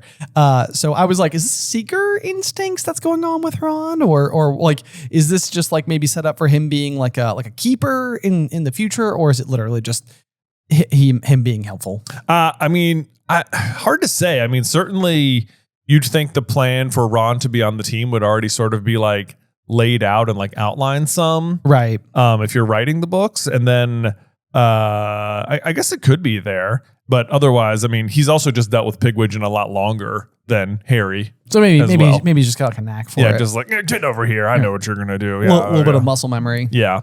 Let's see. But then he makes another claim here. He says, "There's no way the other tasks are going to be as dangerous. How could they be?" It's like. It's like, what else could go wrong? What else? They're like, Ron, why would you say that out loud? That's ridiculous. I would say the dragon seems more dangerous than the lake, but maybe even, I don't know, maybe even more than the maze. But sadly, there's more to the maze than meets the eye. In terms of the port key. In terms of the port key, and also we just don't know how much of the potential blockades that Harry has just like eliminated for him by Moody. Yeah. Because it's possible there was a lot more stuff he was supposed to run into, and like Moody can't make a Sphinx go away, but maybe he can like eliminate like other hexes and spells and jinxes and That's stuff true. That he was supposed to go through. So maybe the maze would have been more dangerous. Could have been. Although I guess you say it like, at least with the dragons though, like they had people who train dragons or monitor, study dragons on the side, ready to step in if something like bad was about to happen. Yeah. But like in the lake, it's not like they have other wizards like down there swimming around, or divers or something. Yeah. It's not like there's not even like the mer people. They're not like just like swimming along, like ensuring safety of some kind. Right. And in the meantime, there's just like wild creatures that they can't account for down there. A giant squid. Yeah, a giant squid, Zigrindillos. Yeah, exactly. So I don't know. I guess if you like, if the bubblehead charm like popped or something, you'd be in pretty dire straits all of a sudden. I mean, it's very much like whenever you're like watching anything like in space, it's like it's so quickly to underestimate like the dangers of just space itself. Yeah. So quickly. But yeah, I mean, the water, very dangerous. Even like scuba diving, like with like proper safety equipment and everything, it's like there is risk involved with it. Yeah. So I mean, being deep underwater could certainly have its challenges rather quickly. Let's see here. I do love Ron chiming in though. He's like, you know what? I reckon you could win this tournament, Harry. Oh, I'm serious. Aw. He's coming around so quick. Coming along. It's like, I think you got it. You're basically tied for first, and you probably should have been ahead, except Karkaroff was point shaving for Crumb. Right. So, Yeah. he should be winning there. Yep. Yep. But then Hermione, like again, she sort of has like these like weird like little isms in this book where I feel like she is the one who actually understands the point of the Triwizard Tournament, and she understands like international cooperation and all those types of things. And she has been like helping Harry so much and like wanting him and Ron to be friends again. And here's Ron being like, I think you could win this thing. And then Hermione is immediately like, Harry's got a long way to go before he finishes this tournament, she said seriously. And it's like, I mean, maybe I'm reading it in a tone that makes it sound like a little bit more condescending, or doubtful, but I'm sort of like, is like Hermione at all like a little bit jealous of like the fact that like Harry and Ron are just like immediately just like back to old chum. Right. She has to like sort of fall into her like old role of like being more the realist instead of trying to like lift Harry up all the time. Exactly. Yeah. Exactly. Yeah. So maybe she's just relieved to be like, I get to be me again. I know. I do think it's funny. She says, if that was the first task, I hate to think what's coming next. And hilariously, what's coming next is that Ron and Hermione get kidnapped. It's like, yes, you would hate to think of what's coming next. Right. It's like, not only will Harry have to go deep in the lake, so will you. It turns out so will you somehow. Look at that. All three main characters were involved. Did we mention that there are no safety swimmers? There are no safety swimmers. Yeah. Actually, they're probably safer than the champ. Certainly they are. Nothing's going to happen to them. Right. But then Ron's not having it. It's a right little ray of sunshine on you. You and Professor Trelawney should get together sometimes. Which, like, as if. If there's two less likely people to have at your tea party together than Hermione and Professor Trelawney, then it's probably Professor Trelawney and McGonagall. Yeah, right. Yeah. I also think it's interesting that they're doing this like immediately post first task. Like before they even go back to the common room, Harry has left the task and then gone straight to the owlry to write this letter. Yes. It wasn't like, no need to change or anything like that. I'm going right there, right now. Right now. Because got to give time to for people back in the common room to like plan the party. That's exactly right. Yeah. It's actually it's the polite thing to do, really. Yeah, really. But I do love that Harry does go to extraordinary lengths to he describes all of the swerves, circlings, and dodges of the Horntail to Sirius, the blow-by-blow account. Exactly. I love it's like, Harry, what are you gonna? You've just won the first round of the Triwizard Tournament. What are you gonna do now? And he's like, I'm gonna write a letter, a really long one. Yeah, to the library, and then the owlry. But then Ron says, Fred and George should have nicked enough food from the kitchens by now. And I'm like, oh yeah, boy, just in case you remember, when Harry's name came out of the goblet, they pulled the same thing, and they came back with so many chips and nuts. Yeah, peanuts and crisps. I know. I'm like, you think they got more? Yeah, like a couple bowls this time. Right, this time there were mountains of cakes and flagons of pumpkin juice and butter beer on every surface. Okay, though, let's stop on the butter beer. Okay, let's stop on that. Okay, because like it is Lupin brings Harry butter beer at some point. And he's like, you won't have had it before, right? Like, it doesn't sound like butterbeer is something served at Hogwarts. Okay. At all. Right. Right? So why is there butterbeer in the kitchens? Like, why do they have it down there? I don't know, but we know that Winky Winky's, she's throwing them back. She's kicking back a few a day. She's kicking back a few a day. Yeah. But like clearly they have some because Fred and George just went to the kitchen and got some. But why do they have it if they don't send it to the tables? Maybe, Jay. Yeah. Maybe the house elves are the only ones willing to drink with Dumbledore. Yeah. Dumbledore is like, you know what? We better have some on hand. Right. Just in case. Just in case.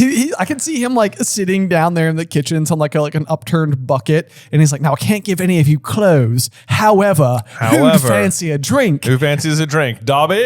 Where's my boy Dobbit? Exactly. Dobby shows up and Dumbledore's like, I will pay you to have a drink with me. And Dobby's like, whoa. Let's calm it down. I'll take, you take 90% off that and make me work a little bit more. And I'll do it. You know what? I'll give my drinks to Winky. How does that sound? How's that we sound? Good? We good? Have we reached an accord? We've reached an accord. Yeah. All right. Yeah. Winky will be too drunk to drink with you. Sorry.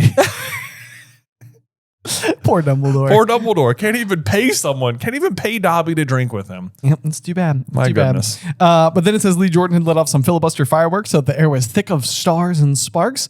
And I was like, is this just okay? Like, I know. Is it safe? Right? Like, it's like inside of the common room, they're setting off fireworks. Well, I'm thinking of like in Order of the Phoenix when they set off like the Weasleys whiz-bang whizzes or whatever, and they're just like sort of floating around like the rest of the school for the rest of the day. Right. Right. Or they're like, so I'm assuming it's similar to that where like they're letting off the fireworks and they're continuing to go off for a long time. It sounds so magical. It does. Like, I feel like I would really enjoy this particular aspect of the wizarding world. Oh yeah, fireworks sound like way cooler when they don't, sputter out after like 30 seconds. Exactly.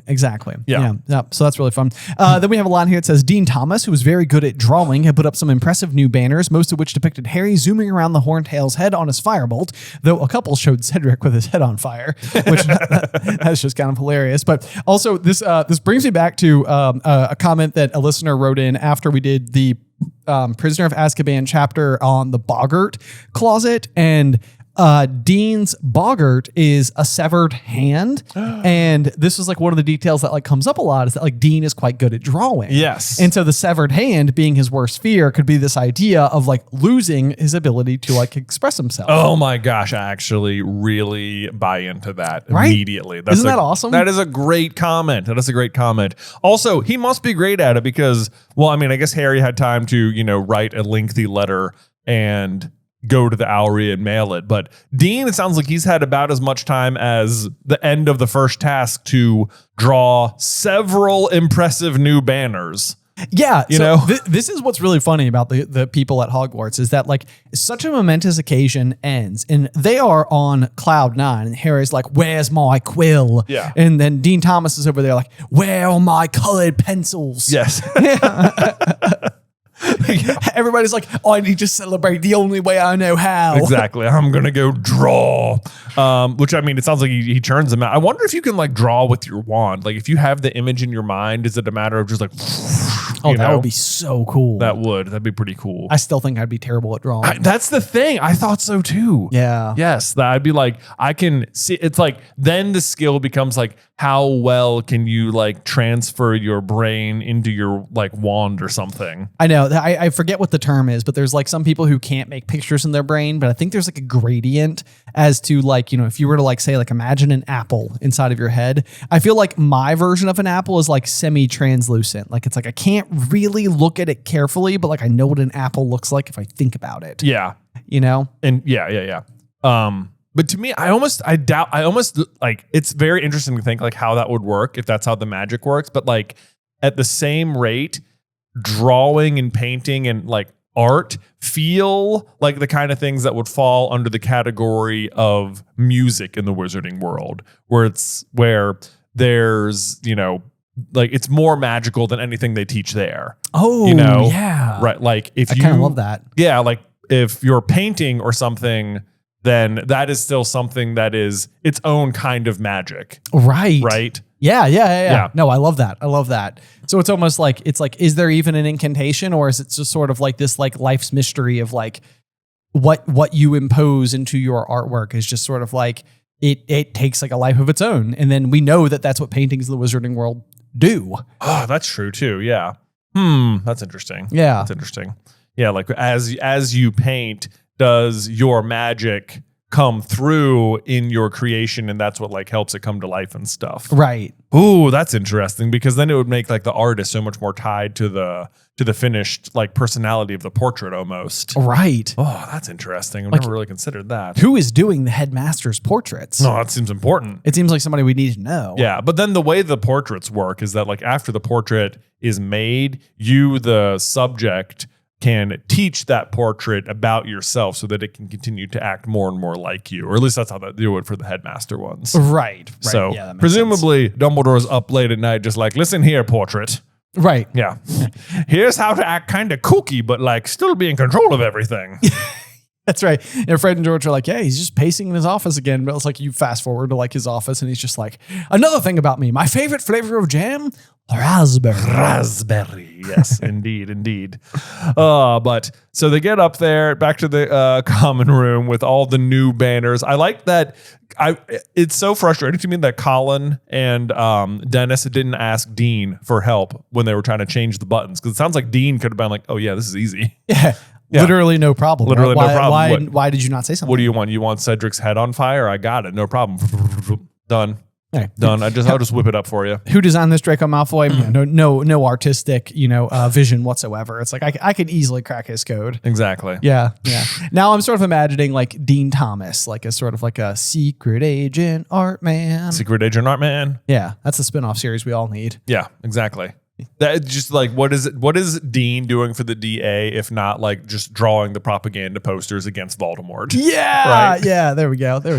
Way to go, Dean. Way to go! Way to fight back! You know, Right. People are like, guys, you guys have spent so much time on like one throwaway line about Dean Thomas drawing. If you're not here for us getting hung up on the dumbest details, I don't know what you're doing here. It's true. We're pretty far into the series. You've committed. Yeah, at you this know point. what's up at this point, okay? If you want to hear us discuss like what does it mean for a class to be a double class, I mean, you're at the right place. You're at the right place. You're at the right place. And now we're talking about how Dean's fighting, with his paintbrush. That's exactly right. Yeah. Let's see. So, but I do love the descriptions. Harry helped himself to food. He had almost forgotten what it was like to feel properly hungry. He couldn't believe how happy he felt. Oh, it's just like, Thank goodness Harry gets a moment of relief to just enjoy this. Like, oh, I made it through the first task. I did a good job. Everyone's happy for me. Ron's back. Right. Oh, Hopefully nothing goes drastically wrong really, really soon. So yes, hopefully not. He just gets to bask in the glory. He has 3 months before he has to face the second task, practically forever. Basically forever. Yeah. But at this point in time is when Lee Jordan comes over holding the golden egg, to which he remarks, "Blimey, this is heavy." And what we will eventually learn is that it was hollow and completely empty. So the fact that it's very heavy almost certainly suggests that it's made of real gold. Real gold. Yeah. I mean, that doesn't surprise me either. Yeah. Especially because Harry is like so associated with gold all the time. And Also even true. this is like him seeking the golden egg, as it were. Yep, indeed. Let's see here. So Lee is like strangely interested, I feel like, in this particular chapter. He is dialed in. like something is very important to him about the egg. Yeah. It's like this has like piqued my interest. Right. Well, like Lee wanted to enter the tournament and then fortunately didn't jump across the age line. And now like he's watching the first, he's like, what's in the egg? I know what's in the egg. Like, right. I feel like he in his mind is like, I still kind of want to be the champion. Right. He's just so deeply curious. Yeah. Let's see here. So then he's like, open it, Harry. Come on. Let's just see what's inside. And then Hermione chimes in, he's supposed to work out the clue on his own. And, Harry is going to like give her like a little like side eye and be like, let's see here. I was supposed to work out how to get past the dragon on my own too, Harry muttered so that only Hermione could hear him, and she grinned rather guiltily. And winked. And then winked. Yeah. I literally drew a wink next to it. But it does feel a little bit like Hermione is like maybe not sour, but like it's almost as if like this big momentous thing happened. Her best friend has just gotten past the dragon, like virtually unscathed. Her 2 best friends are friends again. Like everything should be like all systems go for Hermione. And it does seem like she's having these like little moments of like withdrawal from like all the fun. Like why would she not just be like, of course we'll open the egg? Right. Like, She's not in full celebration mode. Right. She's still kind of worried. Like we're not done yet, guys. Yeah. Maybe that's what's going on, is that she's just being the realist, which makes sense for Hermione. Let's see here. So then he does open the egg. It was hollow and completely empty, but the moment that Harry opened it, the most horrible noise, a loud and screechy wailing, filled the room. The nearest thing to it Harry had ever heard was the ghost orchestra at Nearly Headless Nick's death day party, which I just think that right there is just a little piece of trivia. It's like, what does the egg sound like? What does the egg sound like? To Harry. Because Yes. there's several. There are several. Yes. Yes. So then if we turn the page, we're going to get, what was that? Said Seamus Finnegan, staring at the egg as Harry slammed it shut again. Sounded like a banshee. Maybe you got to get past one of those next, Harry. Yes. Well, if you don't recall, we just talked about Dean's Boggart, but Seamus's Boggart was a banshee. It was a banshee as well, Yes. yes. And so the fact that he even says it sounded like a banshee, it's sort of like, why would you know what a banshee sounds like, Seamus? And our fun little, kind of side theory here that has no major implications, just that the abandoned banshee? Yeah. Breakfast with the Banshee? Break with the banshee. Break with the Banshee. Yes. Yes, there we go. I always get those wrong. But we think that Seamus's mom is the person who Lockhart stole the story of Break with the Banshee from. Right. And so, because Seamus is like oddly and continuously like lightly associated with banshees in particular, which makes sense because I think that they're like a part of like Irish folklore in particular, Right. Where Seamus is then just from. So that makes sense. But then it would also make sense that if anywhere somebody were to be interacting with a banshee, it probably would be someone of Irish descent, Right. If that's where they're from. So Seamus's mom. There you go. Seamus's mom. That's we have a whole video about it. I think there was more to go on than just those things too. Okay. If you want to check it out, I thought it was a fun little one we discovered. It doesn't, like, whether it's true or not, it's like just fun. It's just fun. It just adds like a little background color to the way that we interpret the story. Yeah. And I actually think it even lines up even more with the very next thing that's said, is that Neville then chimes in and says it was somebody being tortured. You're going to have to fight the Cruciatus curse. And so it's kind of like if Seamus's mom had just had interactions with the Banshee, then this is like Neville, basically his mind going through the thing that he would most associate with terrible that, screaming, which is something that his parents were, associated with. Yep. But so then if you back it up, so it's like Neville hears the thing he's afraid of, which is the Cruciatus curse. Seamus hears the thing that he's afraid of, and Harry heard the ghost orchestra. So do you think does that say anything about Harry?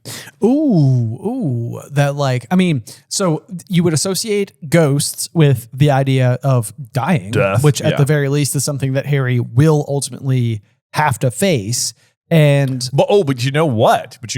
But ghosts, when he talks to Nearly Headless Nick later, he will say, he asks him, what's it like to die? And Nick says, I don't know. Because he hasn't properly died. He chose a feeble form of life rather than... Right. Yeah. So then if you want to just get like real deep and go too far into it, which of course we do, in a way then, if what Harry hears is like, if what Harry then is like afraid of in this situation is like ghosts, yep, it is the fear of not properly dying, which is what happens to Voldemort, is that he does not properly die. He will Voldemort will never fully have the mercy that is just actual death. Yes. He will be stuck in limbo in that like kind of mutilated barbecue sauce state forever. Yeah. Man, that is very deep. Well, I didn't think we were going to pull that out right there. That is interesting. I don't know if that's what's being going for here, but I think it does fit. Yes, it's certainly true of Harry anyway. Right. Although this is kind of funny though, because George's then retort is, I thought it sounded a bit like Percy singing. Maybe you've got to attack him while he's in the shower, Harry. This, I think, is hilarious because Percy's going to get dragged on twice in this chapter, where I think the very last sentence of this chapter is, Percy wouldn't recognize a joke if it danced naked in front of him wearing Dobby's tea cozy. And I'm just like, Percy, who is not in this chapter. He's having a great chapter. He is hilariously. What is it? Is it George who says that? I thought it sounded like George who says that. George is the closest one because it does have to do with water. True. They're singing in the shower. That's right, And it yeah. actually is someone singing underwater. Also true. Yeah. Oh, wow. Yeah. How about that? That is funny. Wow. It is singing underwater, water being the water coming from the shower. Oh, that's cool. Man, that is hilarious. Maybe- You're right, I didn't even connect that. So maybe between Fred and George, the new headcanon should be that who should it have been? George. George. George should have been the champion. Oh. Because, like, you know, if it had to be, if they both put their names in, they wouldn't both be selected. Right. It would Yeah, have to be one of them. Yeah, one of them. which one of them would have been selected? There you go. He's in line. He's in line with the egg almost immediately. He's in line with the egg almost immediately. got it. He basically has, I mean, he thinks that somebody's singing in the shower. Yeah. Proof that he is Proof that champion he was material. champion material. Exactly. And then sadly, this is Fred offers Hermione a jam tart and everyone stops theorizing about what the sound is immediately, which is crazy to me. You'd think that all of the Gryffindors hearing this sound, someone would recognize that it's a mermaid song. Right? Yes. In the same way, though, that it feels like more people would almost certainly know what gillyweed is, like when Right. it really comes, like, you know, push to shove, that someone would have been exposed to Mermish before, because Like Dumbledore speaks it. Dumbledore speaks it. Do they say that Barty Crouch Sr. speaks it at the Quidditch World Cup, or do they say like is like Mermish and gobbledygook, or do they throw some other? I don't know. He knows 250 languages, and if Dumbledore knows it, I feel like he does. Almost certainly one of them is Mermish. I Yeah. was just wondering if it was like more than once it's come up. But yeah, if it's a language that can be learned within the wizarding world, then And it seems like they're right next to the school. right. Yeah. Right. Yeah. No, it seems like somebody would have had that proper exposure to it. But at the very least, nobody speaks up if that's the case. Yeah. Let's see here. Yeah, so he offers the jam tart, which totally throws off everything, but it kind of makes sense because he's also like, I haven't done anything to them. It's the custard creams you've got to watch. Then Neville, who just bit into a custard cream, choked and spat it out. Fred laughed. Just my little joke, Neville. What's funny to me is that in the next page, like someone will eat I think it's Neville, will eat one of the canary creams and he'll, start advertising them as canary creams. So he knows that they're called canary creams, but forgot that it was the creams, It's a good point. Yeah. It's a good point. All I can think is that at this point, he doesn't know what's going to happen for sure. Like, he's sort of like, just my little joke. It's like, you bit it and nothing's happened yet. So, we'll have to keep tinkering with the recipe. And then, like, once it pops out, it's like, okay, yes, indeed. It works. It does work. It does Okay, work. very good, very good. Our- Canary creams. Right. Yes, exactly. Yeah. Bargain. Yes. And then Hermione cuts in and says, did you get all this from the kitchen, Fred? You know what? Fred just sort of inserts himself into offering Hermione a jam tart in the middle of this otherwise exciting moment when Harry has opened the egg, right here. Well, I mean, do you mean that it's like Fred is clearly like preoccupied with all the wrong things? I mean, it just sounds to me that it's like that everyone's like, open the egg, Harry, open the egg. It's like, "Rah!" And Fred's like, Hermione, you want a tart? Yeah, it's like, what a weird time to offer that. Exactly. What a weird time to offer that. Yeah. What's up with this jam tart? What's up with this jam tart? Is Fred like crushing on Hermione a little here? Hang on one second. Stepping on Harry's territory? What would we even call that? Fred Miney? Fred Miney. That sounds like a real one. Is that a real one? I don't know. Hermed. Hermed? Head. Head. That doesn't make sense. No. Where'd the R go? Yeah. Yeah. Okay. That's a good point. Yeah. Because that's the thing. You have to get into the minds of the students. And Hermione. the Hermione. There Okay. you Is that what it is? I don't know. Yeah. Okay. Well, so you have to get into the minds of the students. You have to imagine what is going on in this particular scene, and it means that everybody's fixated, including George, on the egg itself. But Fred, on the other hand, is fixated on handing over a non-tampered with jam tart to the one and only Hermione. Exactly. Everybody's starting to take notice of Hermione all of a sudden. All of a sudden. Oh. Yeah. Including one Victoria Scrum. Victoria Scrum. Yeah. Anyway, so let's see here. Yes, he does go on to explain how they were able to get the food from the kitchens, and he puts on a high-pitched squeak of a voice and says, anything we can get you, sir. Anything at all. they're dead helpful. Give me a roast ox if I said it was peckish. Right. I'm like, and I wrote in, such overkill, but good to know. Yeah, it's like A roast ox. I'm a little hungry, and they're like, no problem, we'll get an ox. Hold on. Prepared. Do you want 800 pounds of meat? Yeah, because we got that. Yeah. We can do it. Right. And then Fred, in a way that seems so unlikely, unless he was just so caught up in the romantic vibes of one Hermione Granger. He's just like, easy, concealed door behind the painting of a bowl of fruit. Just tickle the pear and it giggles. And He stopped. Yeah. I know. I literally wrote, takes him way too long to pick up on this. I know. It's like, this is Fred Weasley.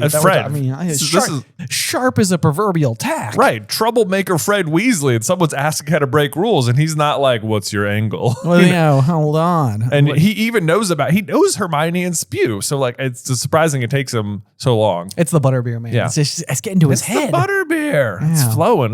The butterbeer that's there for, unaccounted reasons. Gonna try and lead the house elves out on strike now, are you? Said George. Gonna give them all the leaflet stuff and try and stir them up into rebellion. Now everyone's like laughing at Hermione. Whoops. Yeah. Don't you go upsetting them and telling them they've got to take clothes and salary, said Fred warningly. You'll put them off their cooking. She needs to sort out her priorities. Just then, Neville caused a slight diversion by turning into a large canary. Oh, sorry, Neville, Fred shouted over all the laughter. I forgot. It was the custard creams we hexed. Oops. You didn't forget. Didn't forget at all, I don't think. Canary creams, Fred shouted to the excitable crowd. George and I invented them. 7 sickles each. A bargain. A bargain. Invented them. It sounds like you just said you hexed them. It sounds like they just cast the spell on the creams. That is what it sounds like. Yeah. I mean, I don't know what else I think you'd be doing to make magical food, but right. But go. it is. I did write down trivia though. How much does a canary cream cost? Seven sickles. That feels steep. I don't know. I too thought it felt steep. Yeah. But it's 7, so we'll remember that. It's easy to remember because whenever it comes to Harry Potter, it's always 7. And when it's not 7, it's 13. When it's not 13, it's 12. When it's not 12, it's 11. Exactly. But you know what? I feel like this is the way to do it. I mean, this feels more rule breakery than anything. To go into the kitchen, get free tarts from the house elves down there, hex them, and then sell them. Yeah. This is unlimited free inventory. Yes. Right. Yes. You just go down there. They'll give you a whole roast ox. Give me a roast ox worth of cream tarts, please. Right. I will hex them and sell them. There you go. Boom, bam. And the magic is free. The tarts are free. The sickles obviously are just, it's 100% profit. It is. Yeah. Yeah. They're not baking. They're not up in their room baking. Yeah, they're not baking these tarts. I'm just imagining Fred and George like having like a little like easy bake oven that they got from like Arthur's garage of Muggle products. Yeah. Like up there, like we can only do 6 at a time. I know. They don't even have to, they're wasting 0 time. This is a great way. This is a great grift as far as I can see. Yeah. Let's see here. So then finally it was nearly 1 a.m. when Harry finally went up to the dormitory. Ron, Neville, Seamus, and Dean. Before he pulled the curtains on his 4-poster shut, Harry set his tiny model of the Hungarian Horntail on the table next to his bed, where it yawned, curled up, and closed its eyes. This is such a cool trinket. I know. I wish it came up again ever. I know. It's just sort of like, it's like, that is awesome. I know. Like, I really want the moving model of the Hungarian Horntail. Yes, absolutely. Like if there is a world where like, and again, and now is when I really start to imagine it like Toothless from How to Train Your Dragon. Dude, Epic Universe opened like this past weekend, and I was seeing all the videos. It looked amazing. Yeah. I got to check it out. Yes. But no, I know this just seems, it's just so cool. Like Harry has such cool little things that he's collected through his career of being awesome. And this one does not come up again, and I feel like it should. I wish you could like talk to it and send it on like little missions and stuff. Yes. Like, fly, little dragon. Yeah, or like go like light Draco's paper on fire. Yeah. Like flies across the room. It's just like, yeah, like it actually breathes fire. Yeah. Of course. It's so cool. He comes around on dragons like, Hagrid had a point. They were all right, really. Dragons? Like, are they? All right. Well, you've had one good day. Yeah, one good day. All right. Yeah. Everyone comes around on dragons so quick. It's like, can they kill you? Yeah, but like pretty cool, right? Pretty cool. Pretty cool. I wonder if at all Charlie left and he's like, I've been studying dragons for years. It never even occurred to me to use a broomstick. Right. It's like, guys, this Potter kid just revolutionized. I feel like Charlie must be right. I always imagine Charlie on broomstick while he's like training the dragons or studying the dragons in Romania. I mean, it seems like it would make sense considering he's like regarded as such a great flyer himself. Right. He's considered such a good Quidditch player. And then when his dragon friends show up to take Norbert or Norberta, they come on broomsticks. They do. Yeah. So I've always assumed they just are on broomsticks most of the time. Right. So maybe Charlie was just sort of like, yeah, he did exactly what he was supposed to do. Right. Can't believe no one else thought of that. Right. You won't believe this, Harry. Crumb didn't even think of flying. It was in all the books on how to deal with dragons. Well, they didn't know it was going to be a dragon, except they did, but they didn't. They weren't supposed to, you know? Right. Yeah. Exactly. Yeah. All right. Let's see here. So the start of December brought wind and sleet to Hogwarts. Sounds lovely. The weather at Hogwarts sounds pretty bad for most of the school year. It does. Yeah. It does. It sounds kind of abysmal. Yeah. Yeah. But, you know, no place like home, right? No place like home. It doesn't matter because you got, you know, fires and thick walls. But then he says every time we pass the Durmstrang ship on the lake, which was pitching its sails, he says he felt bad for them. And it's like, they must be freezing on a ship in the lake. Yes. I mean, I suppose there's like magical ways to keep it, you know, toasty and warm on the inside, well insulated. That's what I was looking for. But my goodness, if there's not, they are frozen out there. Yes. It's the worst place you could be. It absolutely is. It absolutely is. And then we get another little line throwback to the Madame Maxine's horses, because it says Hagrid, Harry noticed, was keeping Madame Maxine's horses well provided with their preferred drink of single malt whiskey. The fumes wafting through the trough in the corner of their paddock was enough to make the entire Care of Magical Creatures class lightheaded. So in case you were wondering, yes, the horses are still very ship-faced. Yeah. I am kind of surprised. I am frankly, if it's that thick on the air and Hagrid has blast-ended scroots walking around, I'm kind of surprised no like ignition happens, you know? Doesn't like catch fire. I'm personally surprised that Dumbledore is not auditing every single Care of Magical Creatures class, being like, still counts. This counts. This counts. As having a drink. With anyone. Someone, come on. Breathe in that air, people. You know that at some point during Madame Maxime's visit, he was talking to one of the professors and he's like, come on, we'll go have a whiskey. I've got barrels of it. And then he goes and checks and he's like, where's the whiskey? Where's the whiskey? No! Hagrid! Oh, I fed it to some horses. Why? I'm doing my own thing over here, Dumbledore. I got a hot date tonight. I'm doing my own thing over here. I'm sorry that our goals are clashing. Yeah. Hagrid, all you do is drink. Come on, man. No, not really. Yeah. Anyway, speaking of the Scroots, there's only 10 left. They're all about 6 feet in length, so about as long as I am tall. That's horrifying. Yes, it is indeed. Yeah. Yep. Hagrid is still just absolutely, it's like as good as he is, like genuinely with creatures, it's like the things that he does sometimes you're like, it doesn't feel like you understand, because it doesn't. The class looked dispiritedly at the enormous boxes Harry had brought out, all lined with pillows and fluffy blankets. And it's like Hagrid, you can't possibly believe that that's what they want. I know. Like, it does seem like he would know that creatures of this nature would not want or need pillows. But even when he sends Norbert away, I guess he gives him a teddy bear, which he does promptly rip up. Yeah. Yeah. There's something in his mind that because he loves the creature so much and thinks of them as like big cuddly things, that they must enjoy cuddly things. Yeah. Right. These are the same. These are the same. Yeah. It's like a blind spot in what is otherwise seems to be like a genuine knowledge base that Hagrid has about magical beasts, is that it's like he thinks that they're going to want these things that are completely silly. Yes. So, and they don't, not at all. Harry describes them now as the most repulsive things Harry had ever seen, to which I just wrote next to it, like including Aunt Marge. Ooh, yeah, wow. I know.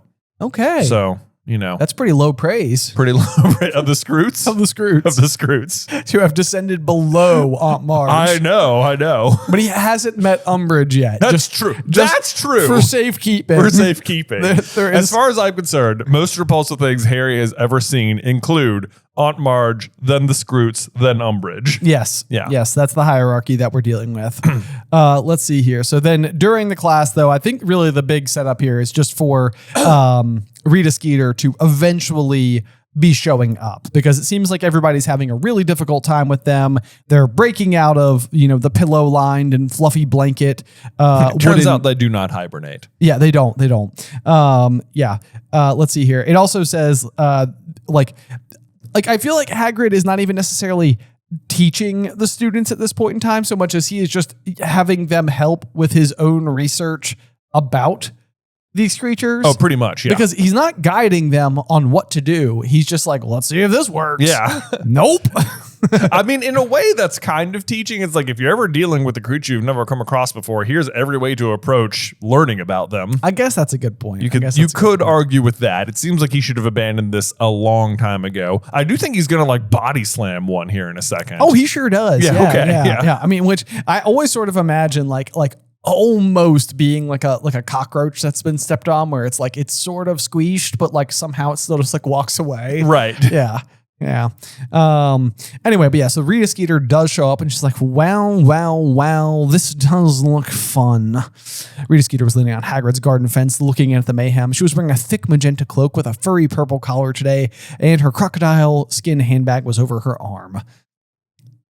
Yep, she's here. I don't even know why she's here, too, because at this point, Dumbledore has already said she's not allowed on the grounds. And it's like, why are you here at all? Has he said that at this point? Yeah, I think so, because literally the next thing Hagrid's going to say is, thought Dumbledore said you weren't allowed inside the school anymore. Yeah. So why is she even appearing in human form at this point? And why, this is such weird behavior for any reporter to just be walking around a school. Yeah, right. Yes. No, it's a very strange thing to be doing for sure. But this must be an early intro to the sentiment that she is capable of being somewhere that she's not supposed to be. Yeah. Even though it's not nearly as well guised as I feel like it will be as we scoot forward. Right. Yeah. Because it feels like this would be a fine situation to have just had one of the characters notice a beetle on the fence post. Right. Or something. Right. That would have been okay. Right. At this point, I guess she's not necessarily out to get Hagrid yet, because I think this first interview goes okay. Right. I'm trying to I guess we'll find out. Yeah, we'll find out. I can't remember the exact order of the chronology there, because we're not terribly far away from the Yule Ball, which is when when she's going to overhear. Because I think he goes and talks to her, and he says she didn't seem that interested in the Scoots, just wanted me to talk about you, Harry. That's right. Yeah.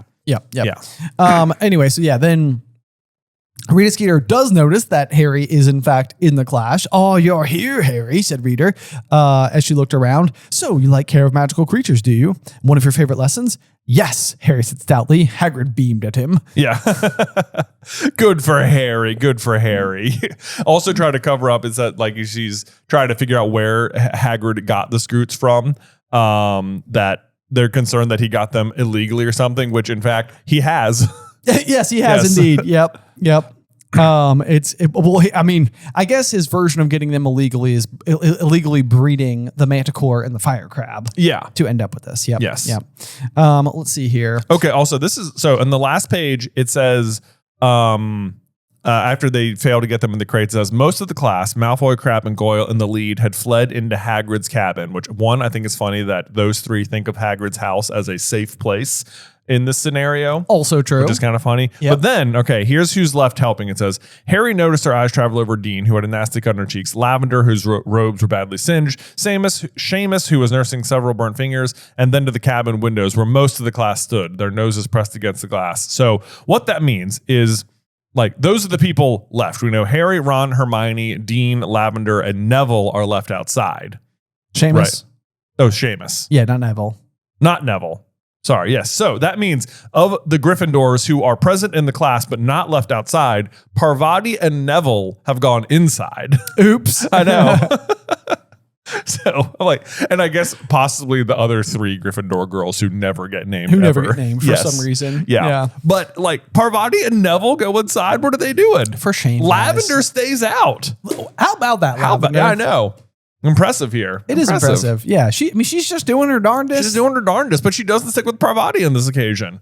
How about They're that? usually a pair. They usually are. Yeah. Yeah. She does have a pet bunny at home, though, or she did. Yeah, so she did. She has more experience with pets. I guess. You know how people could be about their pets. Yeah, exactly. Yep. So. Let's see here. Harry had a very bad feeling about this. I highlighted this because I was just like, hey, Harry likes Star Wars. Get it? Because, I get it. They say they say it in every movie. I've got a bad feeling about this. But there was no way of communicating it to Hagrid without Rita Skeeter seeing, so he had to stand and watch in silence as Hagrid and Rita Skeeter made arrangements to meet in the Three Broomsticks for a good long interview later that week. Then the bell rang up at the castle, signaling the end of the lesson. Yeah. It mentions here that part of how she gets him to go, it says that the prophet does a zoological column every Wednesday, as I'm sure you know. And like, I feel like Hagrid probably would know. Almost certainly. You know? And at that rate, I feel like Hagrid would almost be a regular in this column. It does feel that way. Like, how many zoological experts can there be in the wizarding world that he's not come up a few times? Right.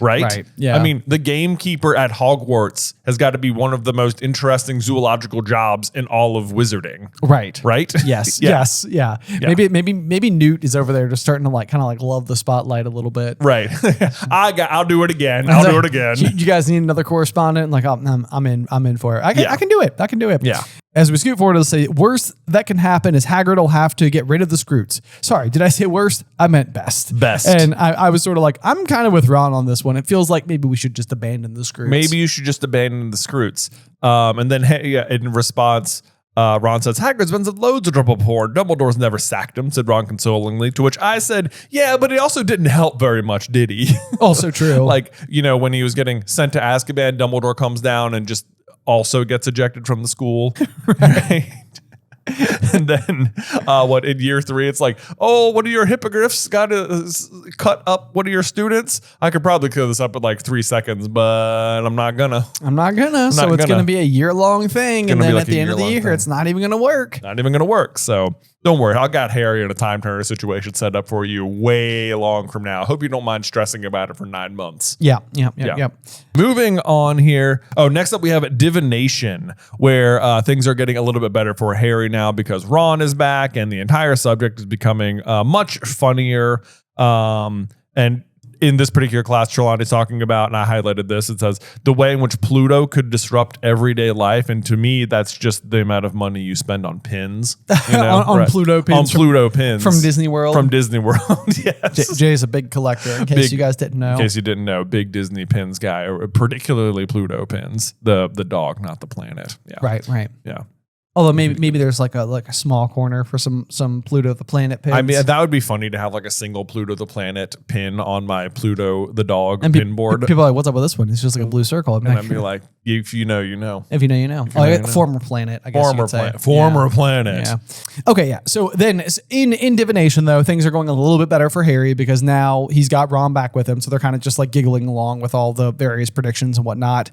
And Professor Trelawney is like, I would think that some of us, looking meaningful at Harry, might feel a little less frivolous had they seen what I had seen during my crystal gazing last night. As I sat here absorbed in my needlework, the urge to consult the orb overpowered me. I arose, settled myself before it, and I gazed into its crystalline depths. And what do you think I saw gazing back at me?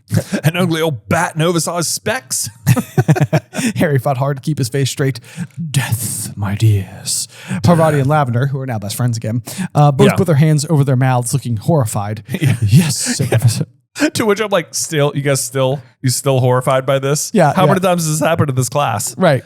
Yeah. Yes, it comes ever closer. It circles overhead like a vulture, even lower, ever lower for the castle. And it's like once again, Cedric will die. It is, yes. What she's actually seeing is Cedric, not Harry. Right. But she thinks it's Harry because that seems like the more obvious one. But also it says might be a little less frivolous if they'd seen what I seen in my crystal grazing last night. So it's like in Trelawney's mind, she has seen apparently that someone's going to die, assumes it's Harry. But like if it's been foretold, is there anything he can do about it? Like, is she suggesting that he could change the future?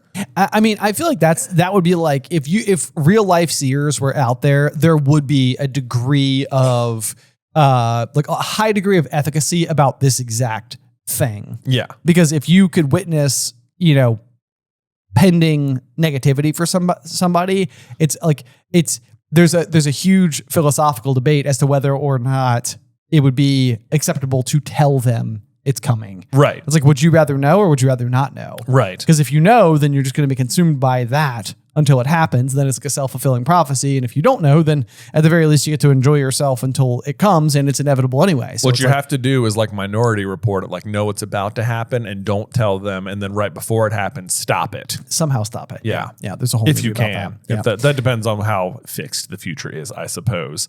Also, though, I think this is a weird line by Harry. He says, it'd be a bit more impressive if she hadn't done it about 80 times before, Harry said. But if I dropped dead every time she's told me I'm going to, I'd be a medical miracle. And I was like, but like, you kind of are. That's literally what I wrote. I wrote, you are a medical miracle. You survived the killing curse. Do you remember that? Right.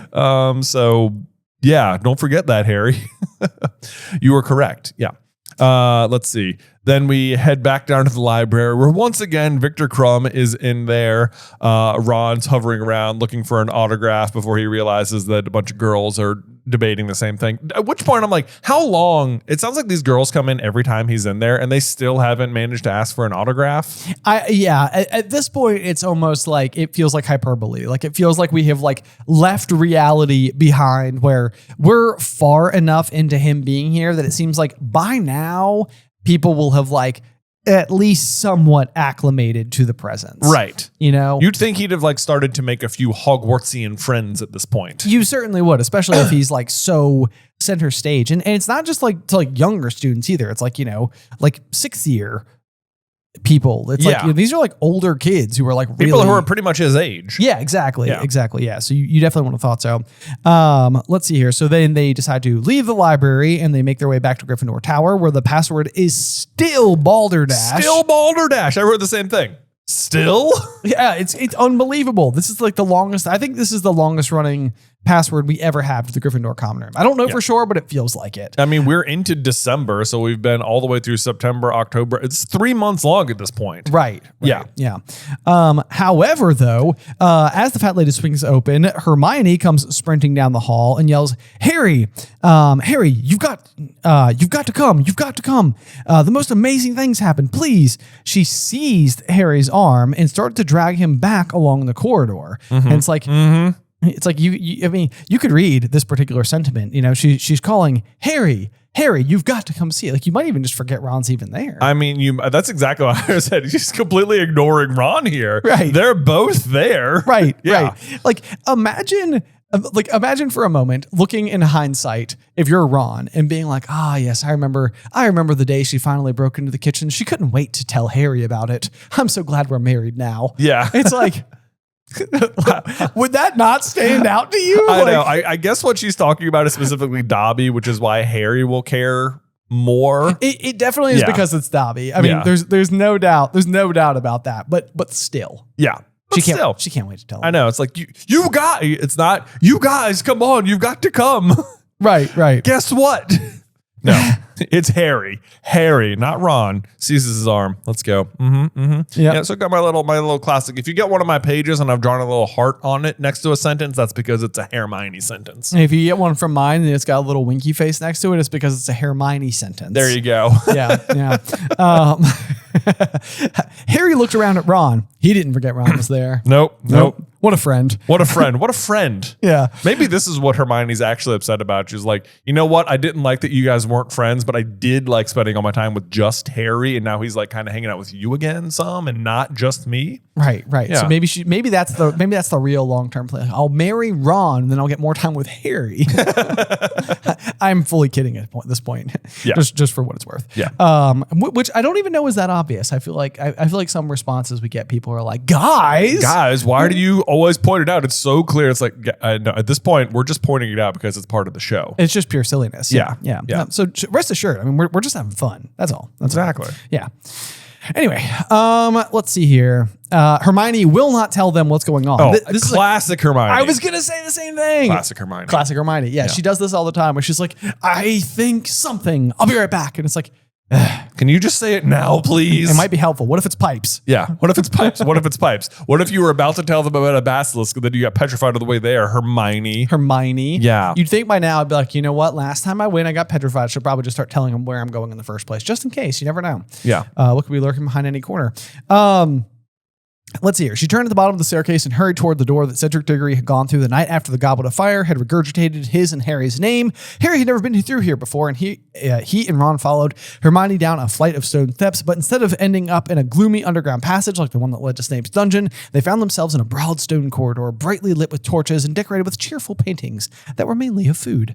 Yay. I think I would like this hallway. I think so. Yeah. It sounds like the Hufflepuff dorm rooms are the nicest ones to get to. I definitely think so. It's like you get to pass all sorts of stuff, barely have to go up any stairs. Yeah. Near the food. It all works out well. They must, like, all the Hufflepuffs must know how to get into the kitchen. Almost certainly. Right. Almost certainly. And when you go to like Disney, it's like normally you have to like pay extra to be like in one of the rooms that's like near the cafeteria, like in like the main section or whatever. It's like, that's like a huge perk. So, yeah, go Hufflepuffs. You're doing it. Wait a minute, Hermione. What? She turned around to look at him, anticipation all over her face. I know what this is about, said Harry. He nudged Ron and pointed at the painting just behind Hermione. It showed a gigantic silver bowl of fruit.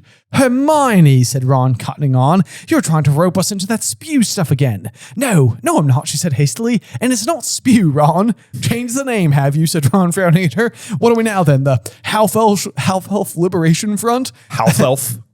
Half-Elf. I just highlighted it and wrote, literally a better name. Yeah.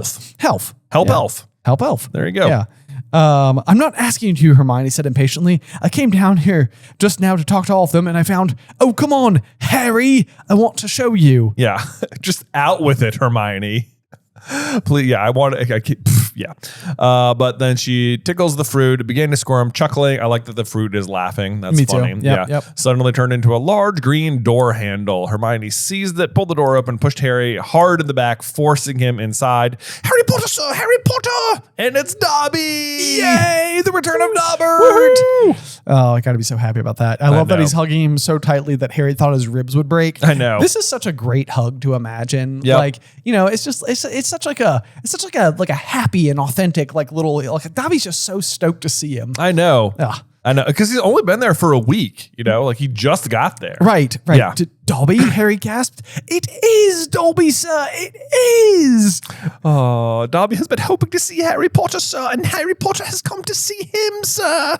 Oh, Dobby, he's just so excited. What great luck on his part to get there and be like, oh my God, maybe I'll see Harry. And then Harry just shows up to come see him. Just the best. Just the best. It's working out so well. Also, like I want to know about the magic about house elves' noses, because Dobby and Winky, I feel like, could not have more differently shaped noses. It seems like they would literally be like a different species. Almost, yeah. Because his is a pencil-shaped nose, whereas Winky's is like a squashed tomato. It is described that way many times. It is indeed. Yep. Yeah. So it's not just like a one-time thing. It's always like that. I think I drew them at some point on here. Yes, very poorly. You don't want this page. It's very creepy, but there it is. Let me see it. Yeah. Oh, no, that's a good page. Right? That's what you want right there. Yeah. Yeah. That'll just like look out from the frame. You probably put it in. Anyway, so now Dobby has adorned himself with all sorts of new clothing, all of which just makes for great trivia. But he was wearing a tea cozy for a hat on which he had pinned a number of bright badges. Part of me is wondering if whether those badges are like sports. I wrote the same thing. Cedric badges? Yes, it's like, what are these? Yeah, what badges? kind of badges you have here, sir? A tie patterned with horseshoes, which is a piece of trivia that I'm absolutely certain I would get wrong. Yep. Over his bare chest. So he has all these clothes, but no shirt yet. No shirt yet. Yep. A pair of what looked like children's soccer shorts. Clue that we have the American version, because otherwise it would just say football shorts, right? Yeah, good point. Yep.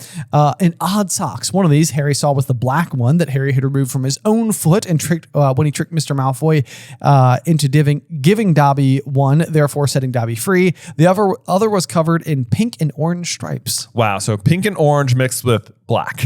Yes. Yeah. This is quite the spectacle. Quite the spectacle we got going on here. Yes. What are you doing here? And of course, like, Professor Dumbledore gave Dobby and Winky jobs. Winky? She's here too. Yeah. So we learned that both house elves have made their way to Hogwarts. And then we also get a cool look in the kitchens as to like how the kitchens work with the Great Hall, where they have like 4 long tables down in the kitchens. They put the food on there and then send it up like through the ceiling, basically. Through the ceiling. And I actually wrote a little note about this too, because I agree with you. I think it's crazy that we learn how this works. Like, this feels like a detail that would have been perfectly fine just like living in the backs of our minds as like mysterious Yeah. forever. And it's like, this is actually a really cool explanation. But then the other thing I think is really interesting is like the transportation of the food. Like I almost wonder if it would fall into like a similar category to like apparition, which you obviously can't do in or out of Hogwarts, but house elves can.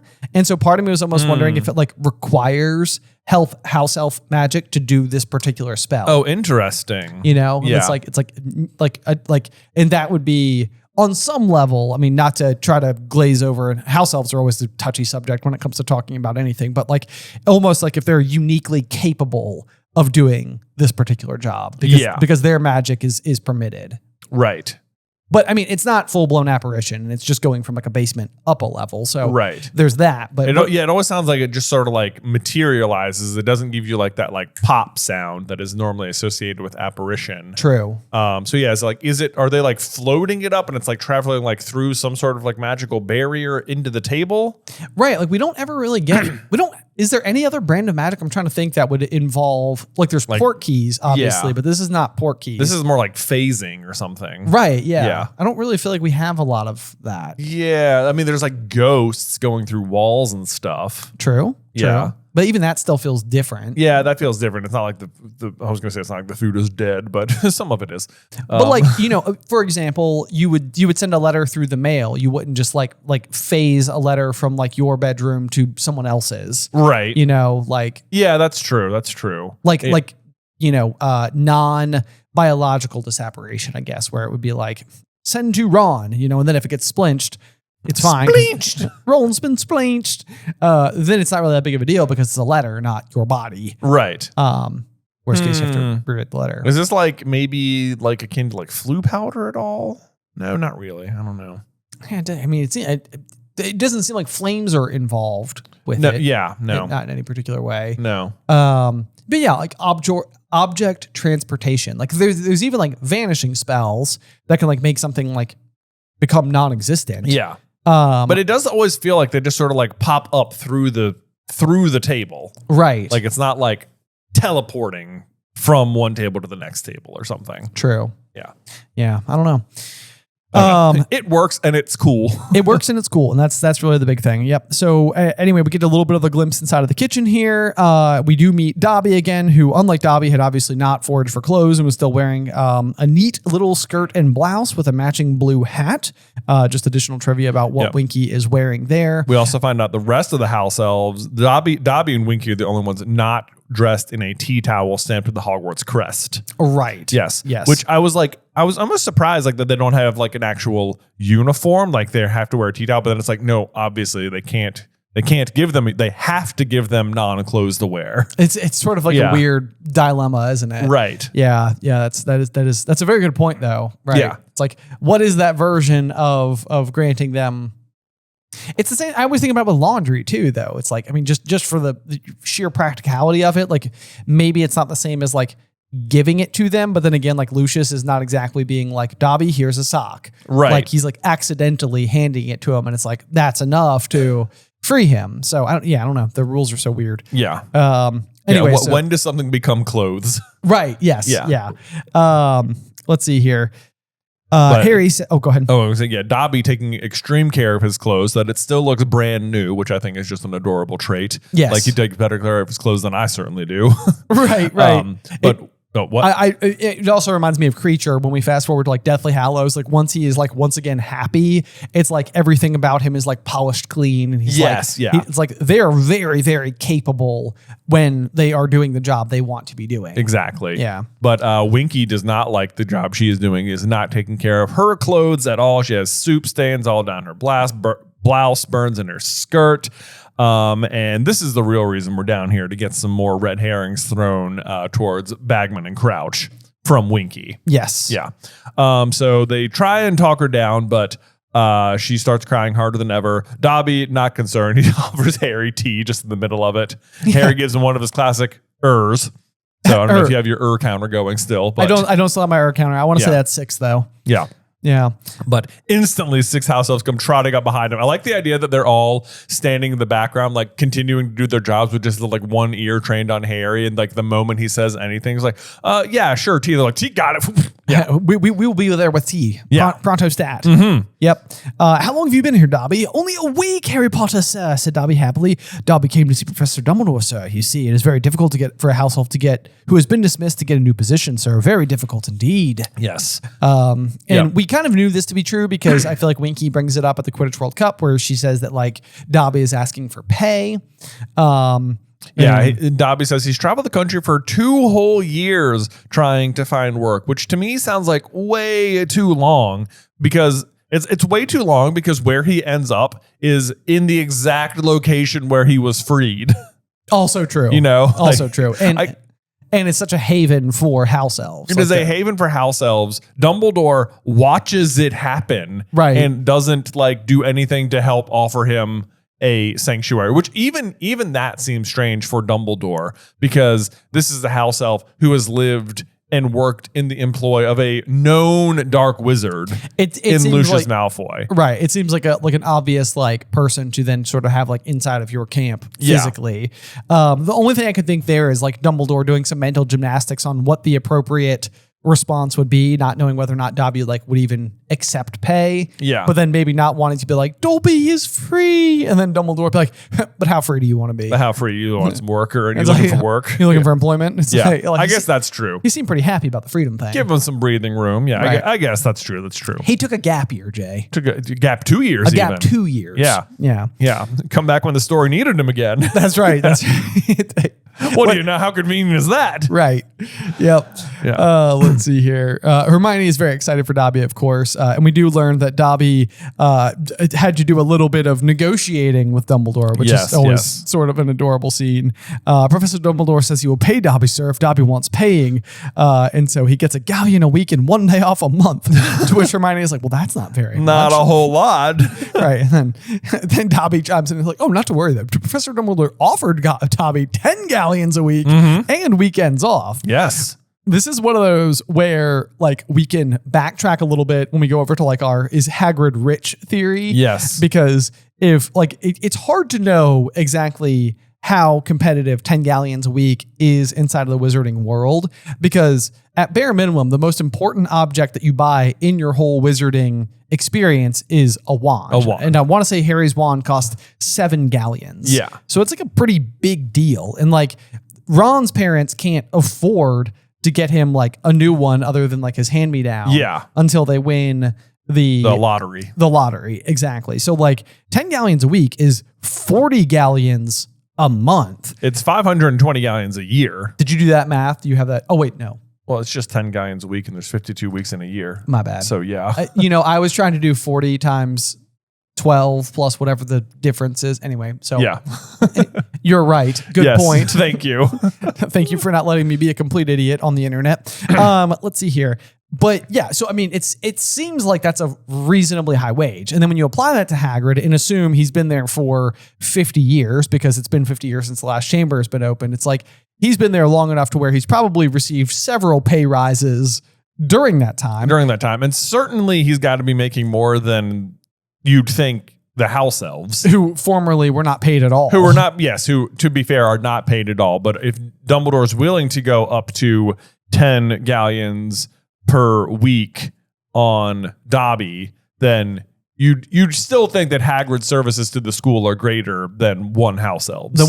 Yes. Yeah. No matter how important Dobby is to the overall story. Exactly. Yeah. So anyway, but long story long, that's like our way of additionally reasoning that like, Hagrid lives on campus. He doesn't seem to have any overhead. Like, all of his meals are seemingly included by being a professor. Like he might just be sitting on a tidy little fortune. Right. Yes, and everything he collects is otherwise valuable, according to Slughorn. Not that he ever seems interested in like selling it or anything, but then the gifts he gives Harry are all like things that are all about security. Like he gives him the Mokeskin pouch, which is like only you can get the treasure from inside. Right. Yes. Like a fanged wallet. A fanged wallet to keep all of your valuable money in. Yes. He also gives him an owl, which is additionally like one of those things that like Percy got for becoming a prefect. Right. So it's Seems like an expensive gift. Right. He also gives him a fanged book, but that's less to do with money. That's true. Yeah. Yeah. That's more to do with his own class. Right. Yeah. Anyway,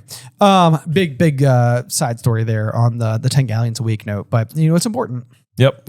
Because this is one of the only like known salaries that we get. Because you'd have to also assume that Arthur makes way more than this. You would have to assume. Yes. Yeah. Right. As a ministry employee. Right. Yeah. Right. No matter how much it's Muggle artifacts and where to find them. Yes. Yeah. Muggle artifacts and where to find them. The Arthur Weasley story that we would all watch. Yes. Exactly. Yep. Let's see here. So then, and how much is Professor Dumbledore paying you, Winky? Hermione asked kindly. Hermione missteps in this conversation so many times. I know. It's like she means so well. For how much she actually cares and how much the other two like don't about spew and stuff. She is the one putting her foot in her mouth over and over. Over and over. Yeah. Yeah. And this makes Winky very upset. Winky is a disgraced elf, but Winky is not yet getting paid, she squeaked. Winky is not sunk so low as that. Winky is properly ashamed of being freed. Oh God, the brainwashing is so deep. It is very deep. It is very bad. Yes. I mean, you can only imagine. I mean, not even you can only imagine. It just simply is generational. Yes. It's like this is the knowledge of like what what we're literally going to learn is that not just her mother, but her grandmother also worked for the Crouches. Yes. Yeah. So it goes back very, very far. Yes, it is. Let's see. They say, what do they say first? Hermione says, Mr. Crouch should be ashamed. No, you didn't do anything wrong. He was really horrible, and Winky cannot handle this at all. He says, you are not insulting my master, miss. You was not insulting Mr. Crouch. Mr. Crouch is a good wizard, miss. Mr. Crouch is right to sack a bad. She is defending her own, like, enslaver here. I know. Yeah. Because, like, Winky, please stop. I love the little Dobby's little aside here. Winky is having trouble adjusting Harry Potter, squeaked Dobby confidentially. I know. And I just wrote in, like, you don't say. Yeah, I was like, not sure you needed to be that confidential. Right. Sounds pretty loud and clear. Right. Yep. So we learn a little bit about like the rules of the house elves, that they're not allowed to, they can't speak their minds about their masters. And Dobby is sort of like, oh no, sir, 'tis part of the house elves' enslavement. We keep their secrets in our silence, sir. And then we learned that Dumbledore does not require this particular rule, in that he said that they are free to call him a barmy old codger if we like. Trivia. Which is trivia for sure. You've gotten this right so many times. A barmy old codger. And I get it wrong so many times. It is a weird combination of words. It is indeed. It is indeed. But Dobby is not wanting to, Harry Potter. Yes. Dobby's so, I know. He's just like, let me reassure you, I never would. yeah, he's so sweet. I know. Yeah, I know. Dobby likes Professor Dumbledore very much so, and is proud to keep his secrets and all silence for him. What secrets do you think he's keeping for Dumbledore? That's a good question. I know. You think Dumbledore is just like, listen, Dobby, now that I'm paying you, I got to tell you some stuff, man. Yeah, pull up a drink. You know what? I got some butterbeer down there. Like, Dobby doesn't drink, sir. You're kidding me. Oh boy. Let me tell you a secret, Dobby. No one will drink with me. And nobody seems to figure it out either. No one can handle it. Anyway, then I love the way this whole next section is phrased. It says, but you can say what you like about the Malfoys now, Harry asked him, grinning. And it says, a slightly fearful look came onto Dobby's immense eyes. Dobby could, he said doubtfully. As he squared his small shoulders, Dobby could tell Harry Potter that his old masters were bad dark wizards. Yes. Oh, if only he'd said a little bit more here. I know. But either way, he still rushes he rushes over to a table and starts banging his head on it. Old habits die hard. Right. Yep. And I do like that Harry says, you just need a bit of practice. Yeah. Just come on, say more bad things about the Malfoys. Do it. Yeah, this will be fun. Do it. Yeah. But let's see. Then Winky's not hearing it at all. She says, practice? You ought to be ashamed of yourself, Dobby, talking that way about your masters. And then, Dobby is like, they're not my masters anymore. Don't care what they think. Never did. Do kind of. I mean, I did almost just beat my head in. So right. Yeah. I do have a little like go Dobby written there. I'm just proud of him for being defiant. I know. Standing up for himself. Yep.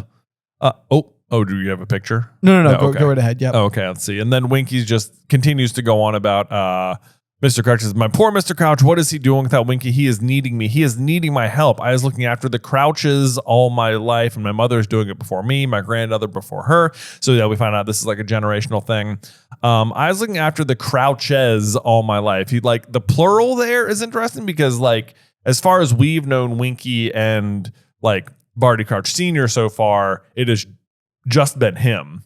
Like he doesn't have a wife anymore, and as far as we know, doesn't have any kids. So the Crouch is like I mean, I don't know if that's like a hint or anything that there has been multiple people she's been looking after the whole time.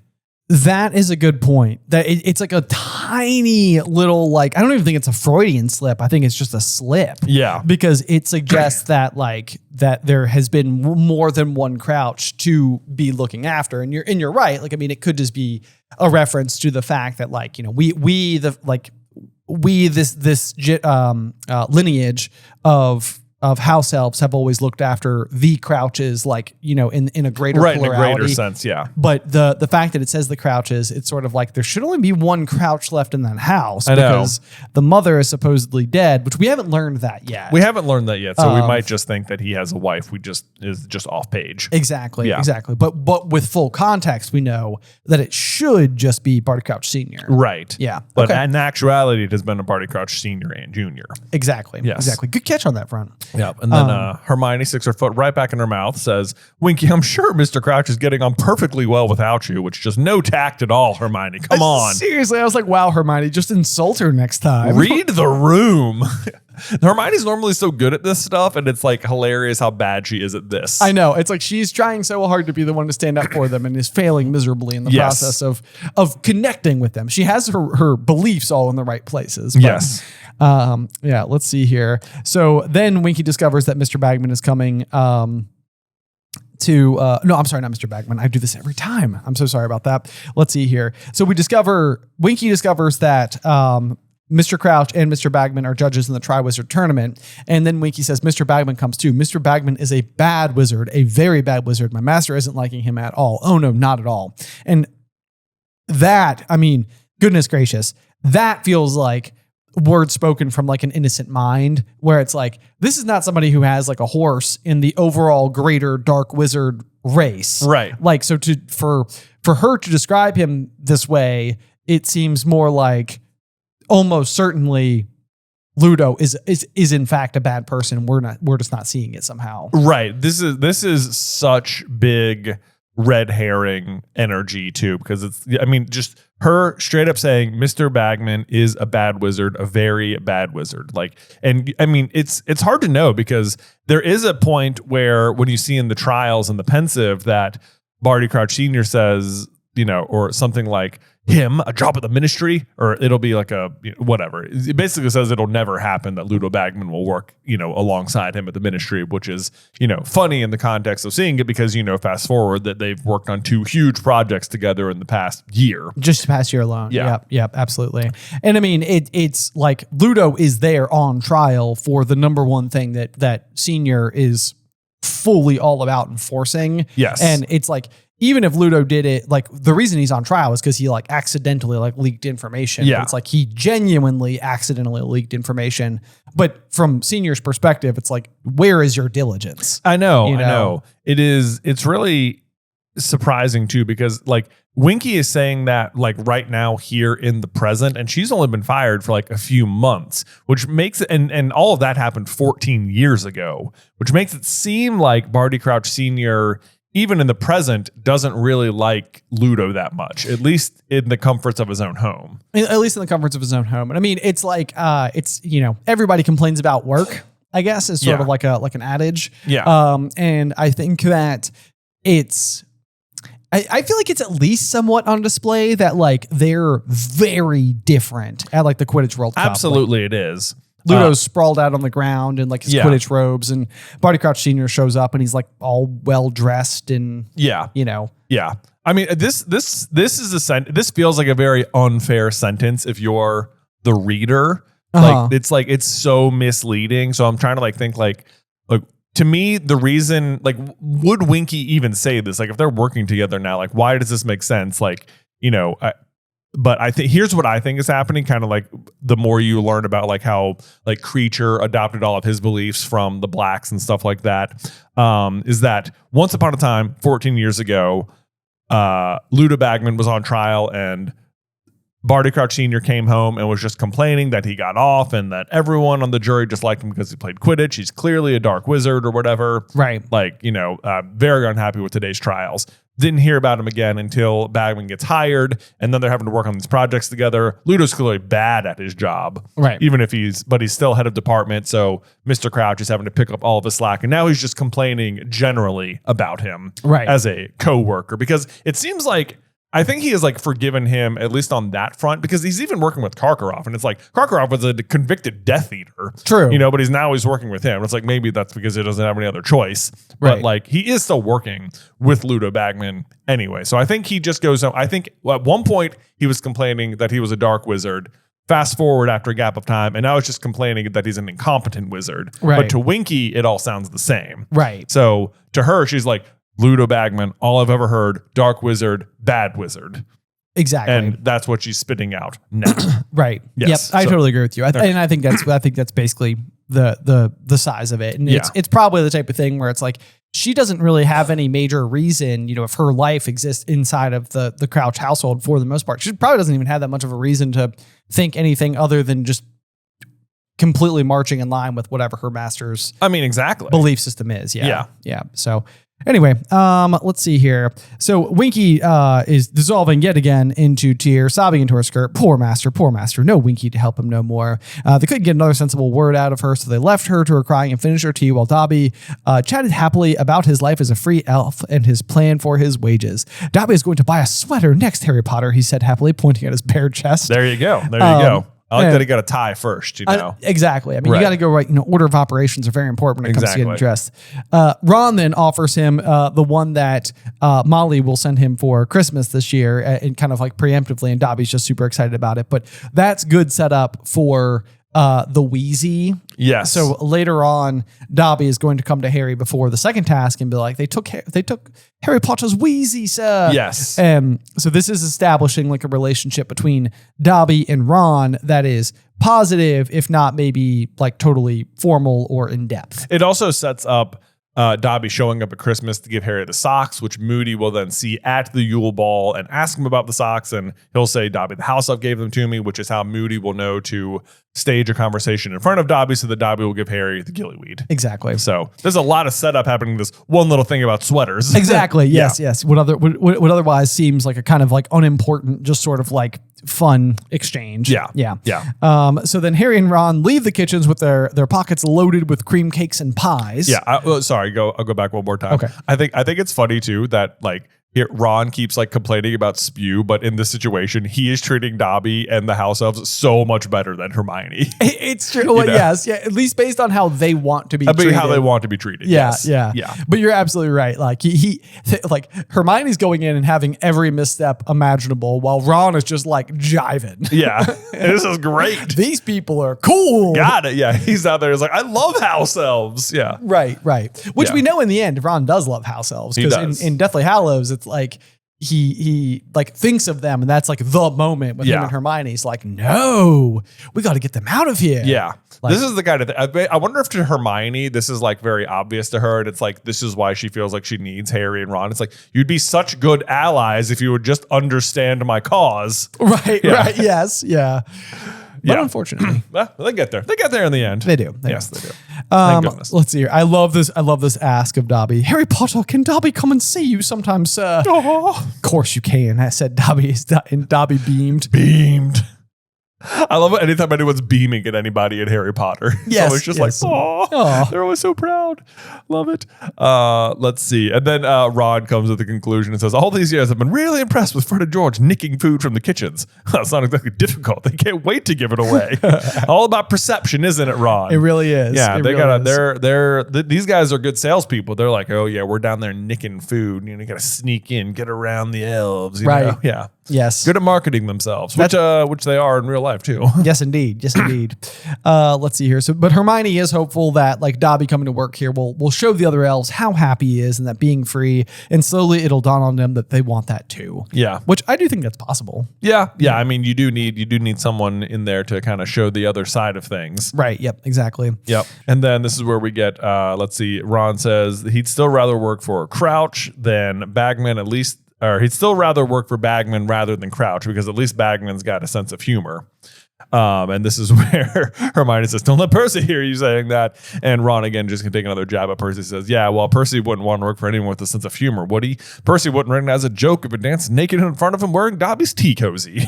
Which is a great way to end the chapter, I think.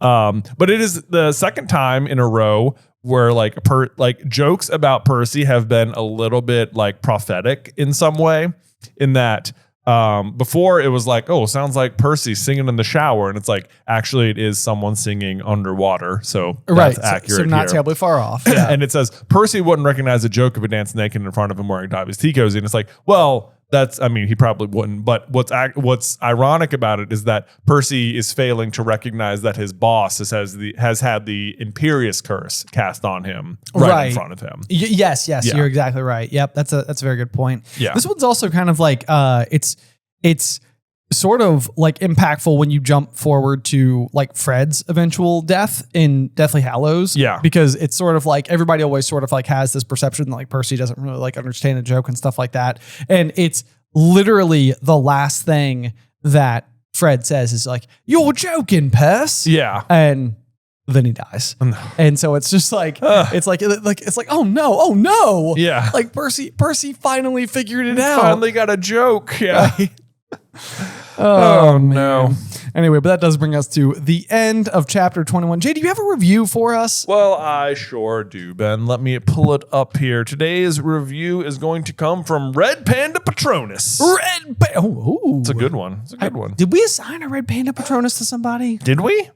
I don't know if we did. I don't know if we did either. All right, let me the question. Okay, they say, hey, brother, it's been great to revisit the Wizarding World with this podcast. I really appreciate the friendly, lighthearted discussion and the silliness of the fan theories, especially in recent episodes covering the Goblet of Fire. Yes, thank you so much. I'm really glad that you're enjoying it. Sometimes I'm like, I feel like when we started this project, we were so serious. I don't even know if we were serious, but I do feel like we've gotten sillier as time has gone on. I mean, you know, the show takes on a life of its own. It's got its own personality. It does. I mean, there was nothing we could do about it. Nothing you could do about it. I mean, when you discover that Hogwarts is a dragon, you just have to, you know, that's just it now, you know? Basilisks have laser vision. Basilisks have laser vision. Like, exactly. All right. Spoilers below, I guess, if you haven't read all of the books. Here's a question for you. What if Karkaroff was responsible for putting Harry's name in the Goblet of Fire instead of Barty Crouch Jr.? Would the tournament play out differently? Would Voldemort be willing to forgive Karkaroff? Would Harry get coached by the real Mad-Eye Moody if Barty simply never leaves Azkaban? Would love to hear your take on this what if.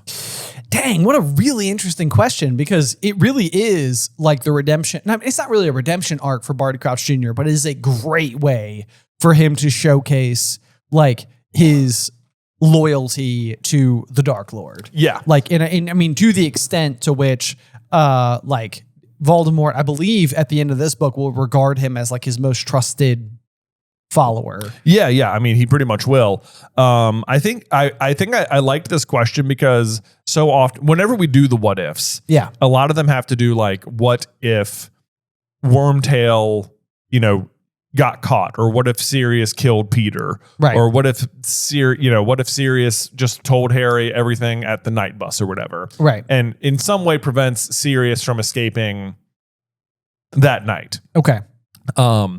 And our usual like answer to that is that like prophecy must prophecy. And so instead of Wormtail escaping, it's the other obvious person is Barty Crouch Jr., who's also escaped from Azkaban. Correct. And then he's normally the one who then is able to escape because either he hears about Peter Pettigrew getting captured or whatever. Right. And he reunites with Voldemort. But it has occurred to me before, like, if we didn't have, like, I read this one, I was like, okay.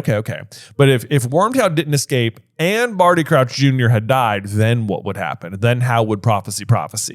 Ooh, okay. Right. So I guess maybe not die if he's not smuggled out of prison or whatever. Sure. Right. So he's still just in prison. And therefore unable to return. But available as a Death Eater should anyone ever like cause a mass breakout or something. Which does happen.